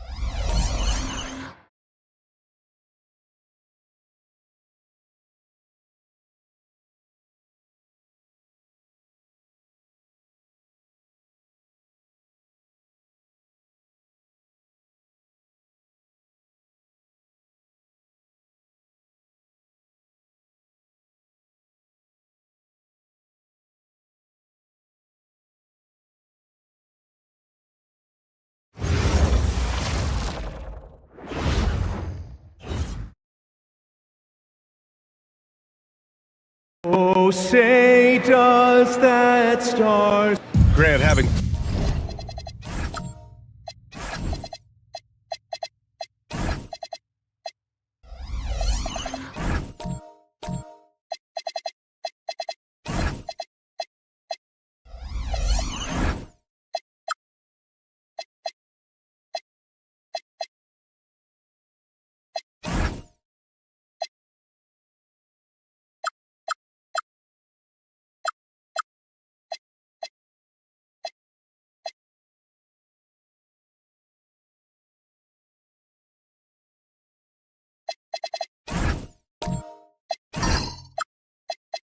Played in the league, you must have a good idea of how these guys are feeling this deep into the year.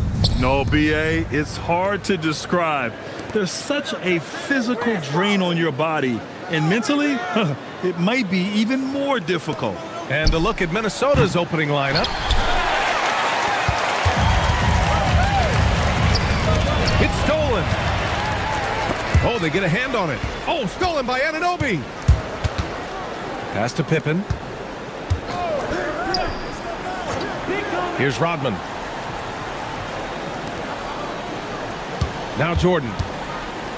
Pippen outside. 5 to shoot. Jordan, the pass to Pippen. Puts up a 3. Love. It's good on the putback. And those second chance buckets are major bonus points if you can get them. Pass to Mullen from deep three-point land. And it's Jordan with the rebound. And you never want to give a shooter like him a clean look. It's on target from the high post. Love to see that kind of activity. He just makes things happen. Here's Mullen. Anunoby covering. Lets it fly. Minnesota again missing. Boy, that's 0 for 3 in the early going. Just a little out of sync. Jordan up top. And you look at the numbers, currently around 22.5 points a game. Pippen, no good. The Timberwolves have gone 0 for 3 from the floor to begin this one. Outside Hardaway. Three-pointer. And it's Chicago with a board. Well, cold start, right? You've taken 4 shots. You've not made one of them. Pippen right side. Pass to Anunoby. There's a screen by Love. Back to Pippen. No good on the shot. Despite the miss, those are the kind of looks coaches hope to create. Left side, Hardaway. And it's Jordan with the rebound. Boy, that is tough defense. Exactly how you want to play him.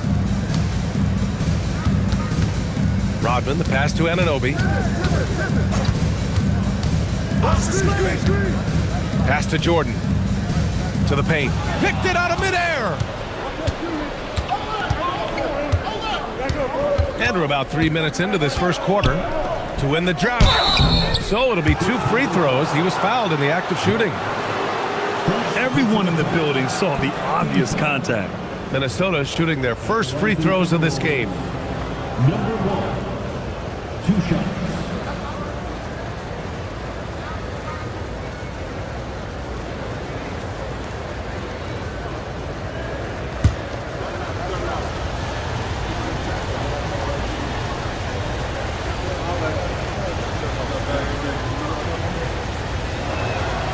No good on that one.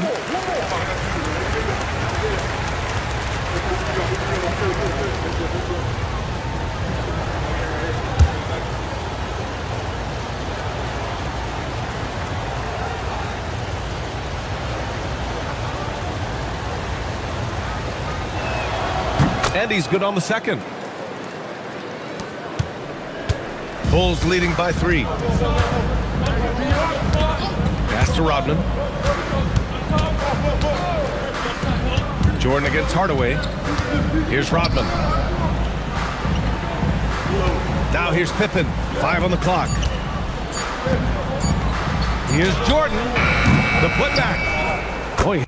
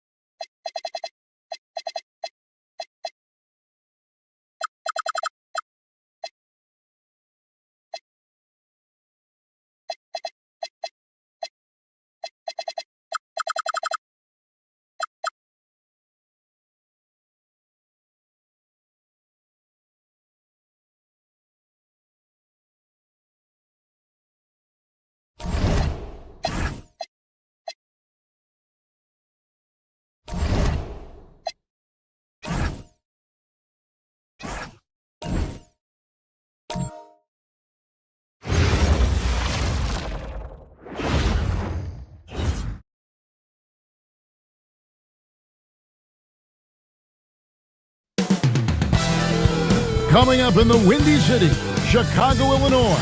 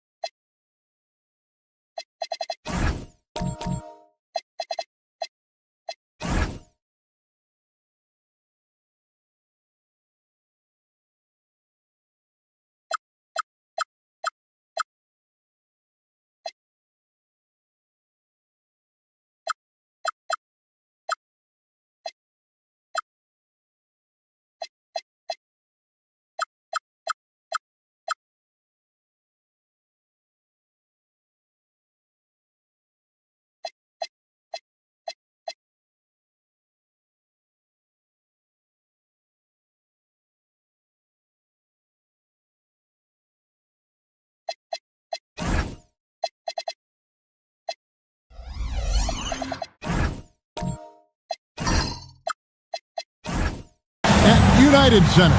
The Timberwolves taking on the Bulls.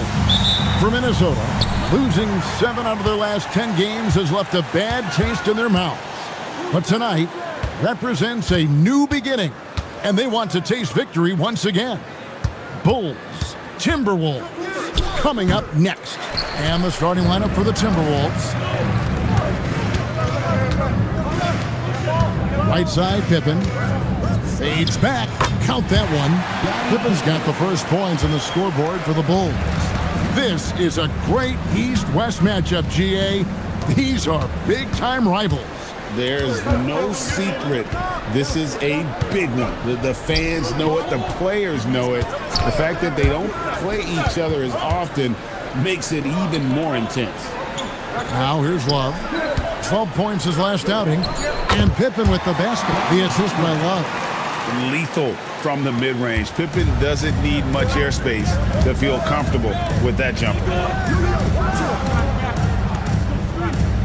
Outside Mullen. The tray. Rebound by the Bulls. And not allowing the shooter even an inch of breathing room on that one. I'm sure they'll think twice about shooting against him next time.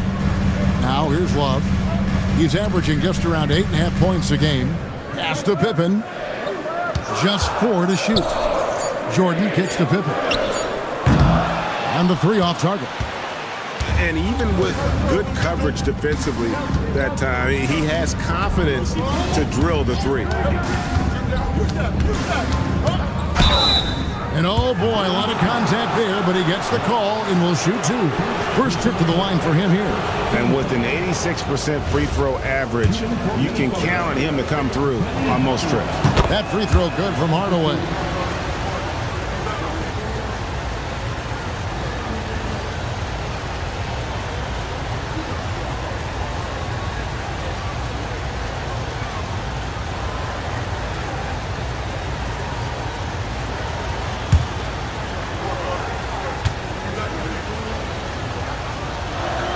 That's also good, so he hits both free throws.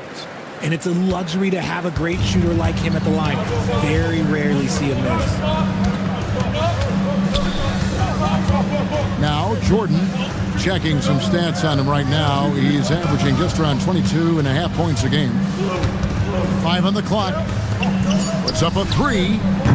Minnesota with the rebound. Last game matched up with the Clippers. A tough loss there. Yeah, on the road, you're already a little out of your element. Then the misses from the line become contagious. Yeah, they weren't doing themselves any favors missing all those free throws. You could sense the frustration mounting as the game went on. Here's Anunoby after the basket by Minnesota. Pass to Jordan.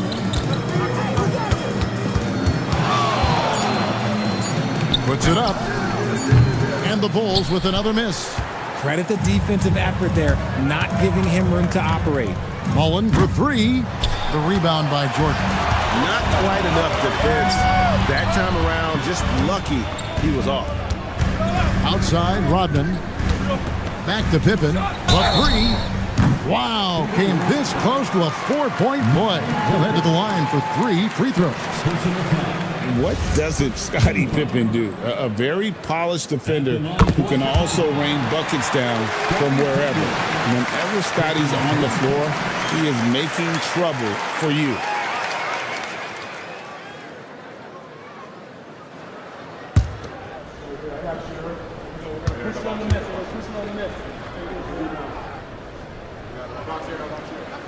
And he can't hit the second.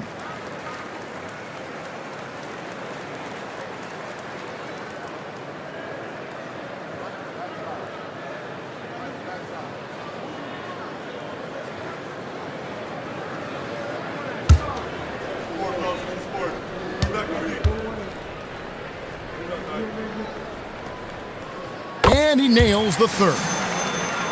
Here's Hardaway. 11 points for him in that last game against the Clippers in Los Angeles. For the 3. A second chance effort. And he lays it up and in. He knows his job on the glass, and he does it well. Cleaning it up and sending it right back. Outside, Jordan. Wasted no time on that shot, but it's off the mark. Minnesota's gone 0-3 from three-point land. Nothing yet going outside. Mullen with the three. Rebound by the Bulls.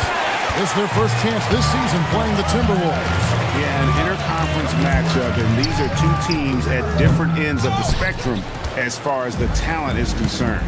Now here is Hardaway. Scottie Pippen unable to get his shot to go. That gives them the lead. And if you're the guy who has to guard him, it is never going to be an easy night for you. Cooper against Pippen. Here's Jordan. Last game, 26 points, and the Bulls with another miss. Hardaway from outside. Dennis Rodman pulls it in. See, what a rough quarter for him. Nothing seemingly going his way. Pippen, the pass to Rodman. Floats it up for Pippen. Jordan against Cooper. And it's Chicago with the rebound.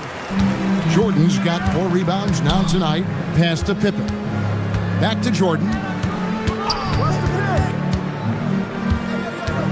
Outside for Pippen. Misses the three. Minnesota in the lead. Guarded by Jordan. Here's Hardaway. And here is Mullen. No good with the triple. This is hard to watch. You might want to put the kids to bed. This man still has not hit a shot this quarter. Pass to Jordan. Outside for Pippen. Clock at 6. The Bulls need to get a shot off here. Love can't hit.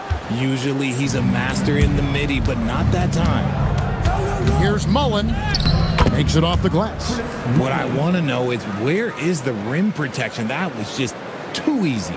Bulls trail by 4.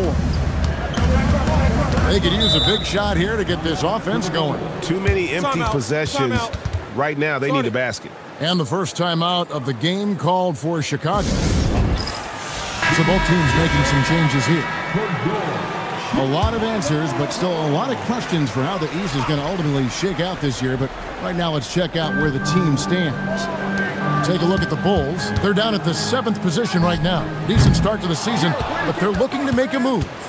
And, you know, for the Bulls, their slow start to this season has brought some of this team's issues to light. And this is a team that I didn't think had any issues to speak of.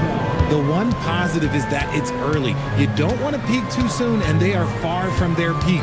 We know how good a team like this is, and they have a lot of time to turn it around. Shot, and he gets the whistle. 2 free throws coming up. A moment now to check out some numbers for him. And guys, how about the surge of offense he's experiencing right now? These last 5 games, he's been a machine at the offensive end. A different scorer than he had been earlier in the season. We'll find out if he can keep it going here tonight. English, he's checked in for Pippen.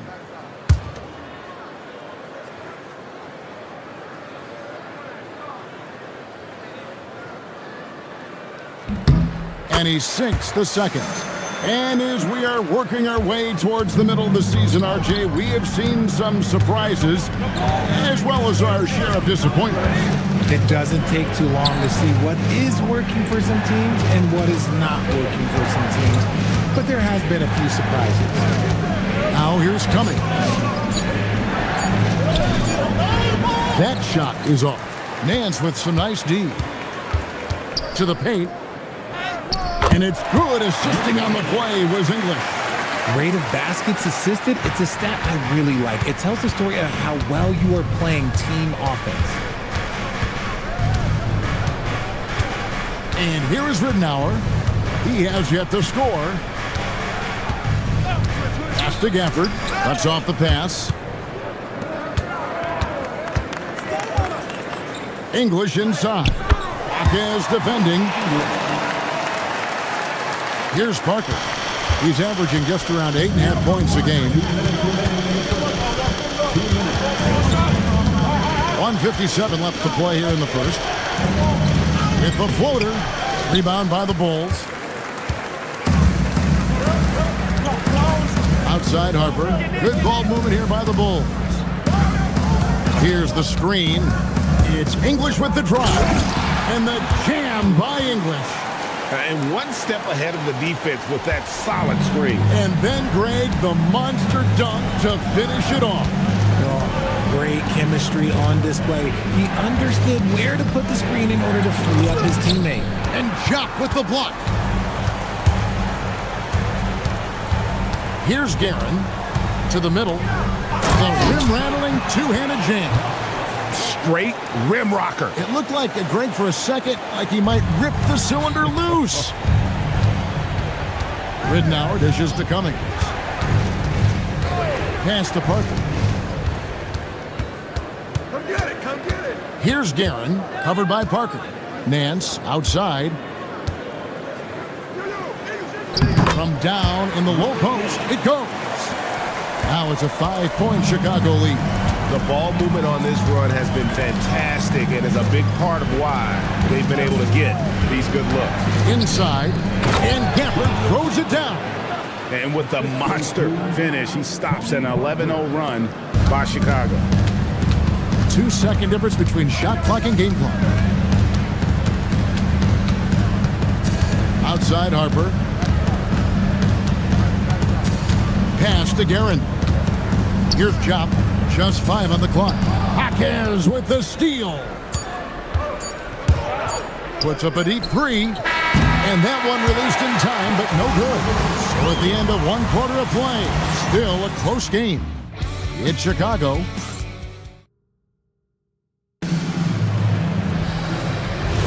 And this has been a fairly close game through the first quarter, and we'll see what happens here in the second. In a moment here to take a look at some hustle stats for Chicago. From the tip, they are not making things easy on them. Lots of steals, playing disruptive basketball. And guys, they've also done a great job generating offense from their defense, forcing turnovers and making the defense pay for those mistakes. We've got Rodman. Pippen is out there with Jordan. Then it's OG Anunoby. And it's Love in at the 5, roaming the paint. That's the Bulls' 5 as we get into the second quarter. Jordan with it, pass to Pippen. To the inside. And Love with the basket on the assist by Pippen. Love's got the lead up to 6 now for the Bulls. Anunoby against Mullen. Cooper kicks to Mullins.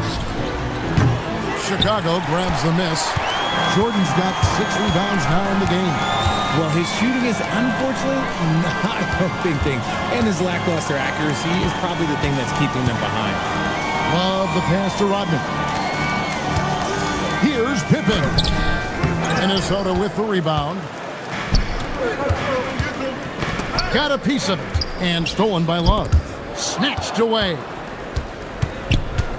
Cooper kicks to Mullen. Off target from 3-point range. And he continues to cast away, but the results just haven't been there tonight. Pippen finds Rodman. Pass to Jordan. 6 on the shot clock. Jacks up a 3. It's not going to go for him. And you could tell he thought that triple was going to fall. And stolen by Anunoby. Quarter 2 and just under 2.5 minutes gone by. Shot left block. Pippen, no luck. Timberwolves trail by 6. Mullen dishes to Hardaway. Shoots the 3. Jordan with the rebound. Gotta find easier shots when you're already struggling. That's not gonna get it. And too much time in the lane. They get called for the 3-second violation. And a chance now to look at the schedule for Chicago. On Saturday, they'll take on Karl Anthony Towns and the Los Angeles Clippers. And then on Monday, they'll go back home and will be hosting the Philadelphia 76ers. And looking at the schedule, it isn't ideal in terms of the upcoming games with the amount of quality teams they're going to be playing, but it's also a good chance for you to get some confidence and really see just how good you are. Back to Pippen. It's tipped. And that's out of bounds. Chicago will retain possession. We have the break in the action. Let's show you the teams that have been making their opponents work especially hard over the past 10 games. Number 5, the Bulls. When you look at their recent defensive numbers, they've been among the best in the league. I like the energy that they're playing with. Shot from the inbound. Up again. Goes up again. And it's Love missing. Even though it wasn't a clear path, he knows that that's a shot he should make more oftentimes than not. And it's blocked by Jordan. And one of the league's most effective shot blockers from that guard position. Jordan can do it and help defense or on the ball. And the replay demonstrating once again how aggressive that defense was. And in a close game, blocks like that are so clutch, and that could be a real difference maker here tonight. And it's out of bounds. They say last touch by Pippen. And that's just carelessness there. I mean, you have got to have your head in the game.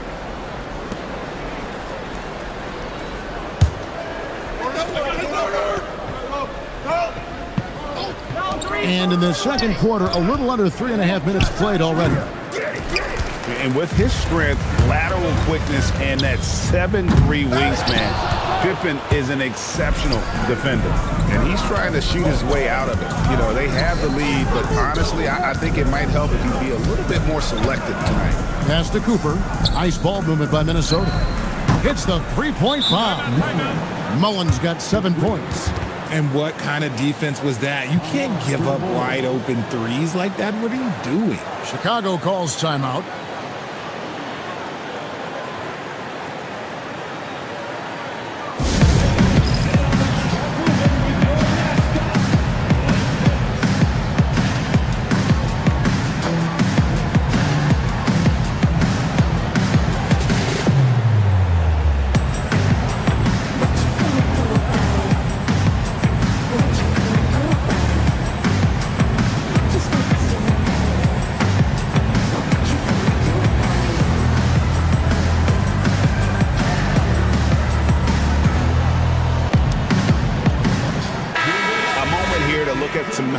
For Love. And of course, rim protection always at a premium. That's an important part of his game. Top 20 in blocks per. And back to what you said, top 5 in steals this year. Quick hands and great anticipation. Here's Jordan. And the call on the shot that sends him to the line. It's going to go on Penny Hardaway. As if Jordan weren't challenging enough to guard. The little up fake there, putting the defender at his mercy. Taking 2 shots.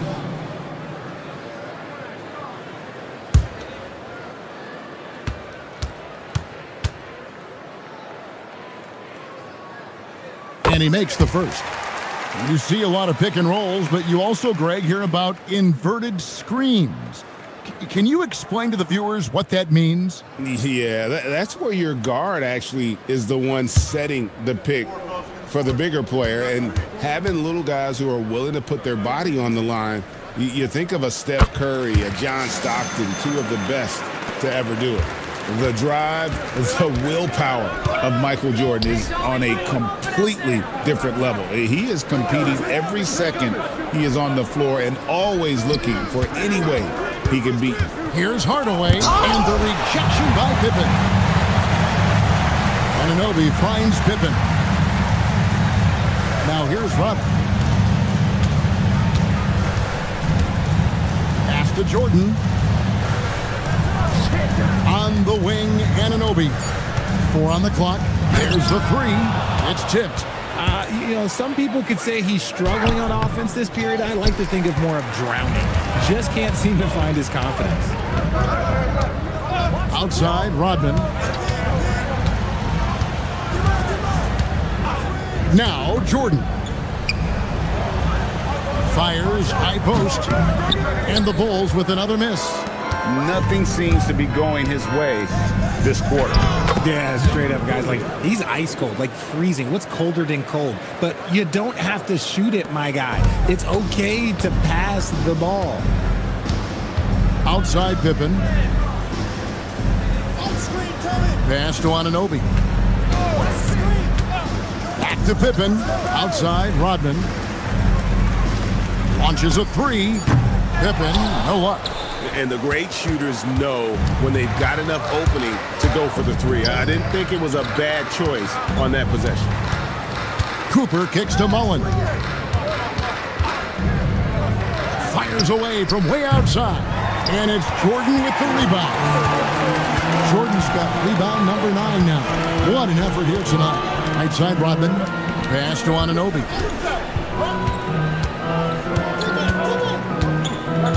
Now, Jordan. It's Pippen on the way. And again, no good by Chicago. The Timberwolves trail. Here's Cooper. Outside, Mullen. No good on that one. Yeah, and that three-point shot really has looked off here in the second quarter. It hasn't stopped him from attempting it, but it's time to maybe find something else to do. Well, as much scoring as Jordan does, the only thing he really cares about is that the team wins.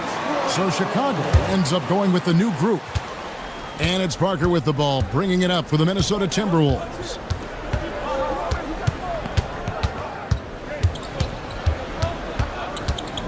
Lobbed up there for Gafford. Throws down the alley-oop slam. And you can see him give a little nod and then just burst to the rim for the alley-oop slam. A pair of teammates, Greg, with a terrific feel for each other. Poked away. Harper against Ridenour.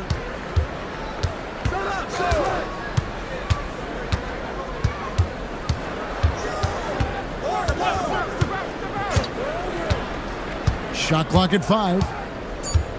Pass to Gafford. That's good. And it's Ridenour picking up the assist. Gafford's got 4 this quarter. Oh, I love that possession for them, ending with an assisted bucket. There's a screen. Down low. Here's Garrett. A rebound by the Timberwolves. Oh, man, that's tough. That's definitely one he'd like back. Almost too wide open. Parker passes to Cummins.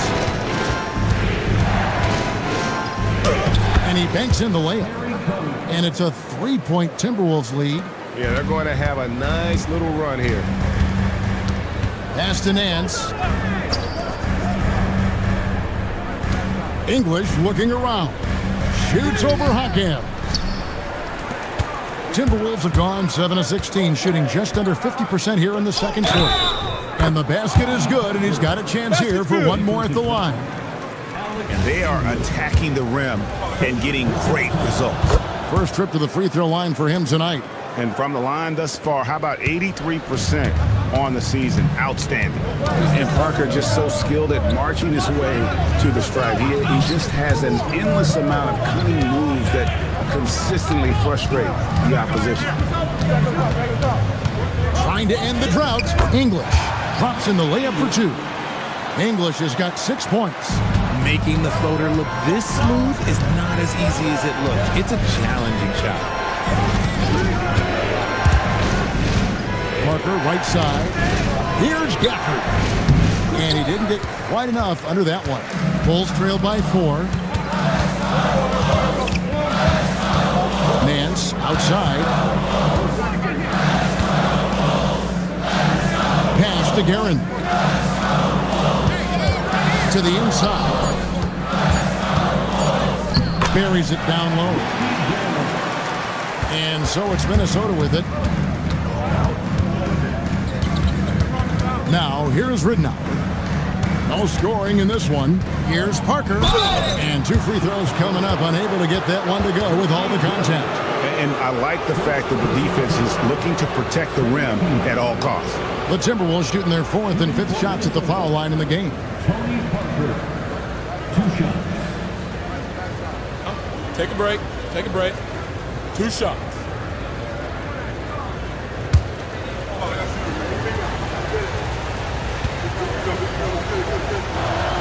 First one falls for him.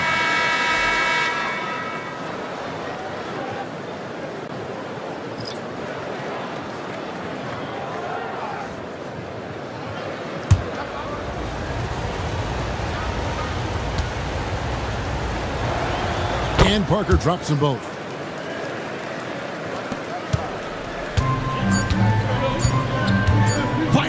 from way outside. So that'll be it for the first half. Fairly even battle underway in this one. Timberwolves lead by 4. Allie, let's go to you courtside. What do you have for us? I'm here with Chris Finch. Coach, what worked in that first half, and are there any changes that you'd like to see? Yeah, well, we're just, playing good defense for the most part. We got to stop fouling a little bit. We're just making... Allie, thank you for that interview. And now we're at halftime. And we'll be back to bring you more basketball after this.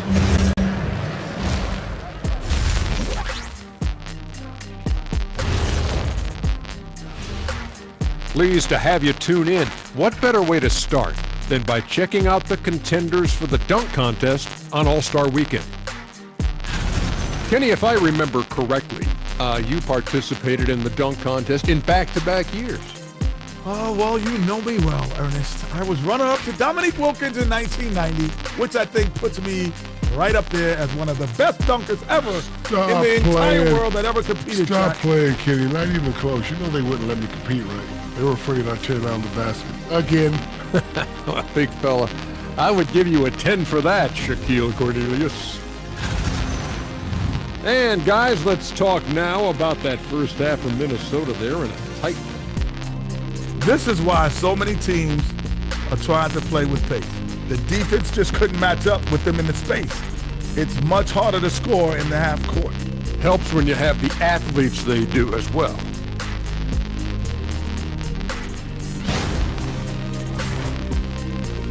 And that is it for halftime, folks. It is back to Kevin Harlan and the crew for the second half.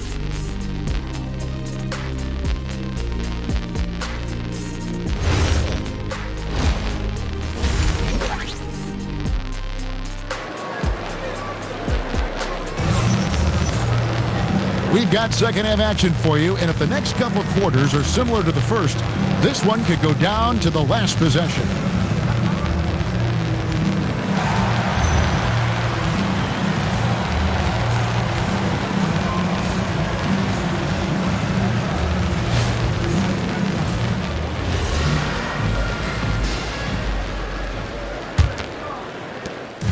And so it's Pippen with it. He brings it up for the Bulls. And on the floor for Chris Finch as we get into the second half. He's off on that one. Timberwolves leading by 4. Fouled in the act of shooting. Gets the bucket anyway, so a three-point play chance for him. Well, he's an explosive athlete with tremendous positional size. Hardaway has no issue mixing it up inside. The Timberwolves been on target from the free throw line. They're 5 of 5 in that department. And as a unit, they're shooting 78% from the line. That's a solid number to work with on the season. Outside, Jordan.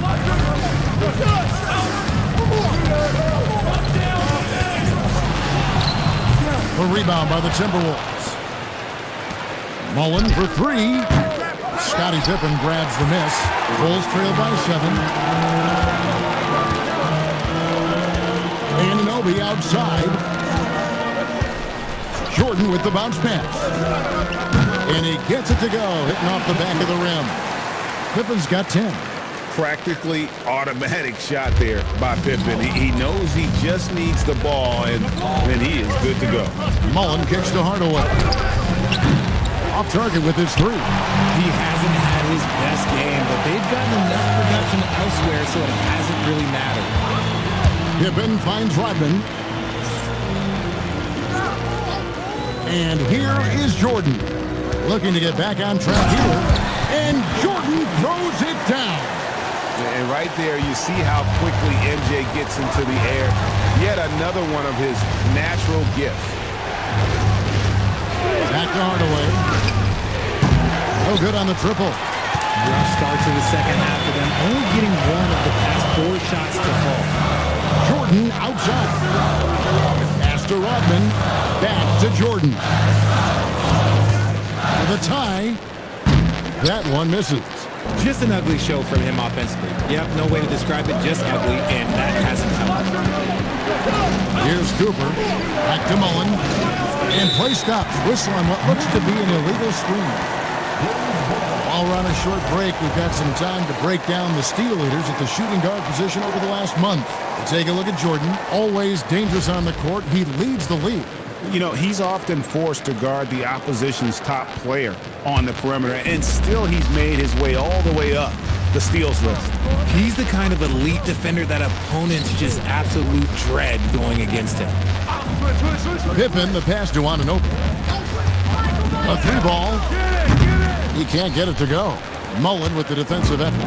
Timberwolves leading by 3. Yep, that one goes. Mullen's got 9.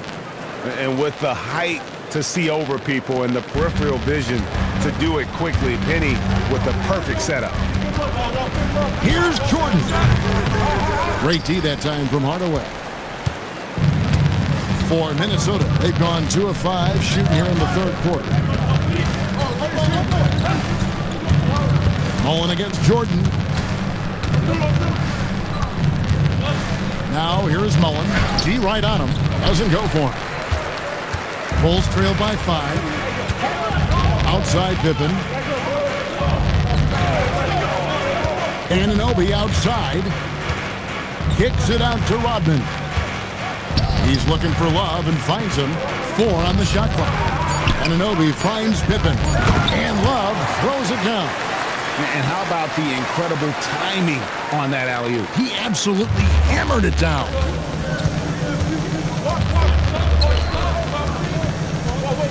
Back to Mullen.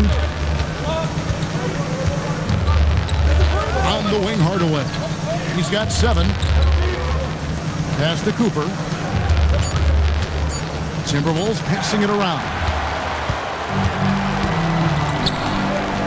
Right side, Jordan. That falls. Nice speed that time from Scottie Pippen. Pippen's got 3 assists in the game. Hardaway kicks to Mullen. Back to Hardaway. Pass to Mullen. Now here's Hardaway. His 3-pointers off the mark. Anunoby passes to Pippen. Outside, Rodman. Now, Anunoby. Defended by Mullen. Now, Jordan. It's Pippen on the wing. And that won't go, missing the go-ahead bucket. Outside Hardaway. And the rejection by Love. And that's out of bounds. Minnesota will retain possession. And right now, let's watch that terrific swat.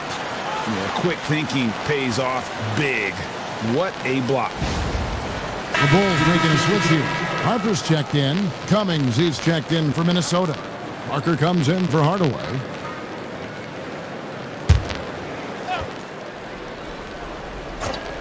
Here's Parker. The Timberwolves again can't hit. The Bulls have gone a somewhat subpar 4-10 on their shots in the second half so far. And when we think about the excitement that Jordan brings to the game, but what about the offensive fundamentals? The man is a perfectionist. Pass to Cummings. Parker, a screen on Pippen.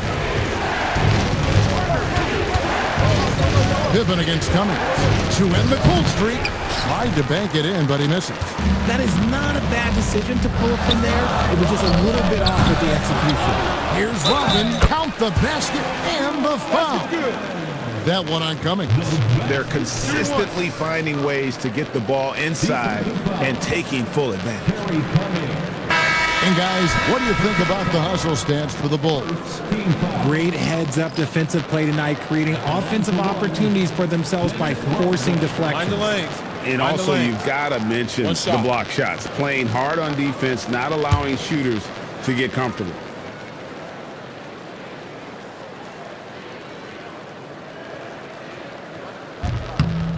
And as a free throw shooter, Rodman has his challenges. One of those guys who almost shoots a better percentage from the field. They've been looking out of sync offensively. Yeah, their offense has ground to a standstill. And timeout called by Chris Finch. He's going to take this chance to talk to his guys. A moment here to check out some some of the stats for Jordan. Second in steals, and he sits in the top 15 in points per game. An absolute powerhouse offensively. And it's nice when you have the NBA's best free throw shooter just keep the ball in his hands in clutch situations. He's been completely automatic this season. And that's the kind of play you just do not want to give up defensively. You lose the possession and give up a quick two at the other end. Parker passes to Gafford. And contact on the shot, so he'll be shooting free throws here. The Timberwolves shooting their 7th and 8th attempts at the foul line tonight. Shooting for Minnesota, Daniel Gafford, taking 2 shots.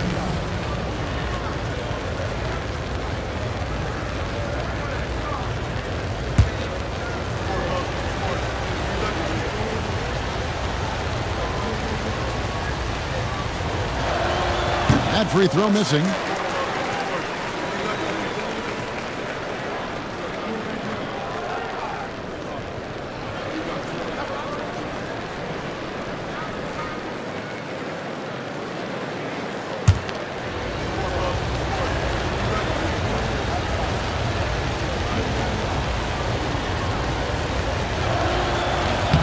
And he's good on the second. The Bulls leading by 5. Now Harper, still yet to score. Basket is good. He'll get a chance for one more at the line. Man, the body control and focus. I mean, Jordan able to draw the foul and still finish the basket. This will be his 3rd free throw shot of the game. One shot. Second team foul. At the line for Chicago, Michael Jordan. 1 shot. Free throw good, Jordan. Timberwolves trail by 8. Parker surveying the floor. And that one clearly a foul. Gets the whistle and 2 shots coming up. It's going to be on Michael Jordan. And Parker's just extremely clever at getting fouls off those kinds of shots. For Minnesota, they have been good at the free throw line. This one, 7 of 8.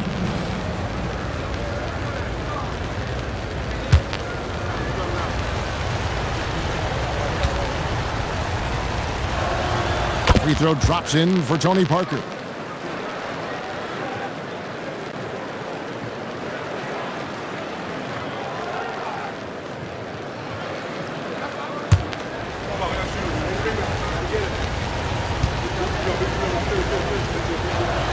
And Tony Parker drops them both. Now the Bulls with it. They're on an 18-5 run here. Outside Pippen takes a 3. A rebound by the Timberwolves. And even without that 3-ball dropping for him, the defense should have done more on that last play. Gafford sets the pick for Parker. Gafford against Love. 6 to shoot. Here's Parker, and it's blocked by Jordan. Pass to Harper. Shoots it up. And there's Jordan. That's good on the assist by Harper. Jordan's got the lead up to 8 now for Chicago. And so it's Parker with it. He'll bring it up for the Minnesota Timberwolves. Cummings with a screen on Jordan to the middle. And the jam by Terry Cummings. Just a great playmaking sequence by Parker there, coming away with the assist. And here is Harper. Nothing on the board. Gafford with the steal. Ridnour against Harper. Out to Parker. Tries to keep it alive. And out of bounds as the Bulls gain possession. Now let's go to the 2K leaderboard to look at the teams that specialize in intimidation. The Bulls in second. I mean, terrific rim protection. I mean, they rotate and help on the inside as well as anybody. And, of course, you want to keep offenses on the outside shooting jump shots, and that continues to be the goal. Outside, Rodman. Pass to Pippen. Love with the screen on Cooper. Pippen with the bucket. As strong as they looked in that first half, their defense hasn't been the same here in the second. They just look slow, not very sharp. The 11-footer. Jordan with the rebound. Jordan's got rebound number 12 now. Tenacity on the glass. He gets it in there. 8 points for Love. There's 57 seconds left in the third quarter.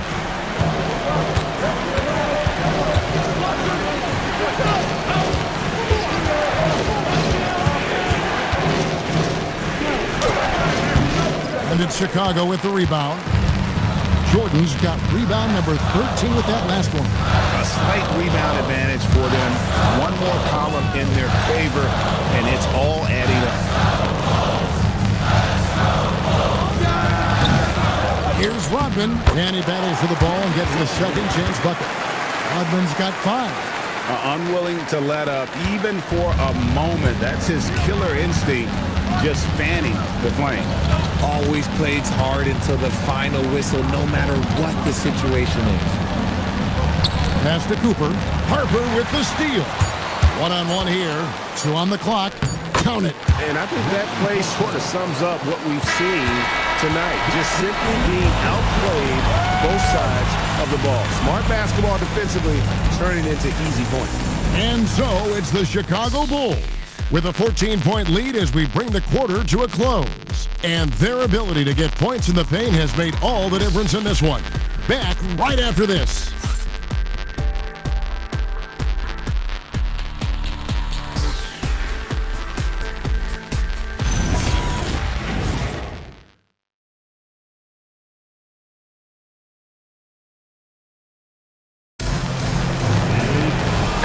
Quarter to go in a game that to this point has not been an evenly fought contest. Anunoby out there with Rodman. Then it's Pippen, and it's Michael Jordan, and it's Love in at the center. So that's the 5 in the game for Chicago. And you gotta like how Mullen looks for his open teammates, always trying to make guys better. Pippen, the pass to Rodman. Back to Pippen. Outside for Jordan. Point-blank range, Jordan. And offensively, they seem to have turned a corner. Outside Mullen. There's the pick. Fires for 3. And again, Minnesota with the triple. Yeah, that's 2 straight 3-pointers they've allowed. Rodman outside. Pass to Anunoby.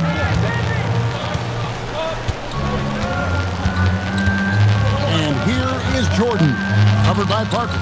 Shot clock at 6. Pippen for 3. Minnesota with the rebound. And maybe, you know, he thinks he can shoot himself out of the cold spell, but I don't think that's the case. Maybe somebody want to tell him to ease up off the threes. Here's Jordan. Nice move. Jordan punishing them inside. And there are nights, it really doesn't matter what you do defensively. MJ is going to score, and this is looking like one of those nights.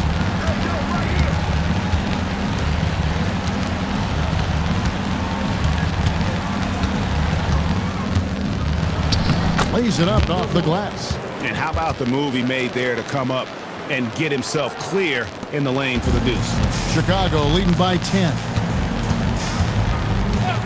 Rodman outside. Floats it up for Pippen. To the paint. Stolen by Rodman. Jordan looking it over. Pippen kicks to Jordan. Here's Anunoby. That 3 off the mark. Timberwolves trail by 10. Outside, Mullen. That drops, and it comes off an assist from Parker. Parker's got his 4th assist with that last one here tonight. The Bulls call timeout. And he could tell his guys starting to wear down a little bit. Call time to just let them get their legs back under them.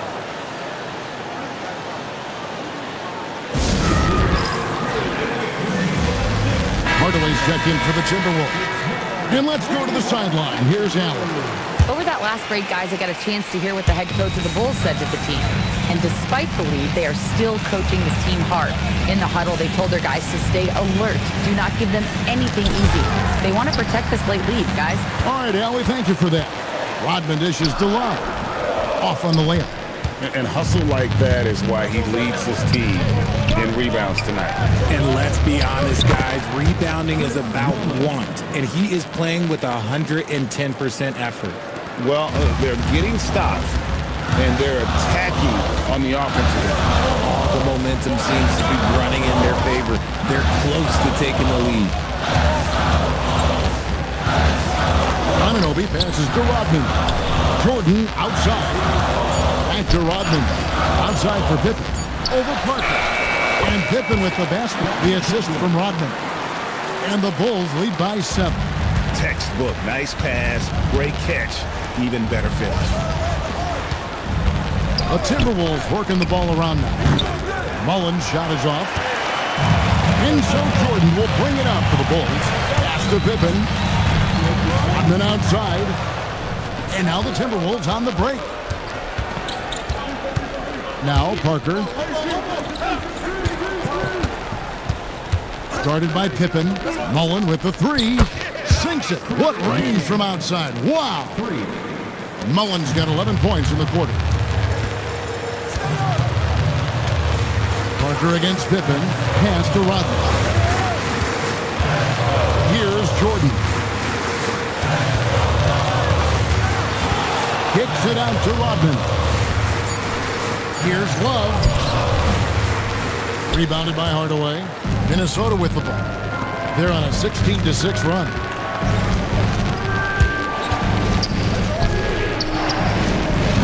And it's off from three-point range. The Bulls leading by 4. Pippen finds Jordan. Back to Pippen. Pass to Anunoby. To Pippen. Over Parker. Rebounded by the Timberwolves. And you got to give credit to the D for never giving up on the play and doing just enough to bother him at the rim. There's the screen. Outside, Mullen. Love grabs the board. Love's got his 5th rebound in this one. Pippen feeling it out a bit. Pass to Jordan. Over Mullen, and Jordan gets it to go. Jordan's got 17 points here in the second half. A quality pass, setting up a quality shot. It's just textbook basketball. Timberwolves trail by 6. Parker outside. Pass to Hardaway from outside the arc, and it's Jordan with the rebound. Jordan's got his 16th rebound on the night. Pippen, the pass to Rodman. And here is Anunoby. Love with the screen for Anunoby. Off the mark there with the three-point shot. And the layup is good after a nice lead pass. And you don't want to allow too many of those short ones with the game right now in the balance. Outside, Rodman. Anunoby outside. Pass to Jordan.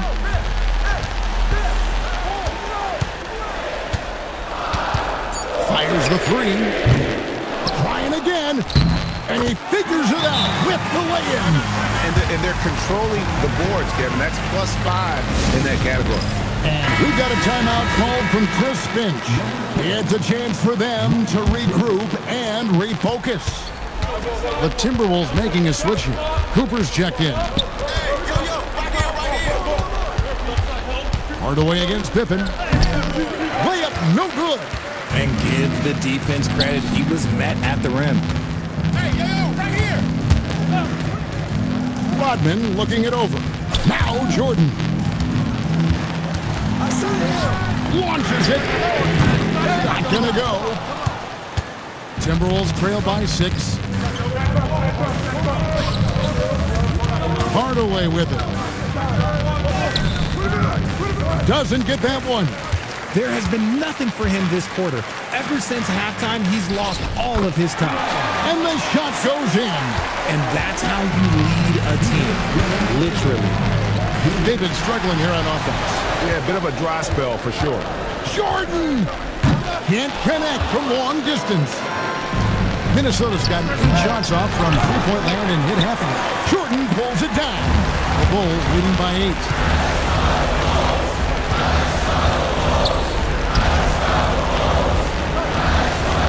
Pippen down low. He's guarded by Cooper. Layup, no good. Time running out for the Timberwolves. On the wing, Hardaway. Guarded by Jordan. Knocks down the three. So many of the plays they're running designed to create opportunities from deep. With the way they're shooting, there's no need to look for any other shot. Just keep letting it rain. It's tipped. And so it looks like the Bulls will retain possession here. Gets a finger on it, but just can't quite come up with the steal. That's fine. You love the effort, not making things easy for the opposition on offense. Markers check in for the Timberwolves. And that time, the screener rolls, and Jordan has room to get the shot he wants, makes a good decision to keep that one himself. Here's Pippen. Outside, Rodman. Anunoby outside. Now Jordan.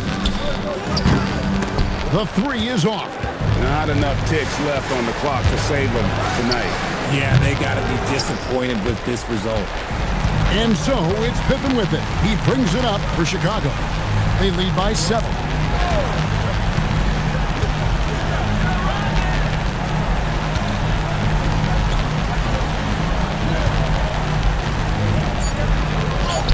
Strong move off the glass. Rodman with the block. And so it's Chicago winning this one. A confident win and one where they clearly showed the greater effort. Yeah, I mean, it was a solid performance, particularly here at home. I think they built off that edge of being here and playing with just a little more confidence than their opponent. And that'll do it, folks. For Greg Anthony, Richard Jefferson, and Allie LaForce, this is Kevin Harlan. Thanks so much for joining us on this presentation from 2K Sports. But first, let's reveal our player of the game, Michael Jordan.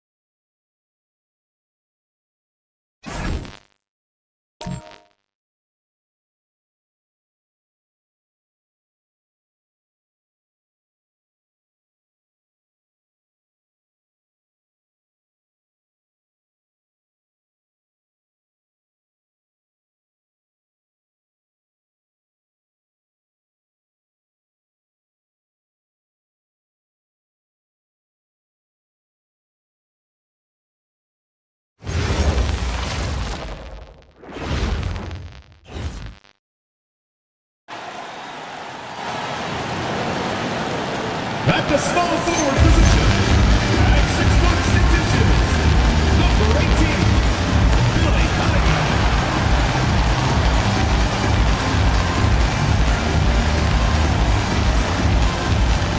Welcome and thank you for spending this holiday season with 2K Sports as we get ready for the special NBA presentation. Joined by Grant Hill and Tim Legler, this is Brian Anderson, and we'll have Ale LaForce reporting for us. And midway through the year, a perfect time to check in on our Rookie of the Year rankings. We're halfway to seeing who grabs the award. He's had a pretty cold first season so far, but maybe he'll find his stride in the second half of the year and finish strong. And in turn,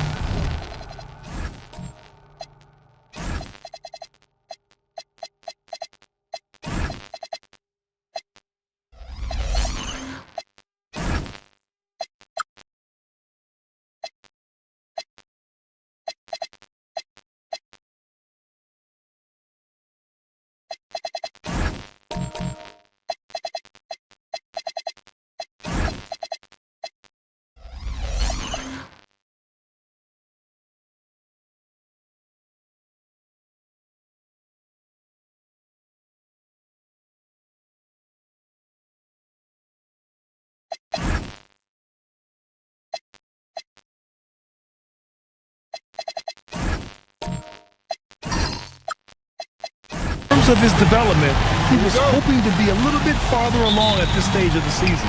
First-year players all find themselves in different situations. Your development in large part depends on that situation you find yourself in. So here's Portland's starting group. And for the Raptors, they've got Cunningham, and it's Baylor in at the shooting guard position. Both of these teams need a win badly tonight, Grant. Neither has been playing to their potential as of late. You know, you can really sense the desperation in the air. A win here would be a big step in the right direction for either squad. And BA, a loss could set them back even further. Nice way to start the game. That's where you'd like to get your shots from. Anthony, the pass to Westbrook.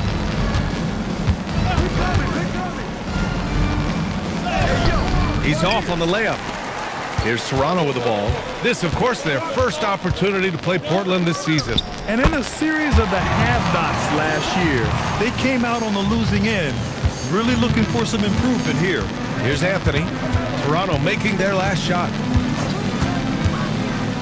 Fires for three. Rebound Toronto. Defeated by Washington in their last game. They'll try to put that one behind them. It's just so difficult to win when you waste as many chances at the line as they did. Well, that's why they're called free throws. And it seemed like with each miss, their confidence took a hit. It's just too hard to overcome that. And a brick wall creating that space for the easy score. Shooting one.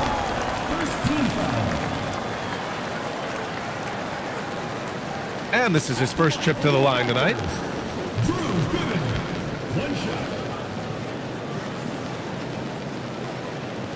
One shot.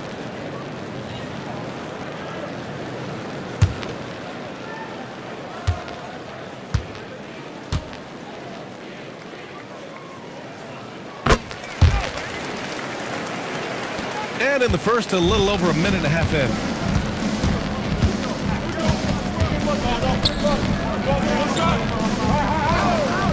And here's Westbrook. He had an 18-point outing in their last game against Charlotte. And let's not forget about his defense. Every time you looked up, he was forcing a turnover. Cunningham looking around.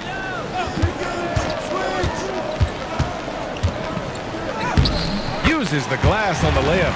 I love this approach. Getting him involved early, and it's already paying off. And we knew coming into this game, we expected him to be very involved early. Nails it from three.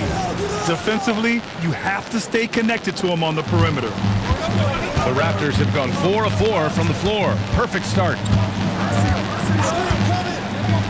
Tipped. Now the Blazers on the move. And down it goes. 2 points. Well, the defense is going to try to shut down certain things, but it's impossible to deny everything. That's a skilled play right there. There's a screen. Pass to Baylor. Back to Cunningham. Clock at 6. And they'll turn it over. Couldn't get the shot off. A shot clock violation. All right, let's take a look at the leaderboard and see the small forwards who have been picking the most pockets this season. 5th, Carmelo Anthony. These guys do as much damage with their defense as they do with their offense. I mean, they can swoop in for the steal anywhere on the floor. Yeah, that's true, and I've got to appreciate just how active and opportunistic they are. Really disruptive night in and night out. Here's Westbrook. He nails it, and we're tied. Westbrook's gotten his 2nd bucket on the night. Oh, unlimited energy. That's what Westbrook brings. No problems bouncing off contact. To the inside. Shoots from 12, and that one makes him 2 for 2. He's in his rhythm. You have to be accurate there. Very little room for error passing on the interior. Portland moving it around. Young finds Anthony.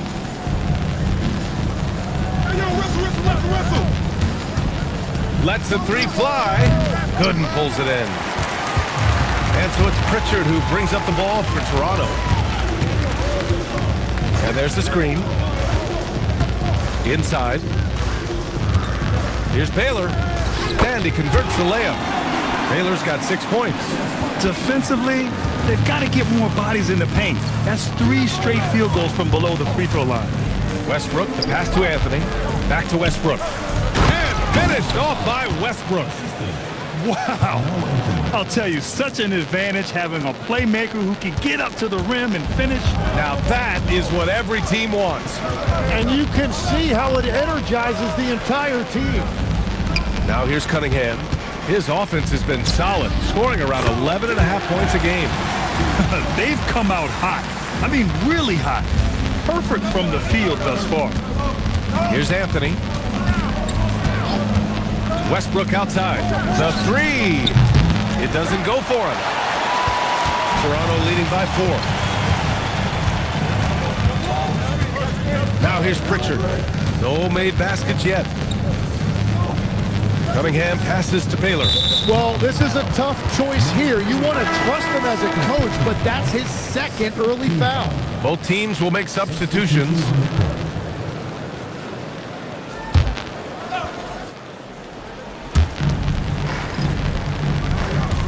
Here's Gooden.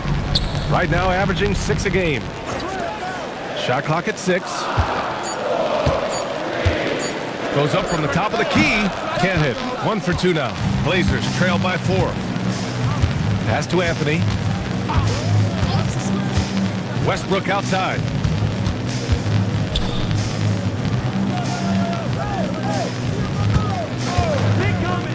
And he'll draw the foul. He'll head to the line for 2. As a team, when you're trying to construct your best lineups, what are you looking for, Grant? You know, I think balance is probably number 1. Each lineup has to have enough defense and offense. Otherwise, you're just vulnerable. And having a big man like him who's efficient from the line used to be a luxury, but it's becoming more and more common. Baylor. Oh, and he got fouled on his way up. He'll head to the line to shoot 2. Heady play to stop that easy layup right there. I mean, make him earn it at the line. All right, guys, what do you think about the offensive approach we've seen so far for the Raptors? They've been really going at the defense in the painted area, and so far, the opposition really hasn't had an answer for them. Another highlight for them has been their early ball movement, making quick, decisive passes to set up guys for great looks. Good execution. They're getting some short-range looks here. Here's Yakuchonis. Still without a bucket. Pass to Baylor.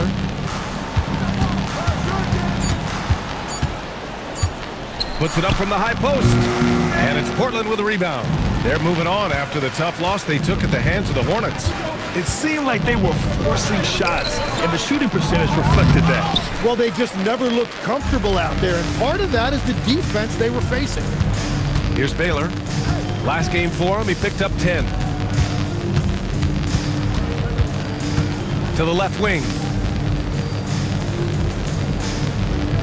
Here's Wesley. Out to the wing. Fades away. And again, Toronto, no good.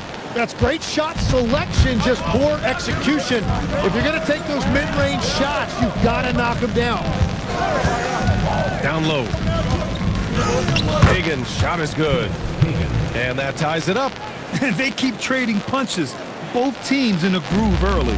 Well, if you love high-scoring games, you came to the right place. Here's Baylor. No good off the glass. Yeah, players avoid taking mid-range shots these days. It's almost like the threes are easier for players to get. Portland moving it around. Westbrook outside. Drains the triple. Now it's a three-point Trailblazer lead. I don't think I need to tell anybody. Westbrook is a gunner. If the D isn't right up on him, when he gets the ball, he's taking that shot for sure. Here's Baylor. 10 points for him. They can't stop the run with that one. A minute 29 left to play in the first quarter. Here's Hagen to the wing on the left. Westbrook left side. Lays it up and in on the nice reverse. Westbrook's got 11. In the paint, Westbrook's agility makes him a tough cover. He just slips past the D and gets his shot. And Toronto calls time here.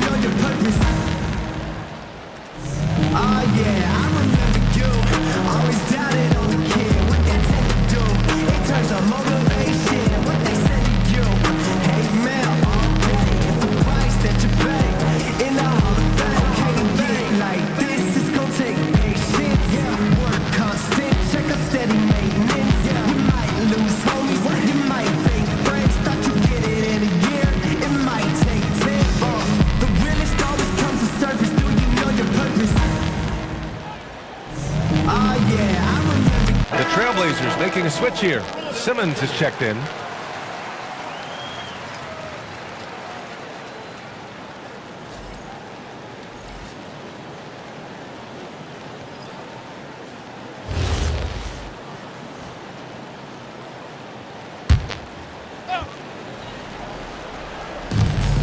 .102 left in the first quarter.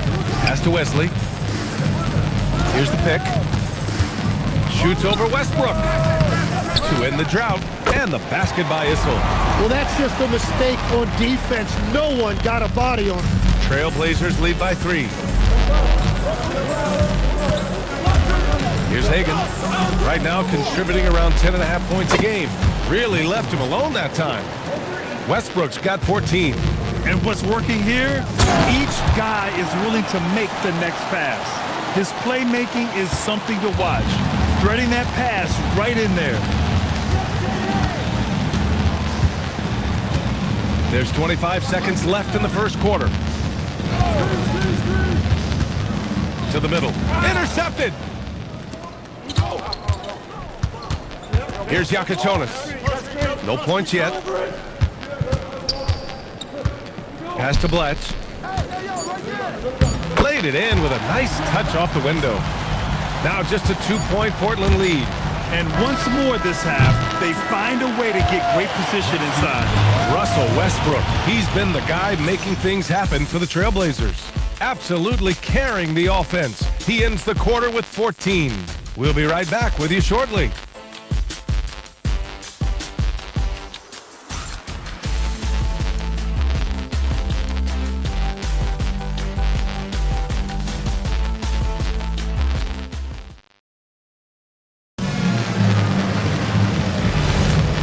Close game underway so far. We'll see if either of these teams can jump out ahead in the second quarter.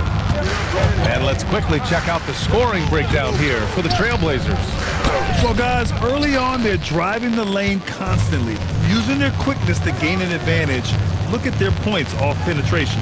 And I like how they've played defense, turning turnovers into points. Those are huge. Here are the 5 Portland has to start the second. Yeah, he goes to the fadeaway right there. I think he thought the defense was a little bit closer. Out left to the wing.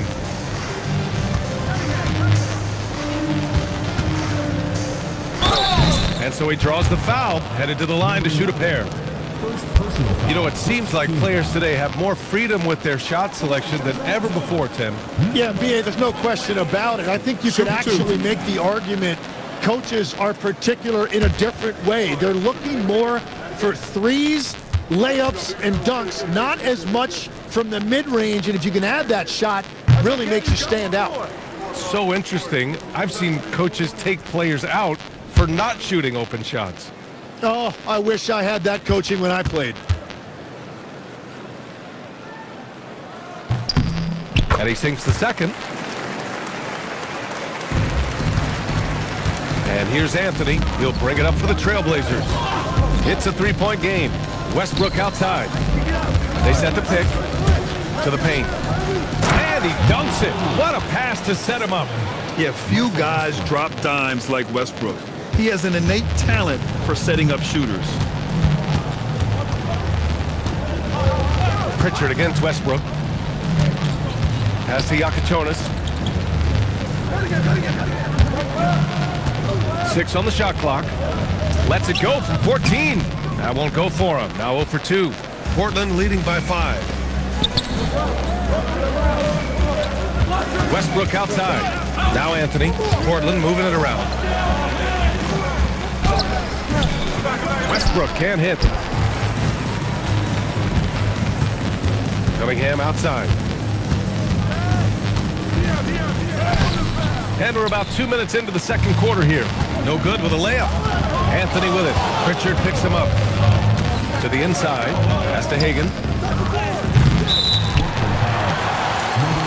Toronto making a switch here. Substitution for your Raptors, number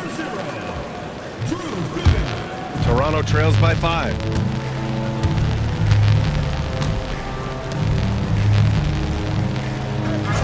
Cunningham outside. Pass to Gooden.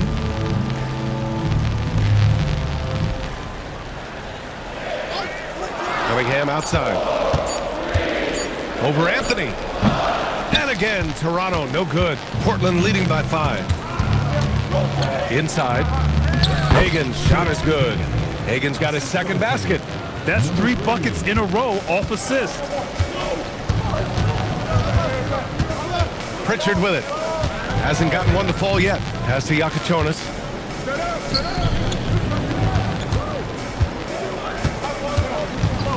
Kicks it out to Cunningham. To get back on track. That shot missing. Ooh, solid defense from Anthony. Got it. Good job in the low post. And now it's a 9-point Portland lead. That's the right pass to make. Beautiful job. Now Pritchard. Over to the wing. Three-pointer Yakichonis. First shot won't go. Practically a block. Good, strong challenge. He didn't quite get a hand on it, but he did enough to affect the miss. And once Westbrook finds his rhythm, good luck trying to stop him. So dominant at times. And Toronto calls time here. And let's swing it over to the sideline and hear from Allie. Well, basketball is a beautiful game, but Commissioner Adam Silver said the most important part from our standpoint is ensuring that there's always competitive tension on the floor. Fans like the physical aspect that comes with this game. We don't want that to be lost. Back to you. Keeping that edge. Thanks much for the report, Allie.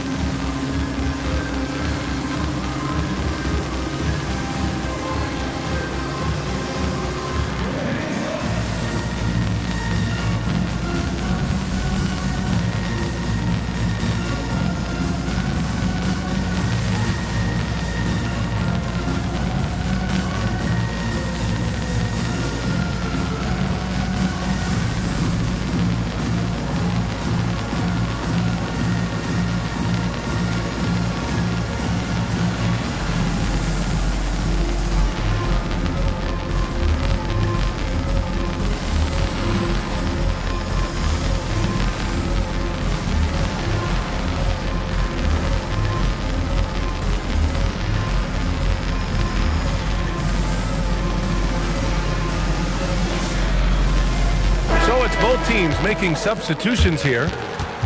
Just about halfway through the season, let's take a look at how things stand in the West. You look at Portland, boy, it's been a rough season for them. They're at the bottom of their conference. And of course, there's Toronto, down 4 spots.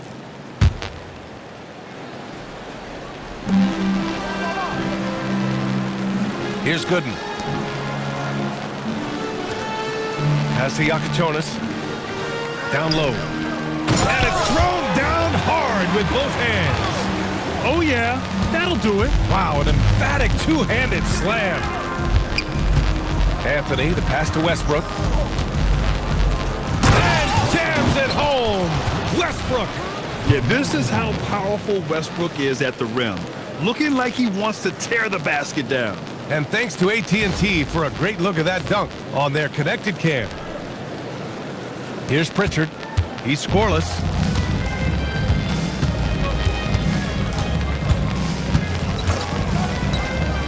To the inside. Hey, how's that for an answer? Right back with the dunk. So sick, the vertical ability. That was flat out awesome. He has that effortless knack for getting to the hoop. Here's Hagan. Back to Westbrook.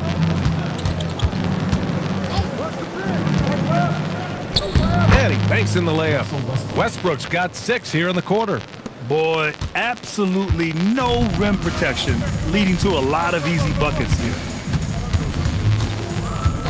Pritchard from outside. And Hagan pulls it down. They've had a slight leg up on the boards and a big leg up on the scoreboard. Out of bounds, Trailblazers ball as Portland keeps possession. Just a millisecond late. So close to coming up with a steal there. And regardless, it's great effort. You love to see that kind of hustle on defense. Young, he's checked in for Westbrook. It's stolen away. Here's Yakichonis. Pass to Gooden. Toronto passing it around. No good on the triple. On offense, here are the Trailblazers. They're on a 14-5 run. Here's Hagan, defended by Pritchard. Here's Hagan. Over Pritchard. Shot clock at 5. Portland again missing. Baylor, the pass to Pritchard. They set the pick. Inside. And down it goes. Jam that one home. Now, B.A., you know they would love for him to get more of those opportunities. Well, that would cut into the deficit quickly if he does. Pass to Delfino. Back to Anthony. Fires the 3. Hagan can't get it to go. So far this quarter, he's been out of sync and might be pressing right now. Now here's Pritchard.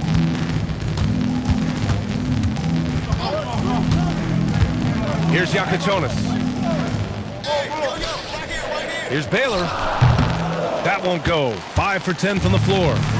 And here's Young. He'll bring it up for the Portland. Oh, big time!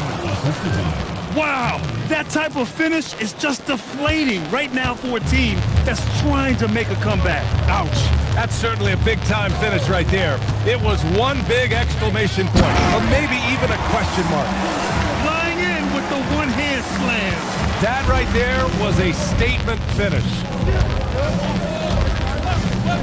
Pass to Hagan. And Pritchard comes to help. Here's Hagan, defended by Pritchard. From deep. Another shot. And he lays it up and in. He's got 9. And they're +5 on the boards after that rebound.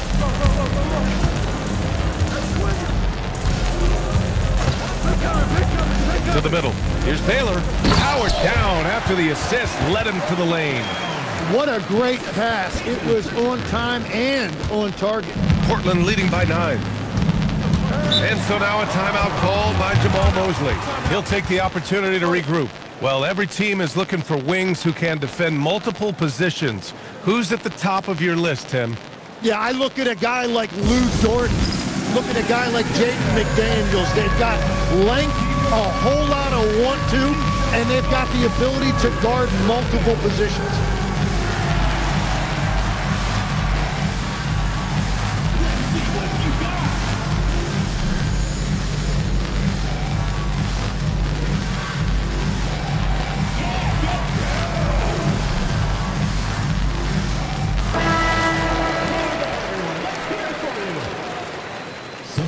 shooting on the court. A minute 53 left in the second. Out to the right wing. Simmons is doubled. Pass to Hagan. Down to 5 on the shot clock. Here's Lucas. 2 shots, 2 makes. Off to a good start. Like a matador. Olay! There was no defense. That has to be one of the easier shots I've seen tonight. And they are just breaking the will of their opponent. Here's Baylor. 16 points for him. That one falls. Baylor's got 18. Portland leading by 9. And here's Simmons. Pass to Noah. Ooh, the lead pass was in the perfect spot to set up the layup. Want to score in the NBA? Picks can really force the D to make tough choices.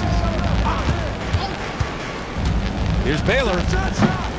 Noah grabs the board. Noah's got his 4th rebound in this one. And you have to think that they're leading this game because of how they've controlled the boards tonight. They've been the more poised team tonight, and the score reflects that. I love their approach tonight. They are hitting at a really high percentage. Now here's Pritchard. Still no points. Pass to Wesley. To the paint. Here's Baylor. Ooh, powered down with both hands. Just an incredible display of power. He attacked the rim with both hands. Most definitely. That was a thunder dunk. Wow. They have no answer defensively inside. Get there. Up and in on the layup. Wesley's got his first basket of the night. And that is a high-quality shot. You will take it every time from that close. And the basket by Noah. And the Trailblazers lead by 13. And so it's Portland in command with a 13-point lead at the end of the quarter. Tough to run with them. They get the ball up the court so fast.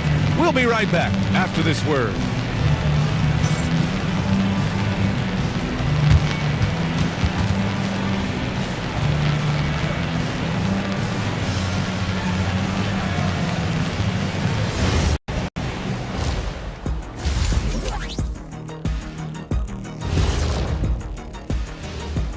Thanks for tuning in. Welcome. A clinic in execution so far, as it's been a dominant showing for the Portland Trailblazers. They're moving at a high speed. When they get in space, they really push the pace. Makes them hard to keep up with. Yeah, several times the defense couldn't get back. That created all sorts of mismatches. All right, fellas, let's change it up. Time now for the power rankings. And taking a look at the Trailblazers, I think we know at this point how good this team can be, and that is not very good, Ernie. Look at Kenny over here reading like a 3rd grader. Hard to disagree, but this team is bunk. Wrong. Bunk? I said it, bunk. Bunk? Hey, define bunk. It's a dunk, but a bad dunk. Bunk. Ooh.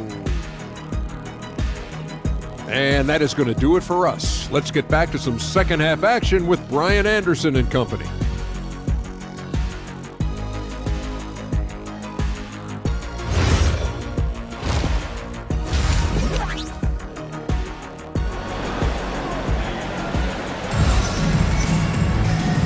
And with a big gap on the scoreboard, the second half begins with very different goals for these teams. One side trying to mount a comeback, one side trying to protect their lead. A fantastic game from Russell Westbrook in this one. I like how they control the tempo and play to his strengths. There is nothing better than watching scorers get their points within the flow of the offense.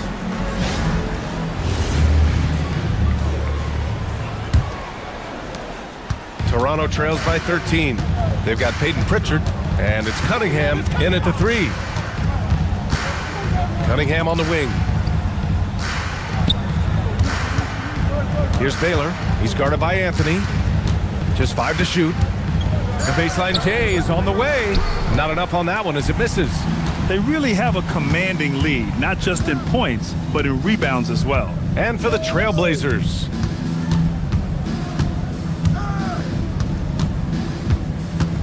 Kicks it out to Westbrook.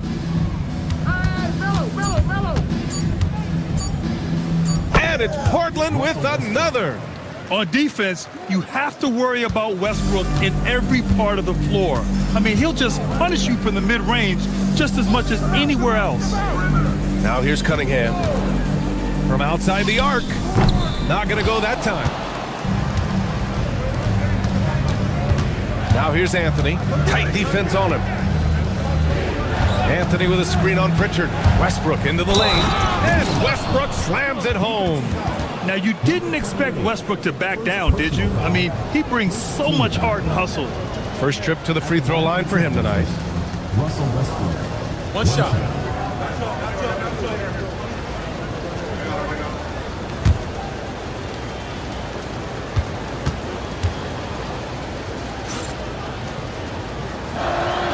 And Tim, 1 year, you shot over 50% from the field and from three-point range, not to mention over 80% from the free throw line.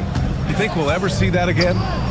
Well, Brian, I think the 50% from the three could be more difficult because the volume is now so high. I'm not sure they're as selective in their shot attempts, which means your percentages naturally come down a bit. So 3 for 6 is not going to be an option for a great shooter?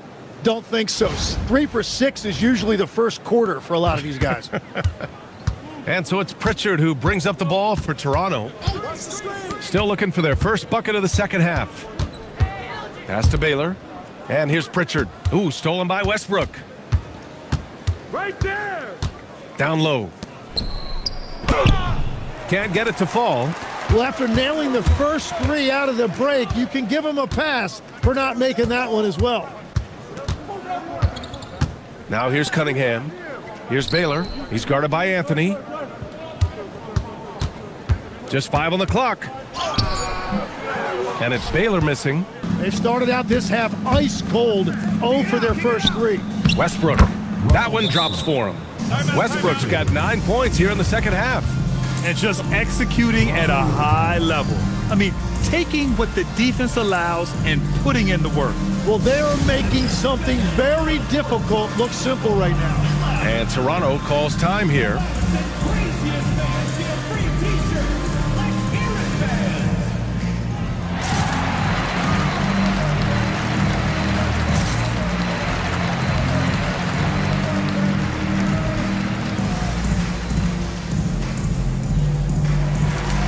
Jonas is checked in for Toronto. So a moment now to see the story for Russell Westbrook. And a stat to focus on is his steal total over the last 5 games. He's been working on his defense, trying to be a disruptor, and it's made them a lot better on D. A little over 2.5 minutes off the clock in this final half of play. Westbrook against Pritchard. Pass to Jonas. And again, Toronto, no good. And that miss makes them 0 for 4 to start this quarter. Not exactly the start they were hoping for. Yeah, everybody will remember the bucket, but how about that pass to set it up? For Toronto, they've gone 0 for 4. Not the way they want to start the second half. I got the help side.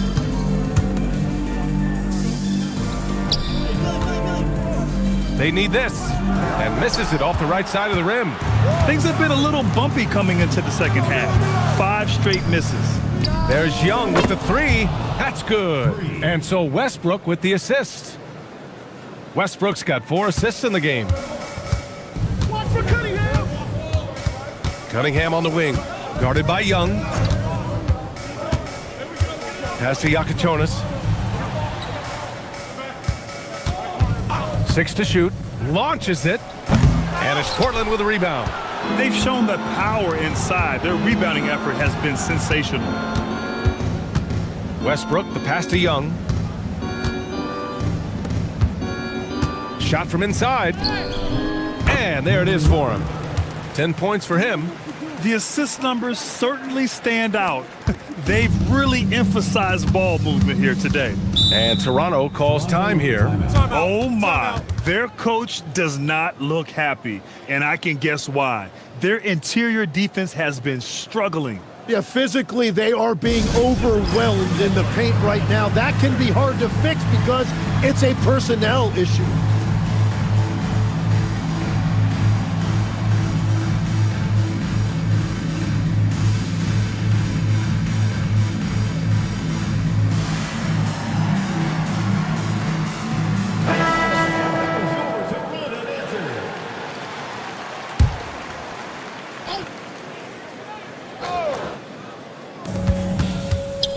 Pritchard, the pass to Cunningham.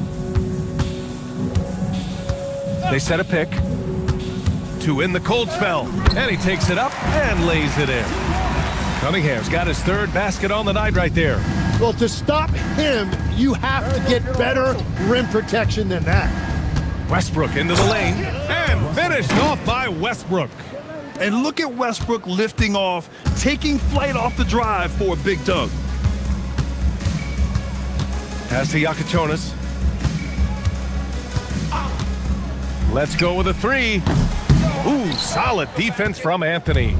I mean, he's trying to shoot his way out of what's becoming a prolonged cold streak. And he doesn't have to do it alone. He's got 4 teammates on the floor. Everything is dropping for them. Just a terrific third period run. Well, whatever they talked about at halftime, it's working now. Here's Yakichonis. Yet to see a basket. And out of bounds, the Trailblazers will take it. And even losing big, you have to maintain composure if you want to avoid embarrassment.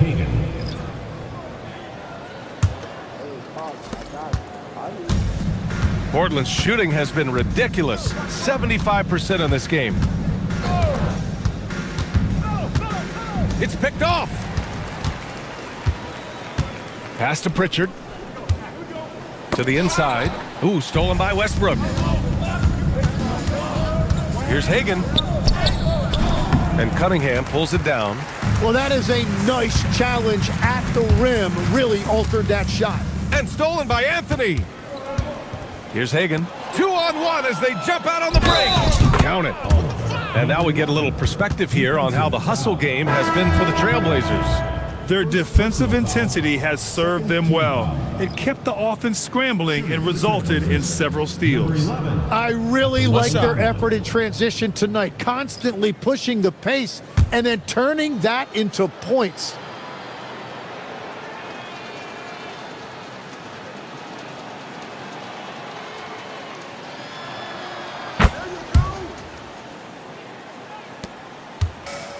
Toronto has got nothing to fall here in the third. 0 for 4. Pass to Diaw. Here's Yakichonis. Toronto passing it around. Here's Cunningham. And again, unable to change momentum here. Cunningham's gone 3 of 8 shooting from the floor. Now here's Westbrook. He's got 31. Here's Yakichonis. Throws it up high.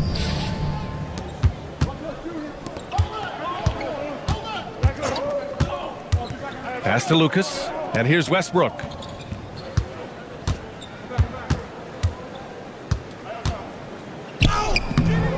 And Cunningham pulls it down. Well, the defense was solid, but usually I expect them to make that layup. Wesley, the pass to Issel.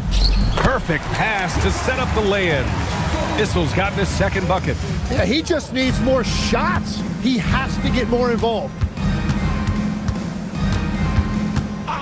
For 3, Westbrook. And the three-pointer goes. That's his first from distance this half, which gives him 3 for the night. Pass to Cunningham. And there's a pick to the middle. Here's Wesley from behind the arc. Knocks down the long J. Wesley's got 5. These teams are finding the range, showing a lot of confidence. Yeah, he was so ready to answer that. These teams are just battling. Now here's Westbrook. He's got 34. Looks like we're starting to see a pattern here. Not afraid to get in the paint and get wet. Here's Yakichonis. The 3-ball. And again, Toronto with a triple. Defensively, you can't afford to get stuck on the pick. Well, you just have to communicate those switches. If you don't, it's on you. Now here's Simmons. Here's Westbrook. Issel with a rebound. Issel's got 4 rebounds now. Here's Wesley, pounded by Westbrook.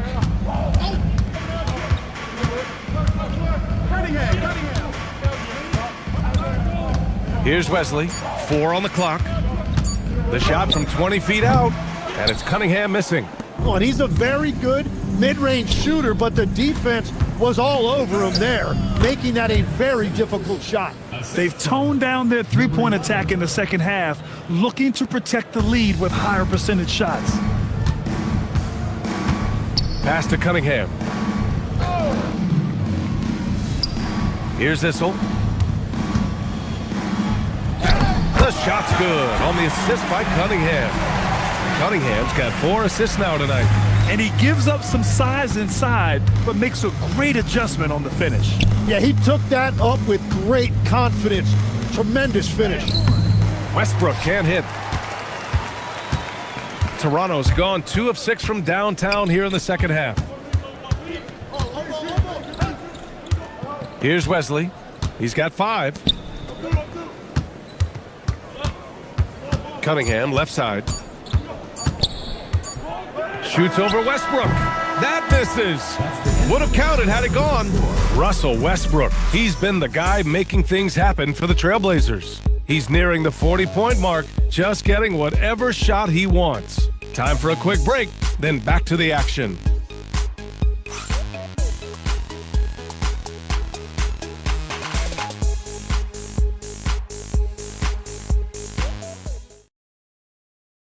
All right, let's take a look at our assist of the game presented by State Farm. This is the definition of team chemistry.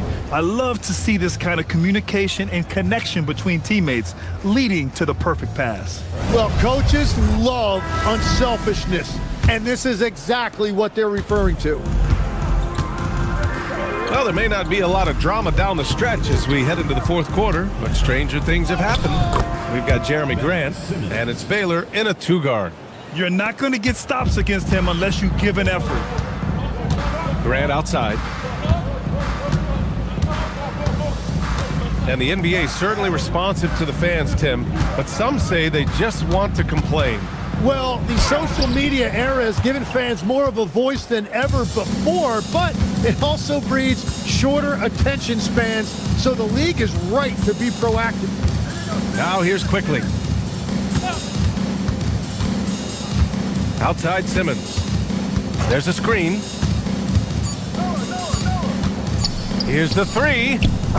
Rebound Toronto. Yeah, you know, he usually makes you pay from that range. Here's Baylor. Oh, and makes it with the kiss. Baylor's got 22 points. There is no doubt he's been the dealer for them on offense, but he is going to need some support from his teammates. Quickly outside. Launches a 3. It's rebounded by Nedelicki. The Raptors shooting the rock well at 46%.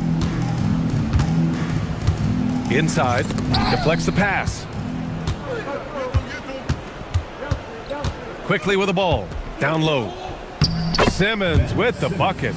They will take that shot every time down the floor if they could. It's just great execution. Right wing. Pass to Wesley. They set the screen. Oh, nice finish from the low block. That one's good. Yeah, I love that. He comes off the pick and takes it right to the hole.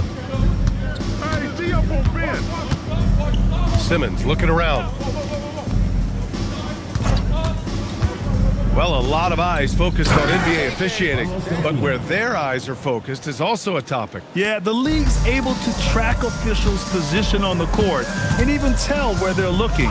And you cross-check that with the results and train them where to be and where to keep watching. Yep, that one goes. Got the ball right inside. Such a well-timed pass. Outside Young. Pass to Simmons. To the inside, Blatch, and that one is hammered home. And that's what happens when you don't take care of the ball. Hey, that makes the turnover hurt even more. All it takes is a half second of carelessness, and someone will be rocking the rim going the other way. You know, he's smaller for the center position by NBA standards, but his leaping ability more than makes up for his lack of height. Here's Wesley.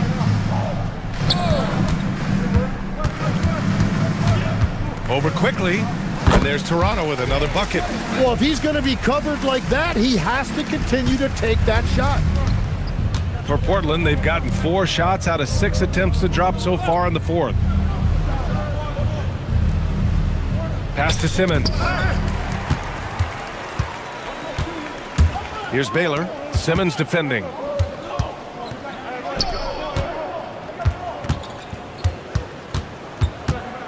Here's Baylor. Ooh, great D that time from Simmons. And right now, they're +8 in the rebounding category. That's helping them run away with this. Here's Noah.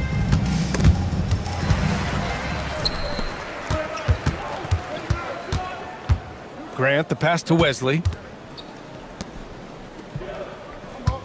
Grant against Young. Fires the three. Grant's shot is off. And here's Simmons. He'll bring it up for Portland. Pass to Delfino. Young looking over the floor. Here's Baylor. And it's blocked. Outside Young. The kick out to Simmons. Quickly outside. There's the triple. It's good. And a beautiful setup from Simmons that time. Quickly's got his first 3 points of the game. Here's Wesley, guarded by Quickly, to the right side. There's a screen. Here's Grant. Oh, Grant throws it down. And this is why you can't let Grant get deep inside, or else he'll dunk all over you. Right side Simmons. Kicks it to Quickly. Here's Delfino.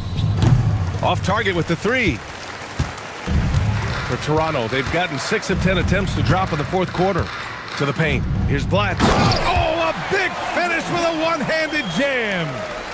B.A., the one-hand dunk just looks so fluid. Yeah, absolutely. Even smooth when he's powering it home like that. Now here's Simmons, and it's Portland scoring again. Even though he hasn't lit up the scoreboard, I like how he's keeping others involved. Pass to Nedelicki. To the middle. Fades and shoots. Noah grabs the board. Noah's got 6 rebounds in the game. And their physical dominance has been on display. A 10-rebound advantage is a good indicator of how this game has gone. Here's Simmons. Here's Delfino. Rebound Toronto. And they're winning this game despite his difficulties at the offensive end. Oh, and there's the whistle on the shot. So 2 free throws for him coming up. One question facing the league here, Tim. How do you make the All-Star game more competitive?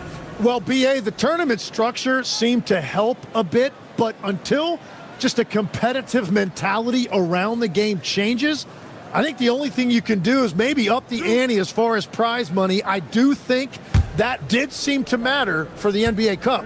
Having done a few of those games, care factor's low. They could improve on that. I completely agree. It seemed to matter a lot more back when I played. Great basketball play runs in the family for Jeremy Grant, but he really has become his own man out on the floor and shown us his own unique talents. And the Blazers making a change here. Westbrook's checked in. Portland has gone only 1 of 4 from the perimeter here in this fourth quarter. And there's the screen. Simmons, the pass to Noah. Uses the glass to finish the layup. Noah's got 4 points now in the quarter. The Raptors have gotten 7 of 12 shots to drop in this fourth quarter. Pass to Diaw. Here's Baylor. Simmons defending. Here's Wesley. Clock at 6. Here's Baylor. And again, Toronto, no good. And all the credit goes to the defender. Very hard to contest threes without fouling. Simmons, the pass to Noah. Grant with a steal. And here they come. Here's Wesley. Cashes in the corner three. And we are in the era of the transition three, and that is one of the guys you want taking them. Westbrook outside. All right, Tim, you've covered the NBA for a long time now. What's one thing you wish you could change about how we cover the game? Well, I think there's a temptation to boil it down to hot takes, and I'd much rather see us cover the appreciation that we all have for the nuances of the actual basketball. Game has never been more skilled than it is right now. Totally agree.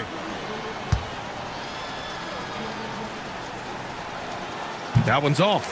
Cunningham's checked in for Grant.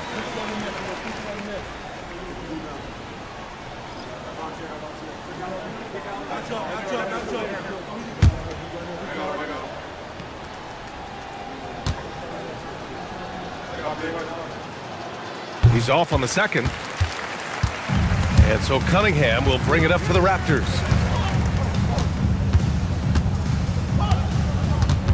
Inside. Blatch, no good. Portland has got 6 out of 15 threes so far in this game. And you can see how scary this team can be when everything is clicking for them. Just a terrific performance for the Trailblazers. Check out their assist numbers. They didn't get stuck in isolation. They got the ball to the guys who had the best matchups. And it's a performance that will signify their 5th win of the year. And what a huge performance it was for Russell Westbrook. And watching that last game, you could see the comfort zone he got into, just filling it up from all of the spots he loves. Here's Wesley. Here's Baylor.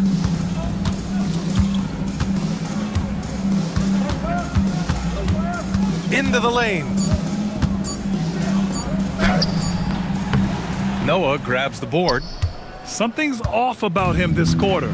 He seems like he's moving okay, but clearly something isn't right.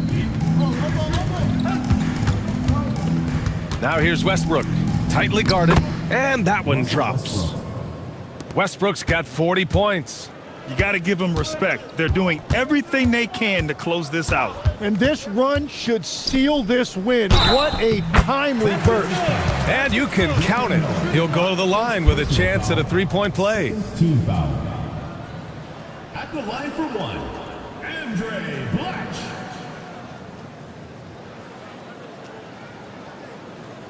One shot. One shot.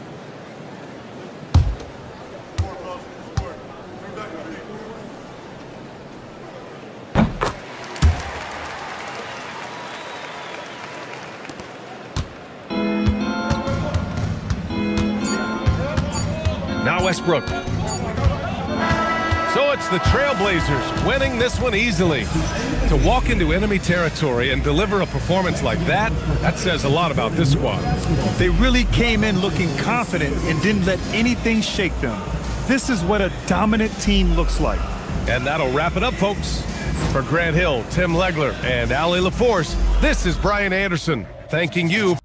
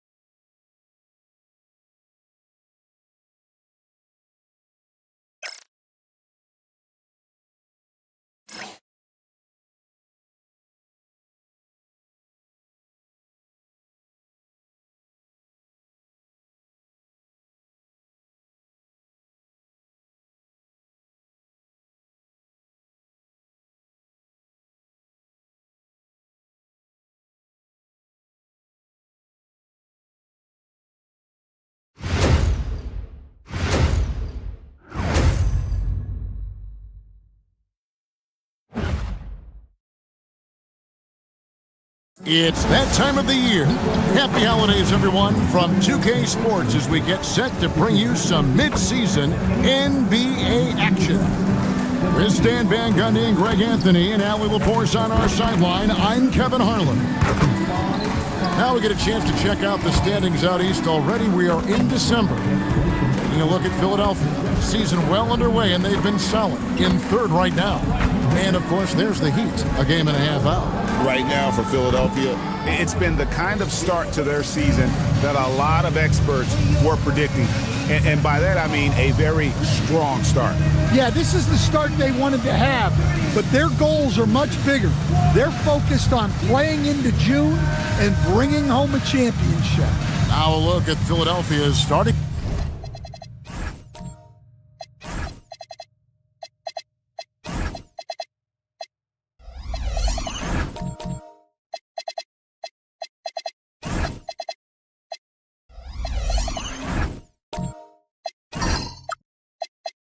Lineup. We've got Chamberlain. Demon's out there with Chris Paul. And it's Love in at the four-man position. And for Miami, they've got LeBron James. Gary Payton is out there with Wade. Then there's Howard. And it's Sorber in at the four. And guys, point of emphasis for the league is to really crack down on illegal screens. Yeah, and yet we still see it a lot. It's a tough thing to police. Now here's Paul. Tonight, and I'm looking forward to this great, we're going to see the speed and the skill of NBA guards. Two of the league's best going head-to-head. And when I think basketball, I envision guards pushing the tempo, taking threes.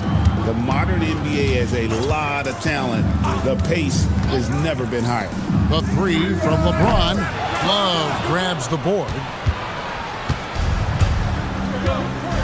Payton against Paul. About 1 minute into the first quarter. Pass to Demon. It's stolen by Wade. Goes up, and it's Wade with the jam. Teams are going to have to watch out for Wade in the open floor. He gets up court in a heartbeat. And there's the whistle. Illegal screen. And that's a couple of very shaky possessions in a row. One turnover right after the other.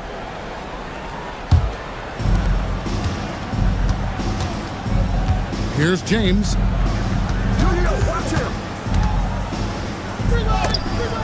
Chamberlain with the block.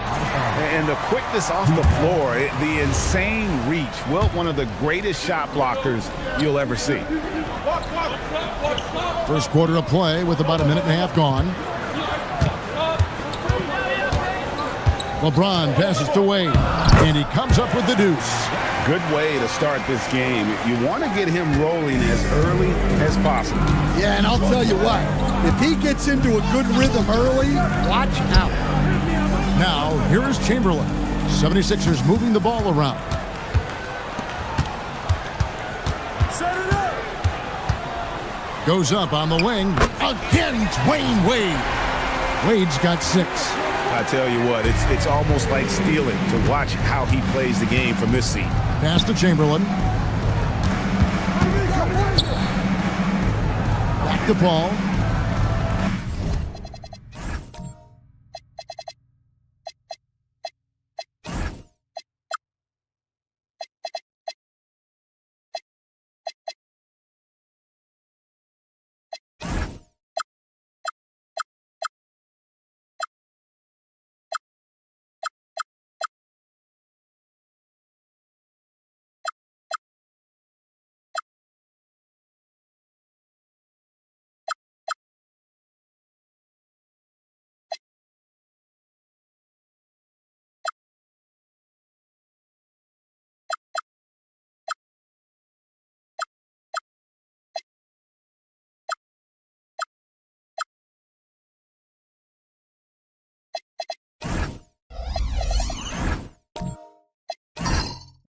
Love outside. 6 on the shot clock.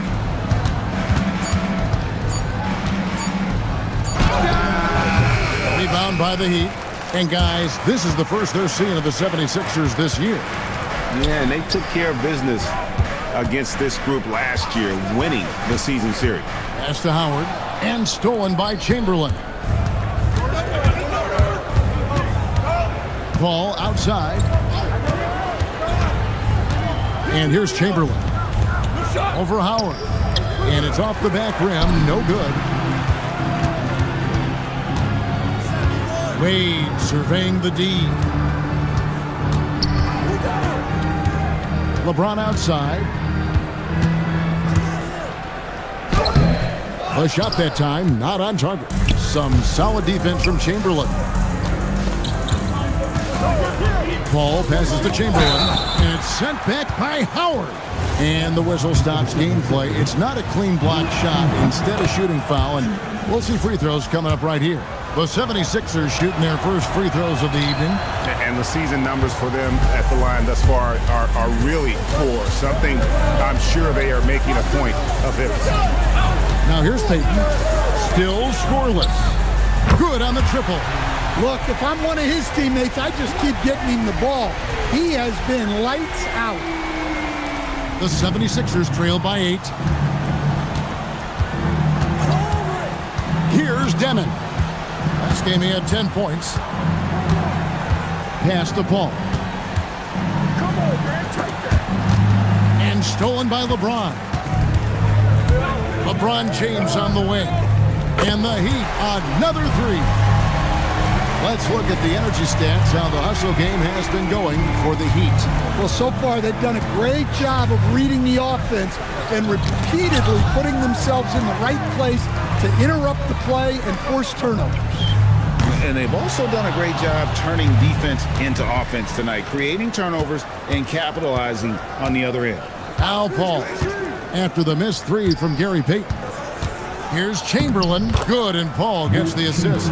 And boy, did they need that one. Their first make in the 5 field goal attempts they've had. Wade outside.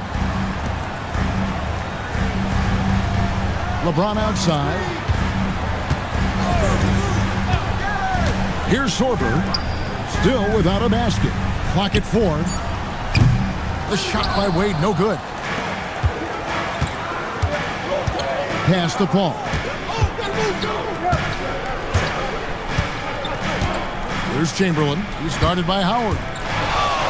With the hook shot. Indeed, Chamberlain drops it in.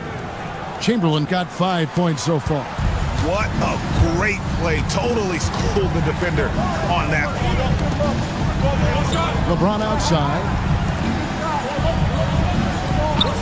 Howard setting the pick for Wade over Paul. Here's Howard.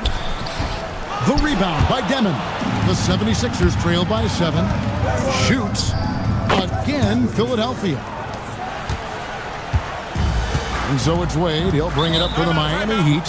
Yeah, they got into a terrific flow offensively, but a lot of that was because the defense they were facing was mediocre. Yeah, but even against weak defense, your execution still matters. Luckily, they were able to take advantage. And so Mitch Johnson decides to call timeout. Coach needs a moment to talk things over.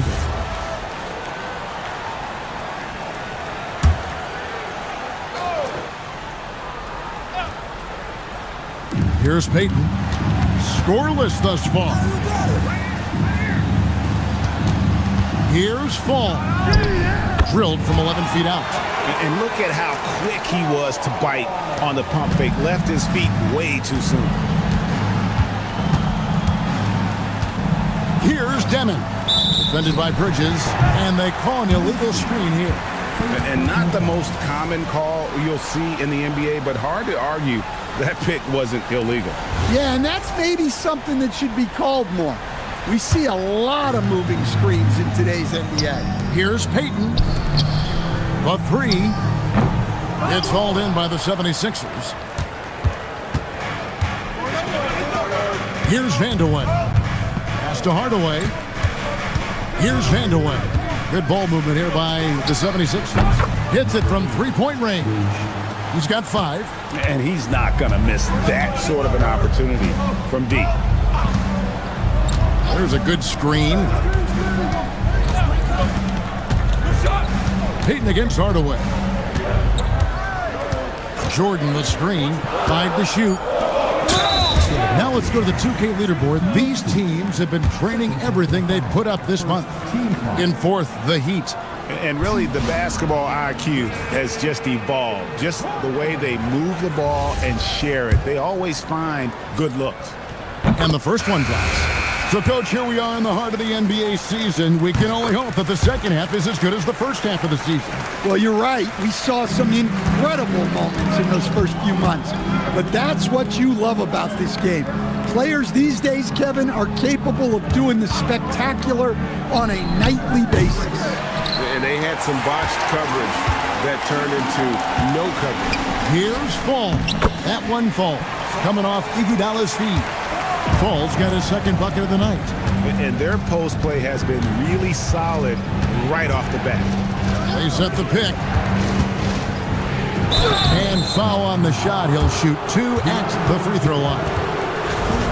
Now a look at the stats for him. And guys, how about the surge of offense he's experiencing right now? These last 5 games, he's been a machine at the offensive end. A different score than he had been earlier in the season. We'll find out if he can keep it going here tonight. And that one misses.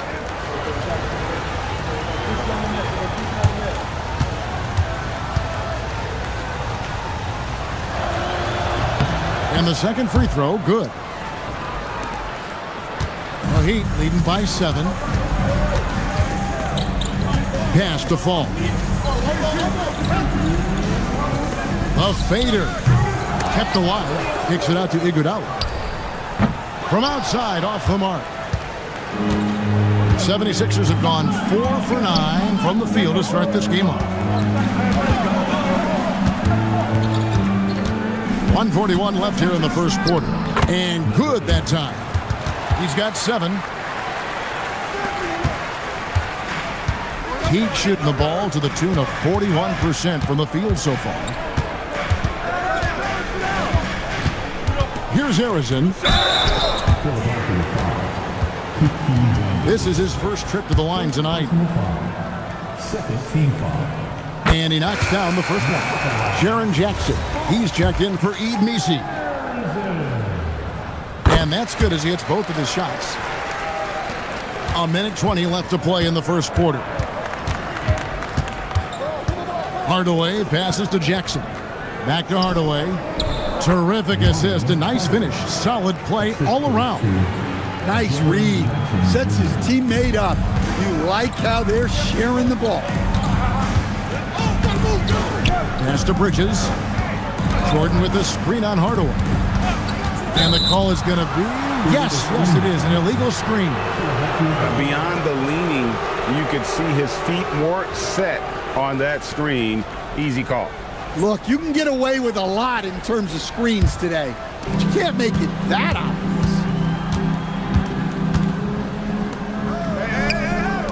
There's 42 seconds left here in the opening quarter. Pass to Jackson, and the dunk by Jackson. Putting that length and athleticism to use. Jackson rises up. Here's Fall. Oh, here he comes. Goodness. Whew. And this sort of awesome dunk is one of the reasons this team is in charge of this game. Well, there's a swagger out there. You can see it on the court that they possess and are not afraid to show it either. Here's Hardaway. After the Heat pick up 2. From downtown, drills it from outside. 10 points for him. Great quarter for him at the offensive end, trying to will his team back in the game. Here's Fall. 12 points his last outing. Offline from the top of the key. Dwayne Wade, he's been the guy making things happen for the Heat. He finishes with 9 points in the quarter. The D is having all sorts.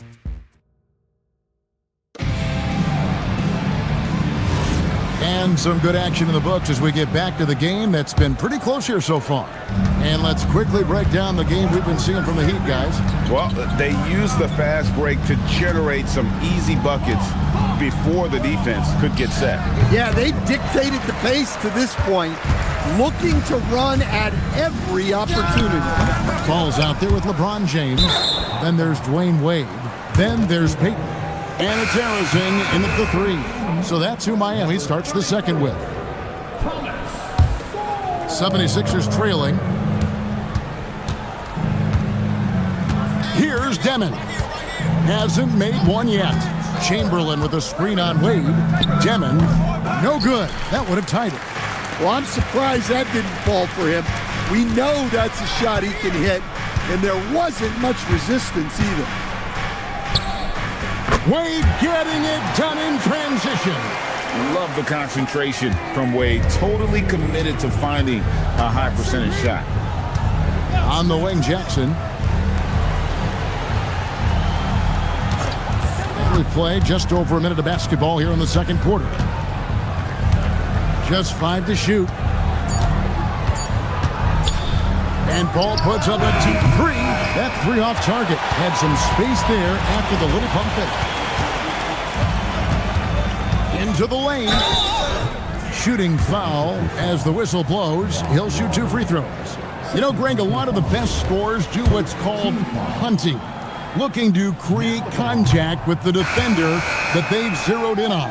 Yeah, and that can be a legitimate technique to really negate a shot blocker. But when the offensive player basically initiates all the contact, we could do without some of those cheap foul calls against the defender.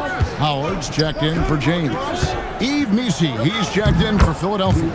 Basket counts. Chamberlain got his 3rd basket of the night. But here's the problem.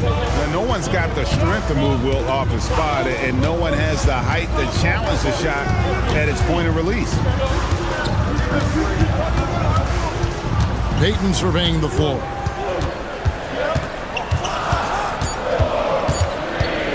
Over Demon. Again, the miss by the Heat. Just tremendous defense right there. Applying the pressure. Can't hit from the corner. And I think that one could have easily have fallen for him. Ball against Wade. Outside, Peyton. Howard setting the pick for Peyton. Back to Howard. That's good. And it's Peyton with the assist. Peyton's got 3 assists in the game. Here in the second quarter, we've played a little over 2.5 minutes now. Pass to Chamberlain. Over Howard. Good shot by Chamberlain, no good. Well, he was in attack mode, but it's hard to score with a man in your shirt. And he gets it to go as they call the foul. He's on his way to the line for one more. You got to be excited about this kid's future. Wade has the potential to be a superstar for a long time. And he's got his first chance at the line here.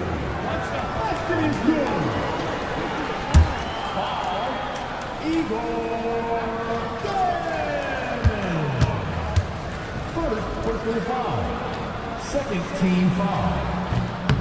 And Wade, no good on that one. And there are so many reasons to be a fan of Wade's. This young man's ceiling is sky high. Yep, it goes in, and the Miami lead is cut to just 5 points on the basket from Love. And it's Wade with the ball for the Miami Heat. Their defense has only allowed 4 points in the quarter. Inside. Sorber with the bucket. Oh, that's a high IQ play from such a young player. Wade found his man easily off the screen.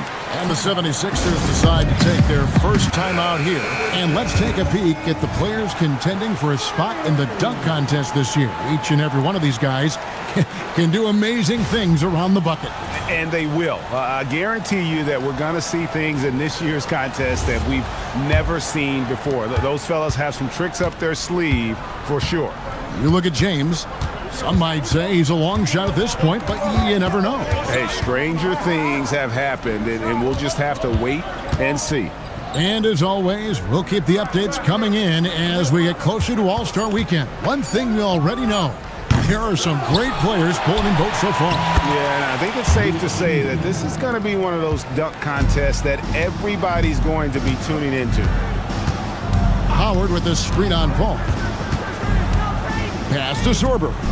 And he goes strong with the one-handed jam. And how about breaking out the Statue of Liberty on that dunk? A nice way to pad that lead a little more. You're right. Ball against Payton. Now Misi. Love in the post. It's good for his second make. He's made 2 of 3 so far. Easy shot for him. They'll take that every time up the floor. Pass to Sorber. Here's Harrison.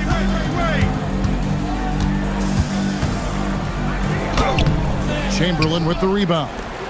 Chamberlain got 4 rebounds in this game. Here's Demon. Covered by Payton. And that one, good. Now it's just a 3-point Heat lead. He'd have gone 5 of 8 from the floor here in the second quarter. Over 60% shooting. Wade on the attack. And it's Wade with the jam. And it looks like this is where Wade's at his best. Moving, playing downhill. Chamberlain with a screen on Payton. Payton against Paul. Up top, Misi. Philadelphia needs to get a shot off. Here's Demon. A 3-pointer off the mark. And this quarter, he has clearly been off the mark. To the paint, here's Howard. And Howard with the stuff. Clearly, he's one of the best there is in the business when it comes to making that lead pass. Timeout called the 76ers. D-Wade really playing well in this one. Well, now the question is, how do you scheme this guy? Try to take the ball out of his hands? Bring a second defender? I'm curious to see what they do. And here on the 2K leaderboard are the teams with the quickest hands in the league. The Heat in 5th. You can't get careless with the basketball against this group. I mean, they'll pick your pocket, and no surprise to see them in the upper echelon as far as steals. Stay there.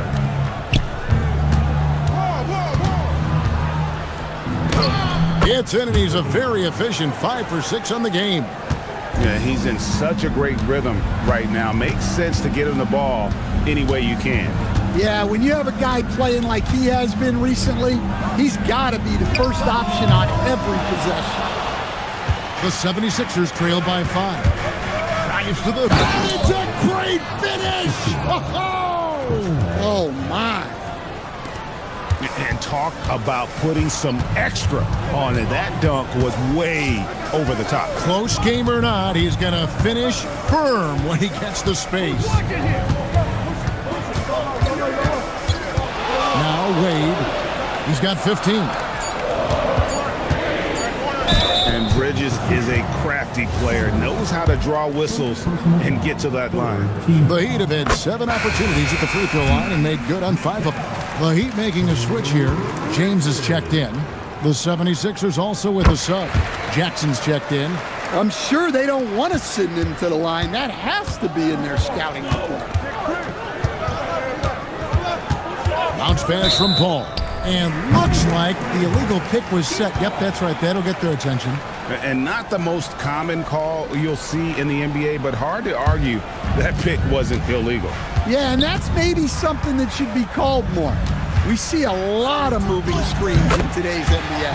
And Fall gets it to go. Well, the players will say, mouse in the house. Great job to use his size to expose the smaller defender inside. Back to Paul. 76ers moving the ball around.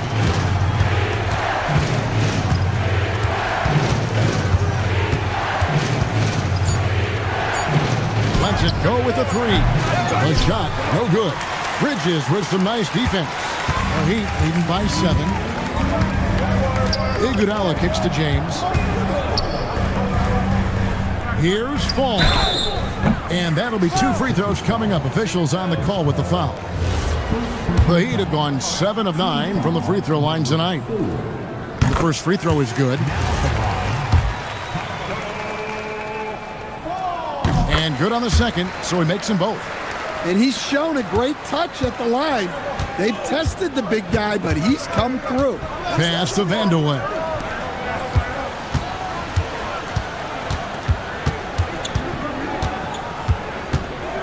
LeBron with the block. And terrific timing on the rejection. James embraces setting the tone on the defensive end. Oh, and the jam by LeBron. Oh, my. The athleticism of James is on another level. Shot to stop the run. Miami grabs the miss. Jordan's got 4 rebounds now tonight. Pass to Fall. To the middle. It's deflected. Hardaway with the steal. Al Paul. There's 45 seconds left in the first half. And the rejection by James.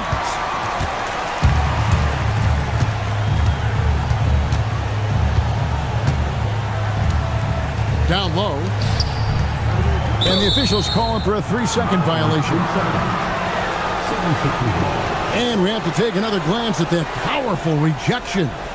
And big defensive plays like that will help them stay in control of this one.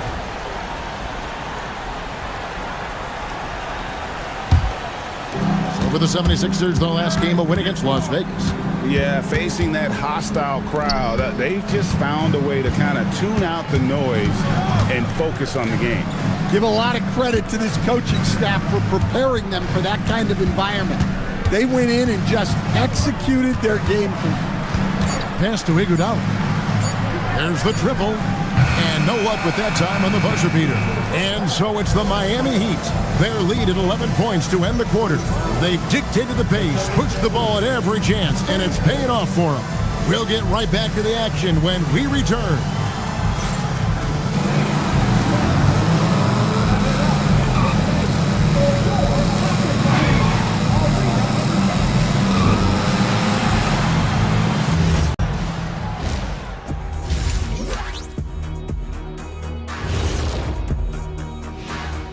Hey there, everybody. With the All-Star break on the horizon, let's first have a look at the players vying for a spot in the three-point contest. I don't know how you narrow this down. All these guys, top shooters, who can win it? Maybe we need 2 three-point contests. Well, the way the league's trending, you might not be far off, big man. And going back now to that first half, you could say things are going extremely well for the Miami Heat. They've had a lot of success in transition, running for their lives like a turkey in November. Bark, bark, bark. I don't know that that's a great comparison or a good turkey sound effect. Neither is that. That is more than enough of us. Let's send you back to the game. Kevin Harlan and crew with the second half.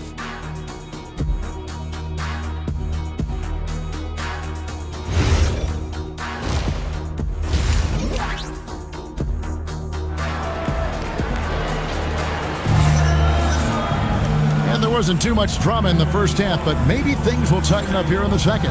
Dwayne Wade really has his fingerprints all over this one. Man, he's been running wild on him through that first half. Absolute dynamite on offense.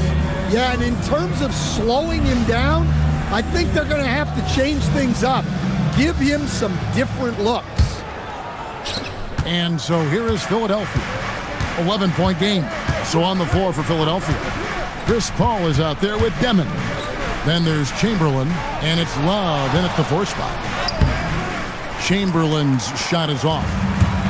And here's Payton. He'll bring it up for the Heat. They lead by 11, the largest margin of the game. 76ers shooting 47%, pretty solid. Paul looking around.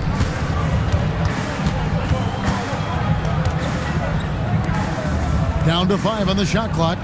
Chamberlain with a screen on Payton. Here's Demon. Off target from outside. Well, he's got a great stroke. That one almost dropped. Payton inside, guarded by Chamberlain. Pass to Payton. For 3. The rebound by Demon. And even against defense as tight as that, you almost expect him to still bury those. Here's Paul. Love got the loose ball, but that will be a backcourt violation. And here's the upcoming schedule now for the Miami Heat. On Sunday, they'll be playing against Victor Wembanyama and the San Antonio Spurs. Then on Monday, they'll be facing LaMelo Ball and the Los Angeles Clippers. You know, some might look ahead at the schedule and start marking off how many wins they'll wind up with, but I think that's a trap. You can't take any nights off in the NBA, and you've got to stay in the moment. Deflects the pass, and stolen by Chamberlain. Paul outside.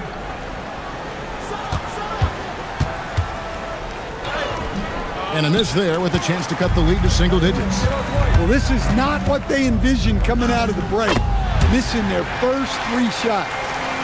And Matador defense, that's one of the easiest shots he is ever going to see. An unorganized defense like that is not going to help them close this deficit. Timeout called the 76ers. In addition to going over the game plan and making whatever necessary adjustments have to be made, Greg, this timeout also the time for players to get rehydrated or hydrate for the first time with some Gatorade. Plenty of basketball still to be played here, and they have to get recharged. It's a great point. Without proper hydration, a player can completely run out of gas down the stretch of a game, and that's something that none of these guys can afford to have happen. If you're going to battle all the way to the finish, you have got to be hydrated. On the wing, James. And he could not get that one to go. A lot of contact, and he'll go to the line for 2. Just forcing his way to the line was James. I think we'll say that a million times the next couple decades. For Miami, they have shot 9 of 11 at the free throw line.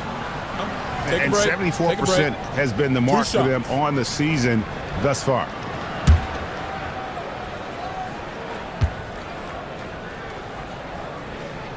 No good on that one.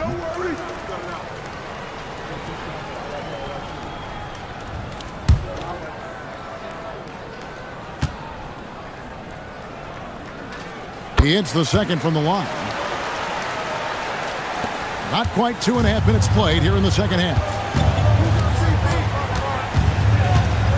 Payton against Paul.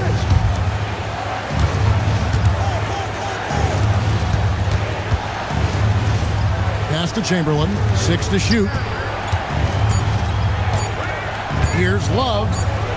Rebounded by Howard. Howard's got 6 rebounds here tonight. That's a big donut, folks, here. Start the second half. 4 straight they've missed. James right side. And James throws it down hard. What an athlete LeBron is, showing off the vertical on that slam. I'd like to thank AT&T for bringing us that spectacular look from their connected cam. The 76ers trail by 16. From 12 feet out, and it's Miami with the rebound. I'd love to see them impose themselves a little more on the backboard. That's a great way to find confidence. Always a surefire way to get back in the game. Wade misses. 76ers have gone 0-5 to the start of the second quarter. Extremely cold shooting coming out of the locker room. And yes, it's good. Paul's got his first basket of the night. And he may be young, and he may be the smallest guy on the court as well, but Chris Paul isn't going to be pushed around by anybody. Here's Wade. It's hauled in by the 76ers. Chamberlain got his 5th rebound in this one.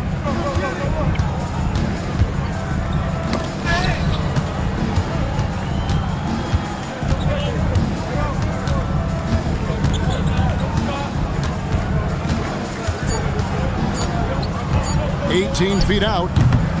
Sorber with the rebound. Miami leading by 14. Wade outside. Pass to Howard. Over Paul. Off target on the 15-footer. The 76ers shooting the ball at 42%. Here's Demon. No good from outside. Familiar results for him. He can't get anything to go. And here's LeBron outside. Rebound by the 76ers.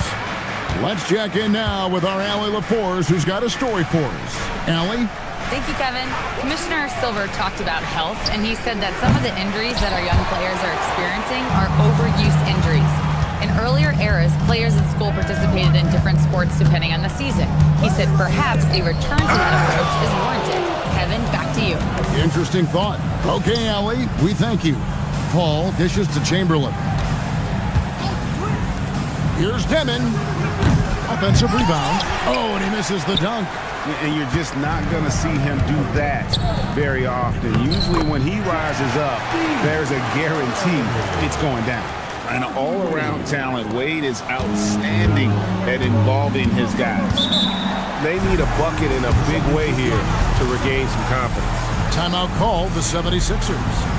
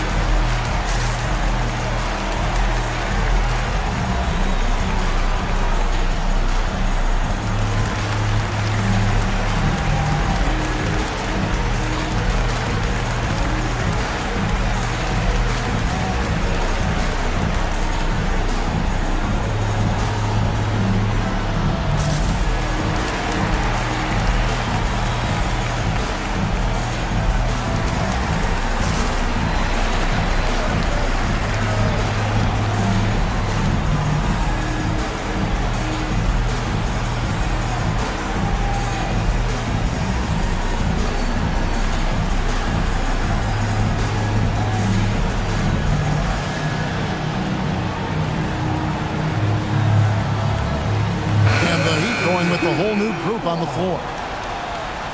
Now that we have a moment, let's take a peek at the teams that are leading the league in blocks. The Heat in 5th.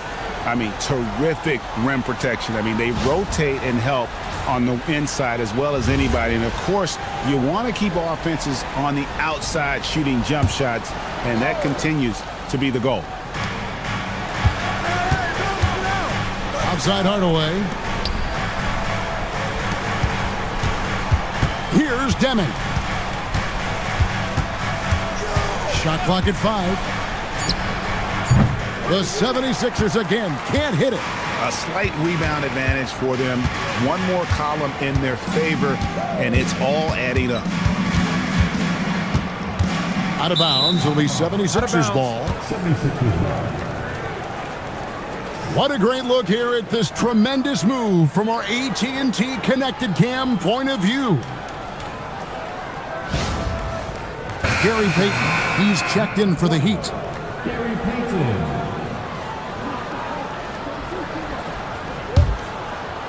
The 76ers trail by 16. Pass to Vandeweghe.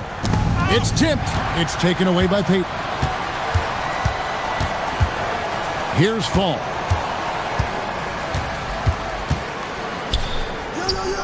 Down through the hoop it goes. That's his 5th make on 9 shots from the floor. And look at how the hustle game has been going for the Heat. Well, they've shown just outstanding effort defensively, and it's resulted in several forced turnovers. And another thing, guys, they dominated on fast breaks tonight, outrunning their opponent the entire game. Well, he can play the 4 because he gets off the ground so well. Just Mr. Reliable again here today, Kevin. I mean, they need his points, and he's producing. Hardaway against Payton. Pass to Demon. Pocket 6. Fires the 3. DeAndre Jordan grabs the miss. Jordan's got his 5th rebound in this one. And Fall gets it to go. Fall's got 6 points in the quarter. And now you see them starting to really work the ball inside. Here's Demon. Trying to break that ice-cold streak. Bridges with some nice defense. Just a solid performance on the interior. The rebounding has been off the charts. Driving to the basket. Here's Fall, and he uses the glass on the layup. Fall's got 18 points. His shooting has been outstanding. Definitely one of the reasons they're up in this game. Pass to Demon. 1:21 left here in the 3rd quarter. Well, this period, he's been his own worst enemy, and now he's pressing. To the inside, Fall. He makes his 9th shot of the game. He has only missed 4. Well, not hard to see why they are giving up points on this run. Just too many good looks from in close. Guys, they're looking for a way to score here. Yeah, they've had a tough time taking the lid off. Here's Demon. Drains it from beyond the arc. Demon's got his 2nd bucket of the night. And you're asking for more trouble than you can handle if you're going to let him just roam free from beyond the arc. Fall passes to Payton. Jordan sets the pick for Payton. Here's Fall. That's good. And it's Payton with the assist. Payton's got 5 assists tonight. Man, have they been effective at getting the ball inside. And he gets the basket. Officials blowing the whistle, so a chance at the line for one more. And they've had assists now on their last 3 baskets. 2. And this is his 2nd trip to the line in the game. Jackson, he's checked in for the 76ers.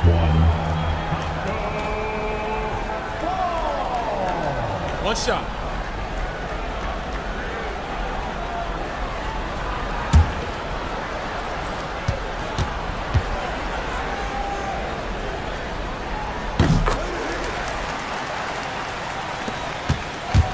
They've been a little too casual with the ball out there.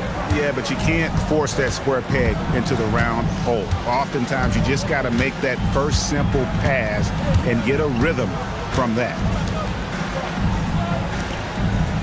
Pass to Love. Out to Hardaway. From the arc. That shot off the mark. And so it's Miami. Ahead by 26 points as we get ready for the break. They've had active hands and have forced a lot of turnovers in this one. We'll return shortly.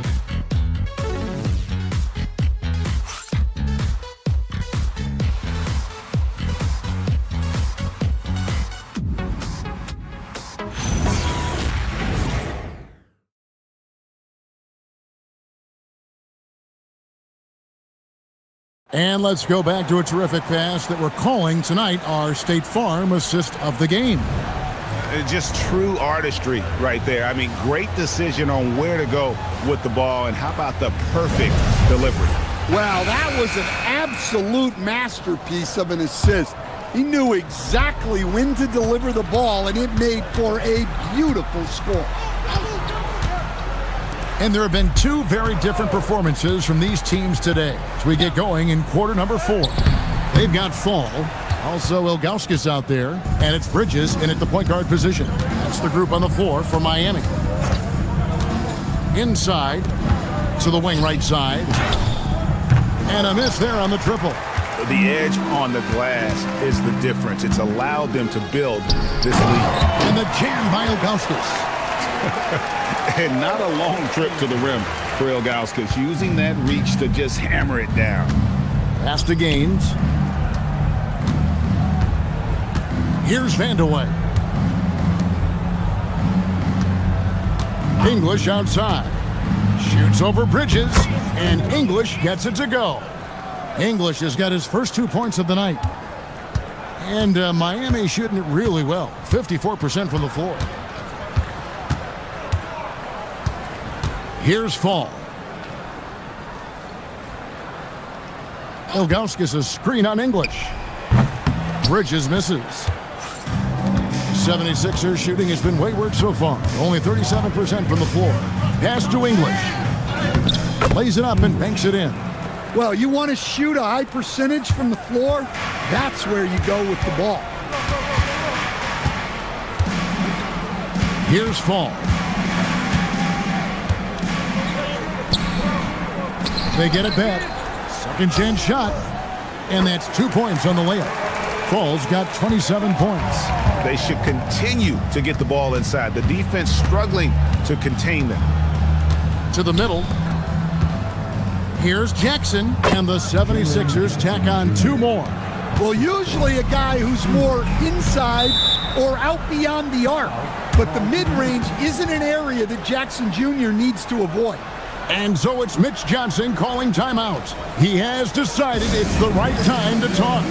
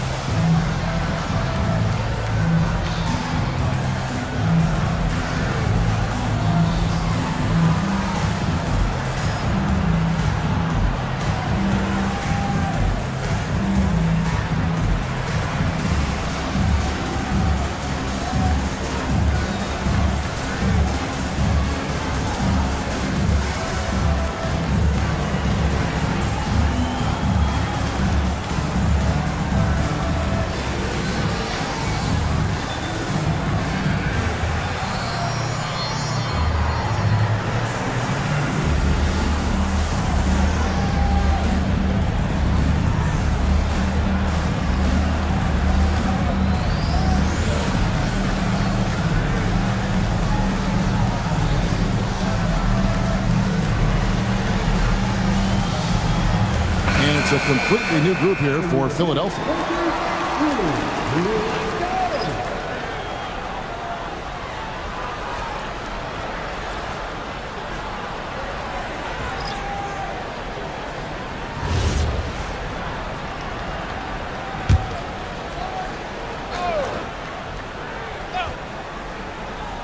Fourth quarter of play, and we're about 2.5 minutes through it right now. Good ball movement here by the Heat. Wade dishes to James. From past the arc, drills the three-pointer. First 3 of the half, second of the game. Can he heat up? For Philadelphia, they've gone 3 of 4 in field goal attempts since getting things started here in the fourth. And there's the call on James. That is his first foul of the game. So, as a coach, during this long season, how do you keep your players engaged? That's a great question, Kevin, but I got to tell you, I think it comes more to the players than the coaches. I think as a coach, you try to be consistent. You're always a little worried about fatigue. You've got to be concerned about the work and rest balance, both mentally and physically. But the players just have to be professional and get themselves ready to play on a daily basis. And Philadelphia with another turnover here.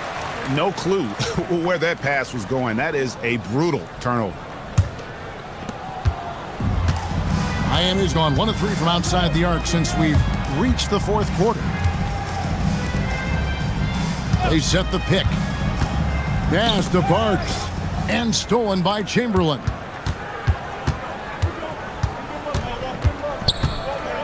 Al Paul. Tries it from the top of the key. Count that bucket. And boy, did he ever sell the pump fake. Worked to absolute perfection.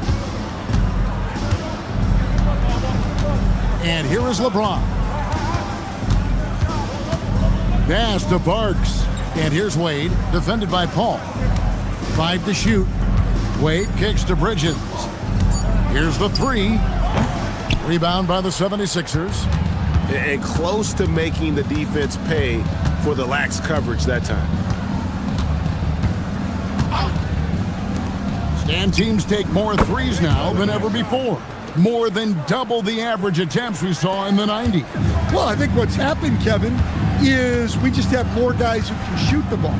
So in the 90s, you might have had two guys who shot the ball well from three and made it a good shot. Now, on a lot of teams, virtually everyone on the roster can shoot the three. If we have more guys on the floor who can space out and shoot the three, we're going to have a lot more attempts and a lot more efficiency on those attempts. And it's Wade in the corner. Back to Bridges. James finds Wade. Wade double team. And here's James outside. Chamberlain with the rebound. Chamberlain got 9 rebounds in the game, getting it done. That's a 2 from Paul, and James pulls it down. LeBron's got 6 rebounds here tonight. Bridges outside. To stop the drought, and it's Philadelphia with the rebound. Chamberlain got 10 rebounds here tonight. So active. Even though it hasn't been his best game, they're still up, and that's what's important.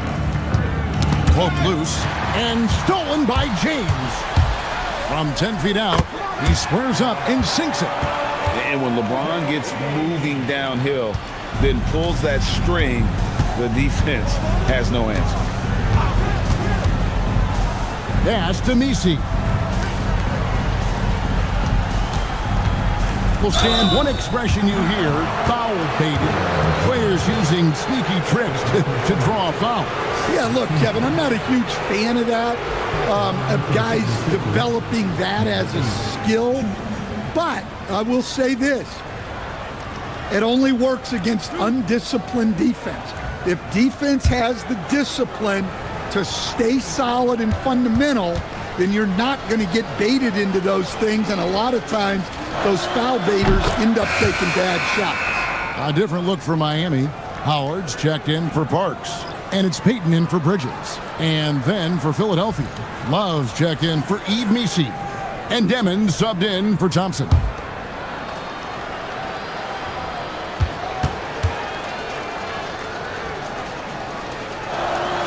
So he gets them both. The Heat leading by 22. Down low. Howard finds Wade. Back to Peyton. 6 to shoot. From deep, James. And it's Philadelphia with the rebound. Chamberlain got 11 rebounds in the game. Paul passes to Chamberlain. Over Howard. And Chamberlain gets it to go on the assist by Paul. And he's now got the double-double. 11 points and 11 rebounds. James kicks to Howard.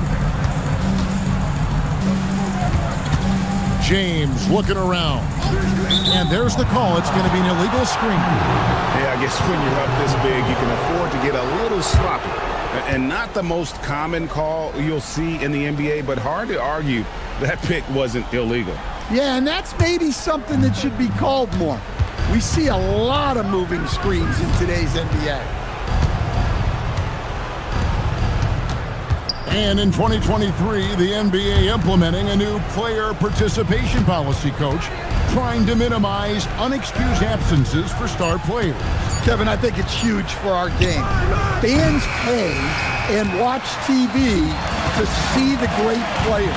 And there's nothing more important in the league than that those guys being on the court on a consistent basis. And anything that the league can do and teams can do to ensure that, the better it is for everyone. The 76ers trail by 20. Back to Paul. Chamberlain with a screen on Wade. And it's Paul missing. And here's James. He'll bring it up for Miami. Three-pointer. The rebound by Demon. 76ers have gone 6 of 11 since the start of the fourth quarter. Ball outside. Payton against Chamberlain. Yes, and with this one winding down, it's obvious to everyone who watched it. Just a total mismatch and a true show of strength for Miami. You know, it's tough to put your finger on the deciding factor in this one, but I'd say that the shooting accuracy made the difference. Yeah, I think you're on point, Kevin. They got better looks, and that tends to lead to a better field goal percentage. And an important milestone for them tonight as they pick up win number 10. Just 3 to shoot, puts up a deep 3. Wilt Chamberlain with the rebound. Philadelphia's gotten just 1 of 4 3-pointers to go down for them here in the fourth. There's 47 seconds left in the fourth quarter of this one. It's a pick by Love. The baseline J. And it's Demon missing. Now here's Payton. Laid outside. Back to Payton. Some nice ball movement here by the Heat. Payton with a screen on Love. Howard at the elbow. Can they get it? Wade can't hit. Pass to Love. Now here's Paul. And so Miami takes this one by a big margin. They poured it on tonight. Dominant showing in front of a crowd that loved every minute of it. And, you know, this game could really be a defining one for what they can do when they are playing at their best. I mean, being here at home, no doubt helps. And the execution was flawless. And that'll wrap it up, folks.